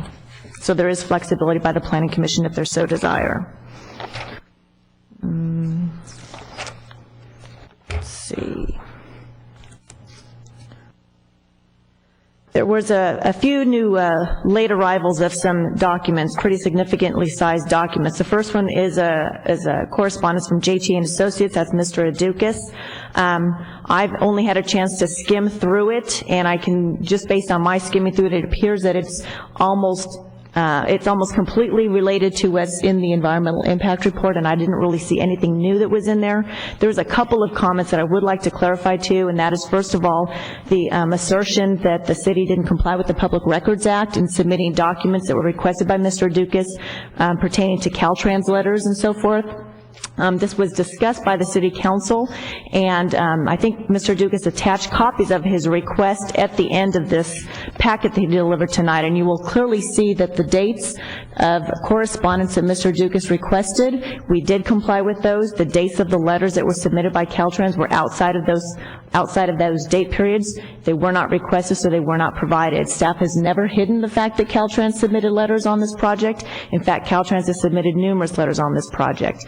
The one thing I also wanted to point out is with respect to the NOP that was submitted by Caltrans. There's an assertion in here that staff didn't produce the NOP letter, and I want to put into context what this NOP letter is for. The purpose of an NOP, Notice of Preparation, is when a lead agency decides to prepare an environmental document, we'll post or publish a notice of preparation. And what that does is it enables the public and other jurisdictional agencies such as Caltrans or Fish and Wildlife or Fish and Game to look at what the project description is and ask us to analyze certain aspects of a project. Caltrans did submit a response to the NOP and asked that the staff look at certain traffic impacts. It is noteworthy that Caltrans never requested an HCM analysis be conducted. Caltrans never requested us to do a traffic accident history. Caltrans never asked the city to look at the abilities of trucks to turn off of the off-ramp or onto the site. All they asked us to do was to look at the levels of service, which we have historically done using the ICU method for years and years and years. We've never done the HCM analysis. So staff did comply with what the NOP requested by Caltrans, what Caltrans requested in the NOP. Other than that, I didn't see anything new from the JTA correspondence that was submitted. There was another large document that was submitted by Dr. Murthy. Dr. Murthy submitted a report during the public comment period of the EIR, and he also submitted a subsequent report following the close of the public comment period, and I think it was in December, if I'm not mistaken. November, thank you. It was in November.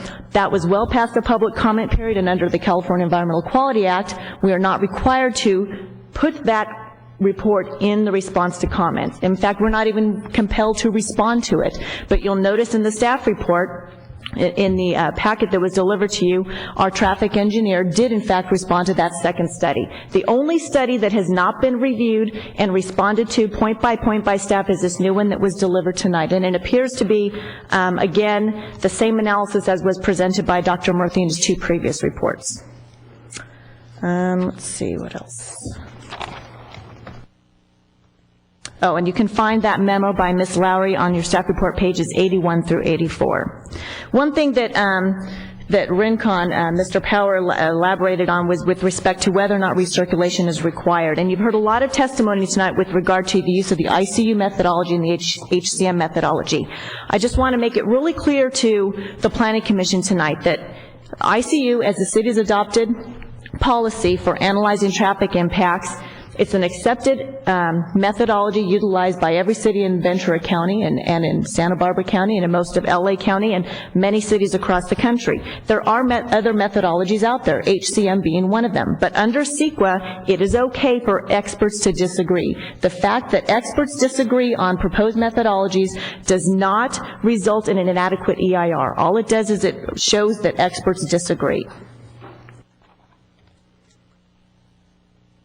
A question was raised tonight as to why we are allowing Home Depot to demolish the entire building. First of all, in response to that, they're entitled to by law. They can, it's their property and they have the right to demolish it. I will tell you, however, though, that the city encourages and in fact will impose upon them conditions to require recycling of as much of the demolished material as is feasible. We've done this with so many projects in the past. The Oaks Mall, I think, demolished over 80% of their demolition material when they were demolishing certain buildings.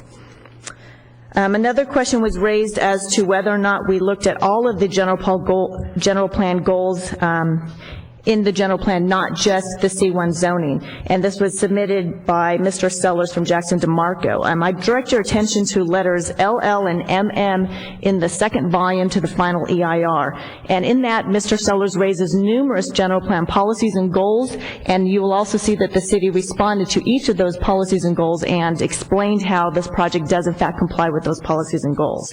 In addition, as you heard from Mr. Shepard tonight, the historical interpretation by the city since at least the 1960s validates the city's interpretation tonight. The one thing also that it's important to note is from a legal standpoint, when you're looking at a city zoning code and you're looking at a general plan, cities have the authority, the legal authority to interpret its zoning codes. And so when someone questions why we're interpreting it in such a way, the first thing staff will do is they will look at how have we interpreted in the past. We don't want to be inconsistent. We want to be consistent, which is why you had the history lesson by Mr. Shepard up there. But at the end of the day, cities are given great latitude to interpret its zoning code. Let's see.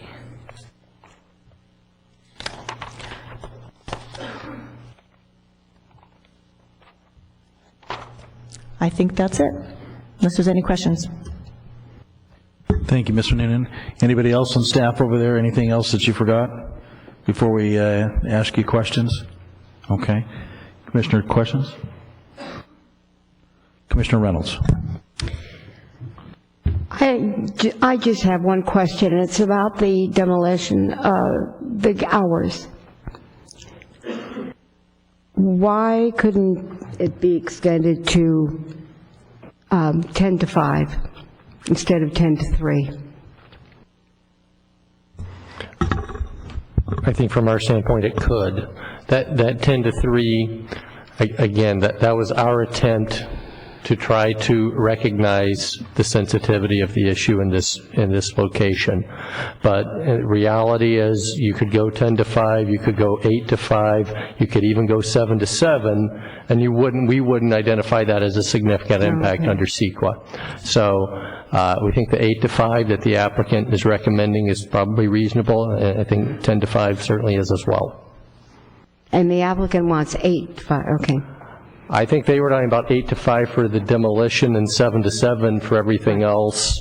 But you're agreeing to the 7 to 7, or staff is. I mean, I think we don't think that would create a significant impact under CEQA.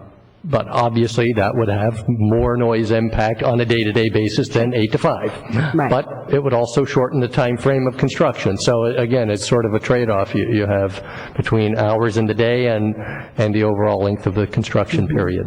Okay, well, that's why I asked the question, because of the time period. Thank you. Any other questions? Excuse me. Ms. Can Lowry. I just add something to what Joe said? The applicant is requesting 8 to 5 for the exterior demolition of the building. So, and our definition would be for the noisiest activities, which would include grading. And theirs deals with demolition of the exterior building only. Okay, because I even put in my notes that I thought grading has to be just almost as noisy as the other work being done, so, but that would be the city's definition. Okay, thank you. If you look at page 23 on the bottom, it's a chart that distinguishes between what the hours are proposed by staff and what the hours that are proposed by Home Depot, and our interpretation of what the noisiest activities are and what their interpretation is. Any other questions of staff? Okay, I think we're done with this, and we go back to the applicant for rebuttal. Mr. Cohen, you'll be presenting. You have 5 minutes.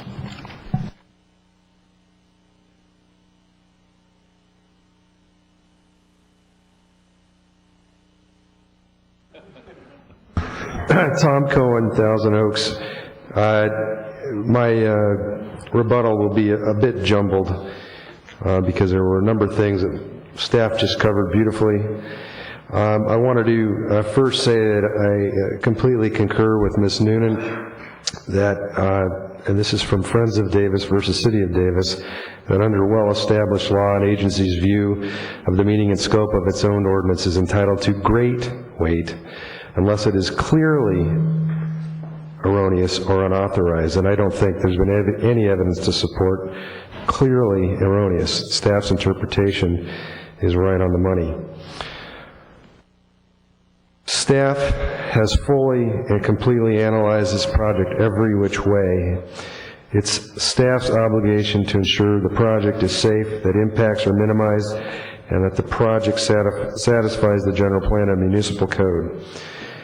This project has been scrutinized because Home Depot and the city demand that it be. A competitor has threatened litigation. A competitor has thwarted, Lowe's in Westlake and Home Depot in Agoura Hills, just to name a few, through the initiative process. But Home Depot stands here ready to redevelop this underutilized site. It should not be minimized at all. We've got 774 signatures of residents who live within a mile radius of this project who think that Home Depot at this location is a good idea for a variety of different reasons. Many have been stated tonight. On the traffic, the street system that's in place today was designed to accommodate the existing Kmart business. In fact, the street system is designed to handle a much more intensive use at this property than what Home Depot is proposing. The Kmart use generated an estimated 2,129 average daily trips more than this proposal. And the final environmental impact reflects these facts. I heard testimony tonight about other retailers at this location that are in the business of selling convenience goods. The impacts from those businesses will also exceed what this Home Depot proposes. If you were to look at grocery stores, you were to look at, I heard Target, I heard Walmart, I heard other businesses, restaurants, far more intensive in terms of traffic impacts.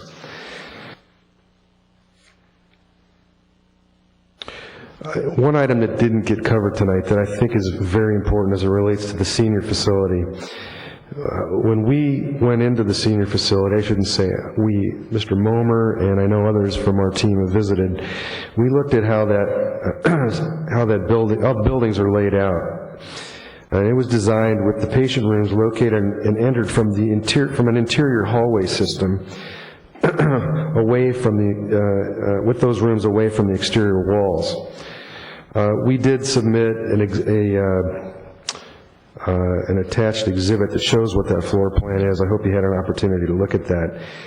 But it demonstrates that the patients should not experience any change to their current interior environment. The outdoor patio that was also mentioned is exposed to sound, but as you heard earlier, and the bar graph demonstrated, that freeway noise at the senior center it drowns out whatever is going to happen on the Home Depot property. And I think the last important piece is this: the city has studied this project through 3 separate environmental documents. The impacts that have been identified are being mitigated to the fullest extent possible. Home Depot has agreed to satisfy those. So you can be assured that staff has left no stone unturned here, and we have lived with that. So on that note, we ask that you please approve this project tonight. We think the evidence supports your approval, and we have time to answer any of your questions if you so desire. Thank you very much. Appreciate your time. Thank you, Mr. Cohen. Questions of Mr. Cohen? I would recommend that we, at this point, while we have Mr. Cohen there was a considerable amount of discussion about condition 56, 7, and 8, hours of operation, construction hours, and do you have any further questions on that to further refine that at all?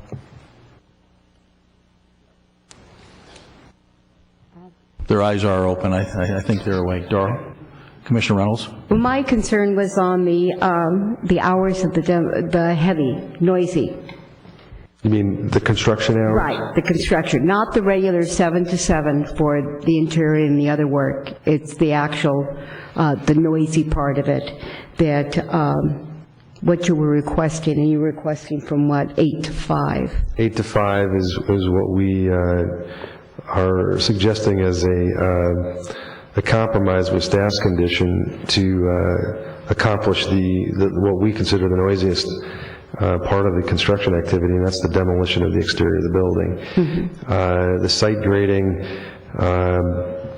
we need to get that work done in the window of opportunity, and the shorter time that you can get that done without, with the dirt and the removal of the dirt, the better, I think, for the neighborhood. Okay, and also your concern also was the hours of operation. Correct. We have customers that frequent the store in those 6 to 7 hours, 6 to 7 a.m. hour, and the 9 to 10 hour in the evening. So we want to continue to be able to serve those customers and those needs. But how many of your Home Depots are in residential areas? I mean, I could see where the time in Newbury Park, because there aren't any residents around, and I don't remember the exact hours of the Home Depot that was over off of Hillcrest. I think it came up earlier as to what happened at Hillcrest, and I remember being involved. That site is built above. The residents were down below across Hillcrest to the east and to the north. And that property did not have a wall. It had a little short 2 or 3 foot wall that, lined a planter, and then the slope went down. So when those store hours, when the issues about noise came up, Home Depot agreed to build, I think it was a 6 foot high wall. And so at that point in time, issues were resolved, and I think the store hours were, I think they went as late as 10 o'clock during the week. I don't think that was the case on Sundays. I just know there was so much discussion that went on and things were changed there. But I also know that I live up on a hill, and boy, I can tell you who's going to run that stop sign down on La Granada. I mean, the sound really travels up. Well, I think that the noise analysis and the testimony that you heard from Mr. Ballard tonight is that, and the testimony from staff and Rincon in particular, that there's no appreciable difference in impact. The noise analysis says that there is no significant impact between those hours. So, there is a condition that I forget which number it is, that says that this can be revisited or that it's going to be revisited in 6 months to determine whether or not there is a problem. So we can live with that condition, but we want to have the opportunity to prove ourselves. Okay. So thank you very much for your questions. Mr. Cohen, I'd like to follow up on a question in regards to the difference in definition between what staff considers to be the noisiest part of construction and what your definition is. Is that a big hang-up for you? Is that a big point in terms of demolition, excavation, grading, and all that sort of stuff's pretty noisy also? Well, I mean, it's a matter of interpretation and subjectivity, but clearly with graders on the site, you have machines working, and with demolition, and you've got equipment that's breaking, material. So, we would consider that much noisier than the typical grading activity, which happens on sites all over. Okay, thank you. Any other questions? I think you're finished. Thank you very much. Thank you, Mr. Cohen. Appreciate your time. We're going to close the public hearing and go to commission discussion and/or a motion. Commissioner Reynolds. Thank you. Boy, these hearings are never easy. I think first we should thank the audience for coming down. It's great to be involved in your community. You feel like you really take ownership of your community, and that's important. I think that we've heard a lot, and not just tonight, but this has been going on for such a long time. And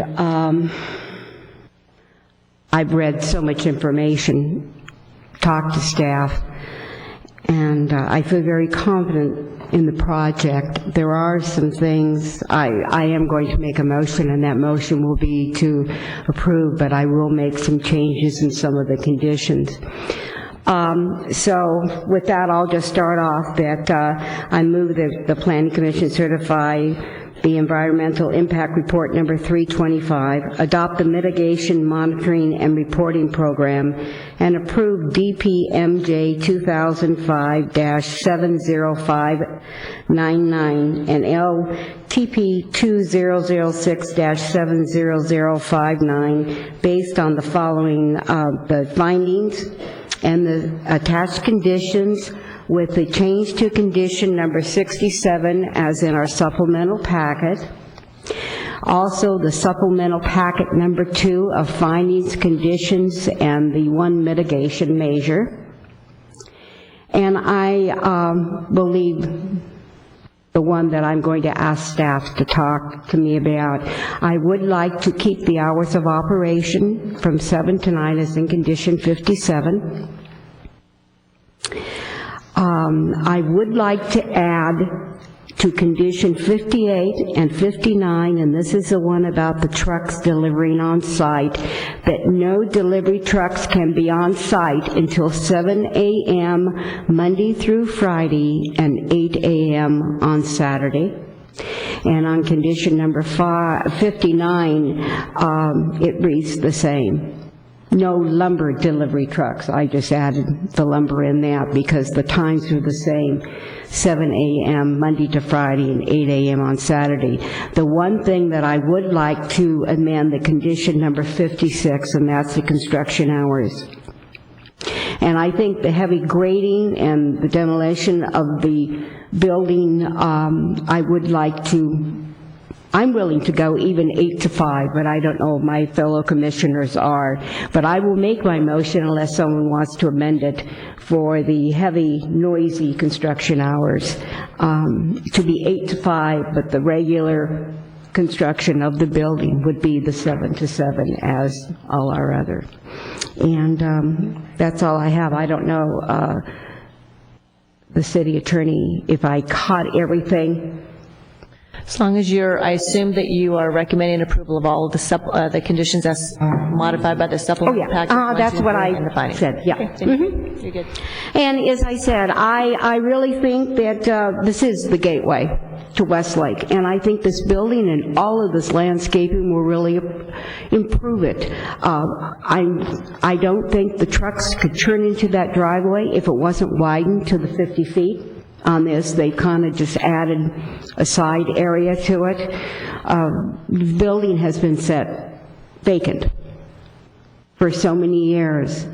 I think that it is appropriate in the C1 zone.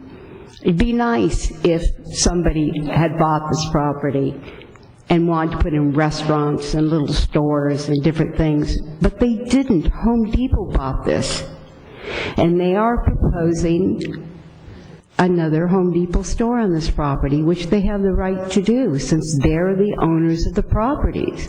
Now, somebody else could always, if you had the millions, go and buy the property and do those things that you'd really like to see there. But I think that Home Depot owns the property, and they have the right to develop what they want to on it. So with that, I'll close. Thank you, Commissioner Reynolds. Comments to the motion? Commissioner Fisher. Well, I was thinking I would add to the discussion. I've got, I guess, a pad full of thoughts here. One, as has been mentioned, the Planning Commission, you know, we're here, we're fellow residents to see whether or not projects fit within the established codes of the city. It's not economic. Any business going in there generating tax dollars is going to be great, but you know, we're in for some very tough times. Staff and applicant did an outstanding job putting this together. Was a little concerned with some of the comments from the audience. You know, I think it's, you know, throwing mud at the wall and seeing what will stick about manipulating numbers. I mean, that's unacceptable to me. Our staff is very professional and does just an outstanding job, and this was one of them. Home Depot. I don't think I'm as enthusiastic about Home Depot as one of the speakers said, calling it his Nordstrom's, but I think it's pretty close. They are a good corporate company, and they do put back into the community. Again, that's something outside what the Planning Commission looks at. Whatever goes on that site will add to traffic, period. There's no way around it. That's just where it is. Neighborhood center, Home Depot, whatever is going to add to traffic. This particular building is beautiful. It's a beautiful area. The enhancements that they're doing to the property is outstanding. It's smaller than the previous building. Another benefit on this side of the coin would be is LEED certified, that they're incorporating green practices into the building.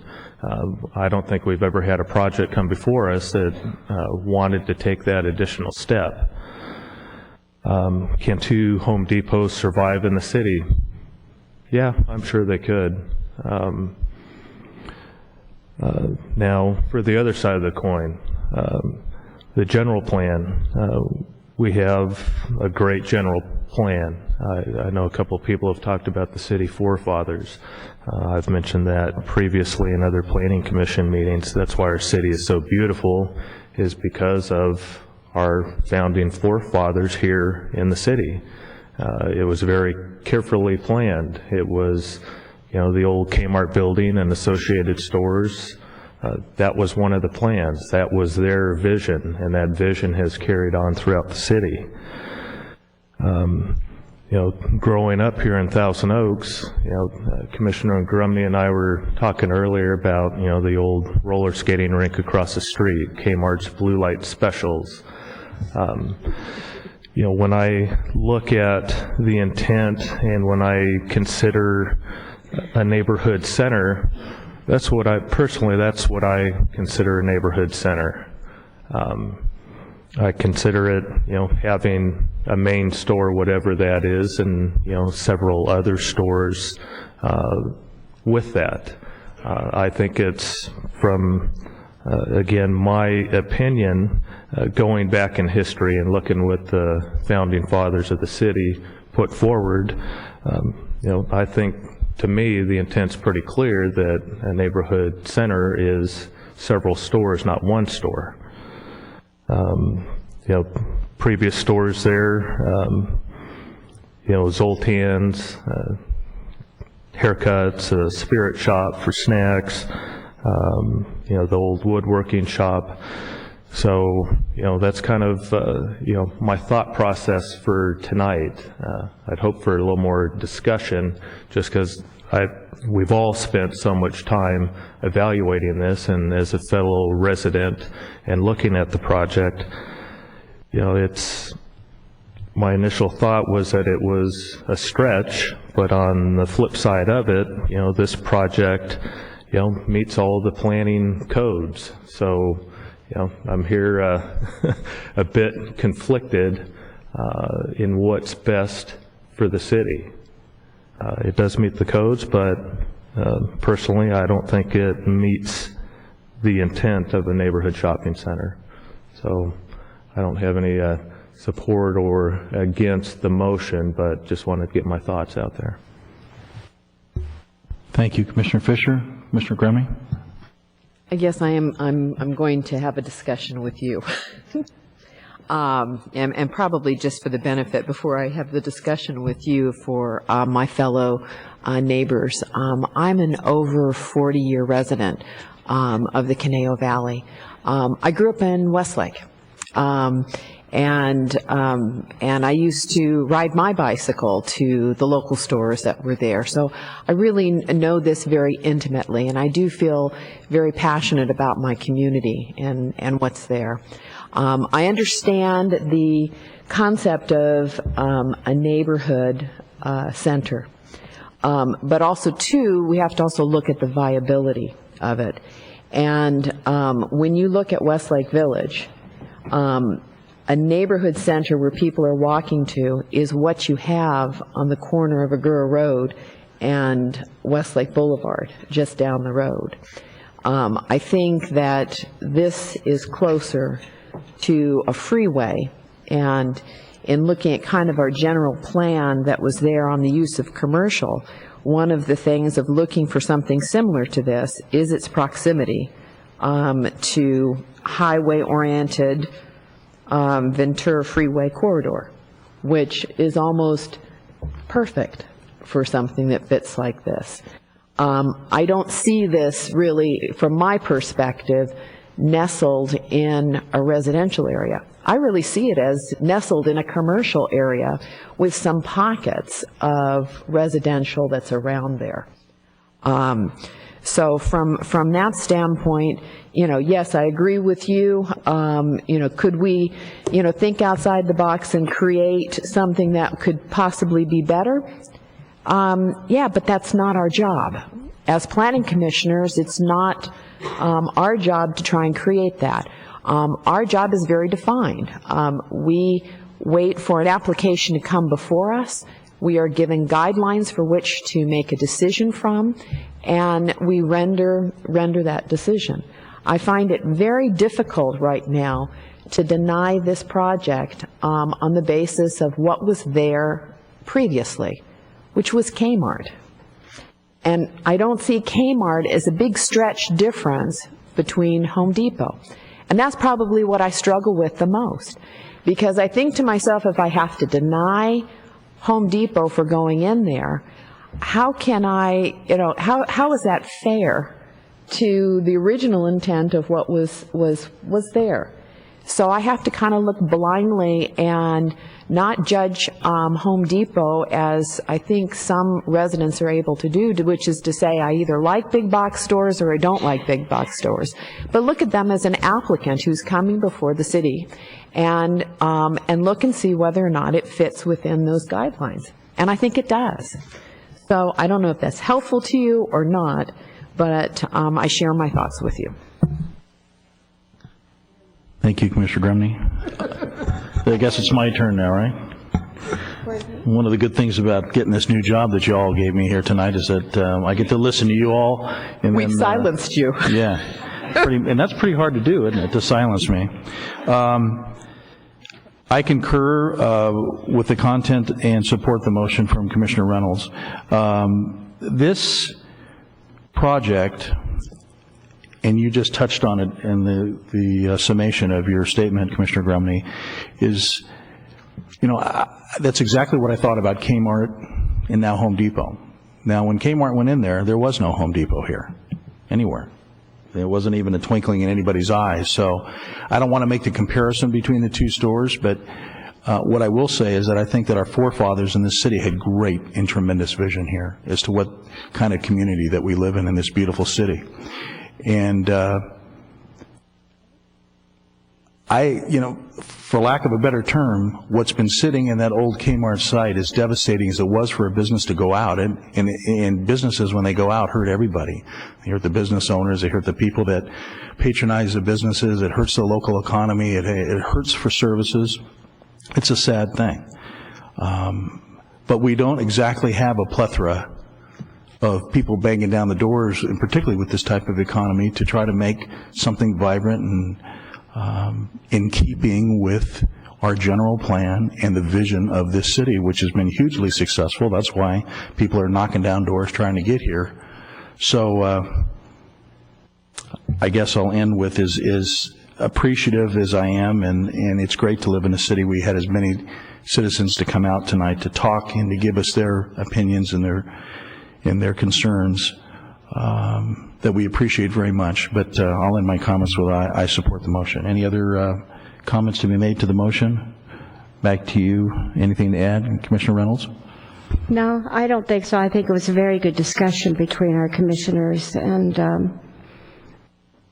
I think that's it. Okay, with that, let's please vote.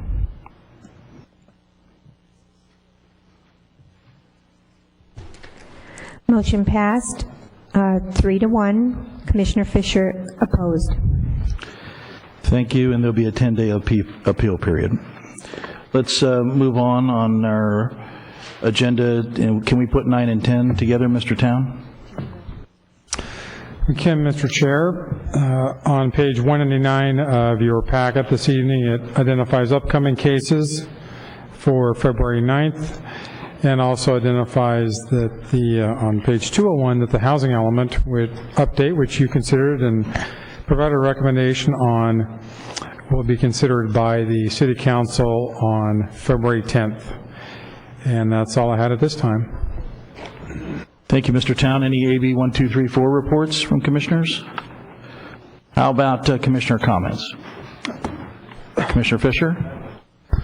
Yes, I'd like to congratulate both Commissioner Lunn and Grumney in the new positions, and would also like to congratulate City Attorney Tracy Noonan on her new job, City Attorney for the City of Simi Valley.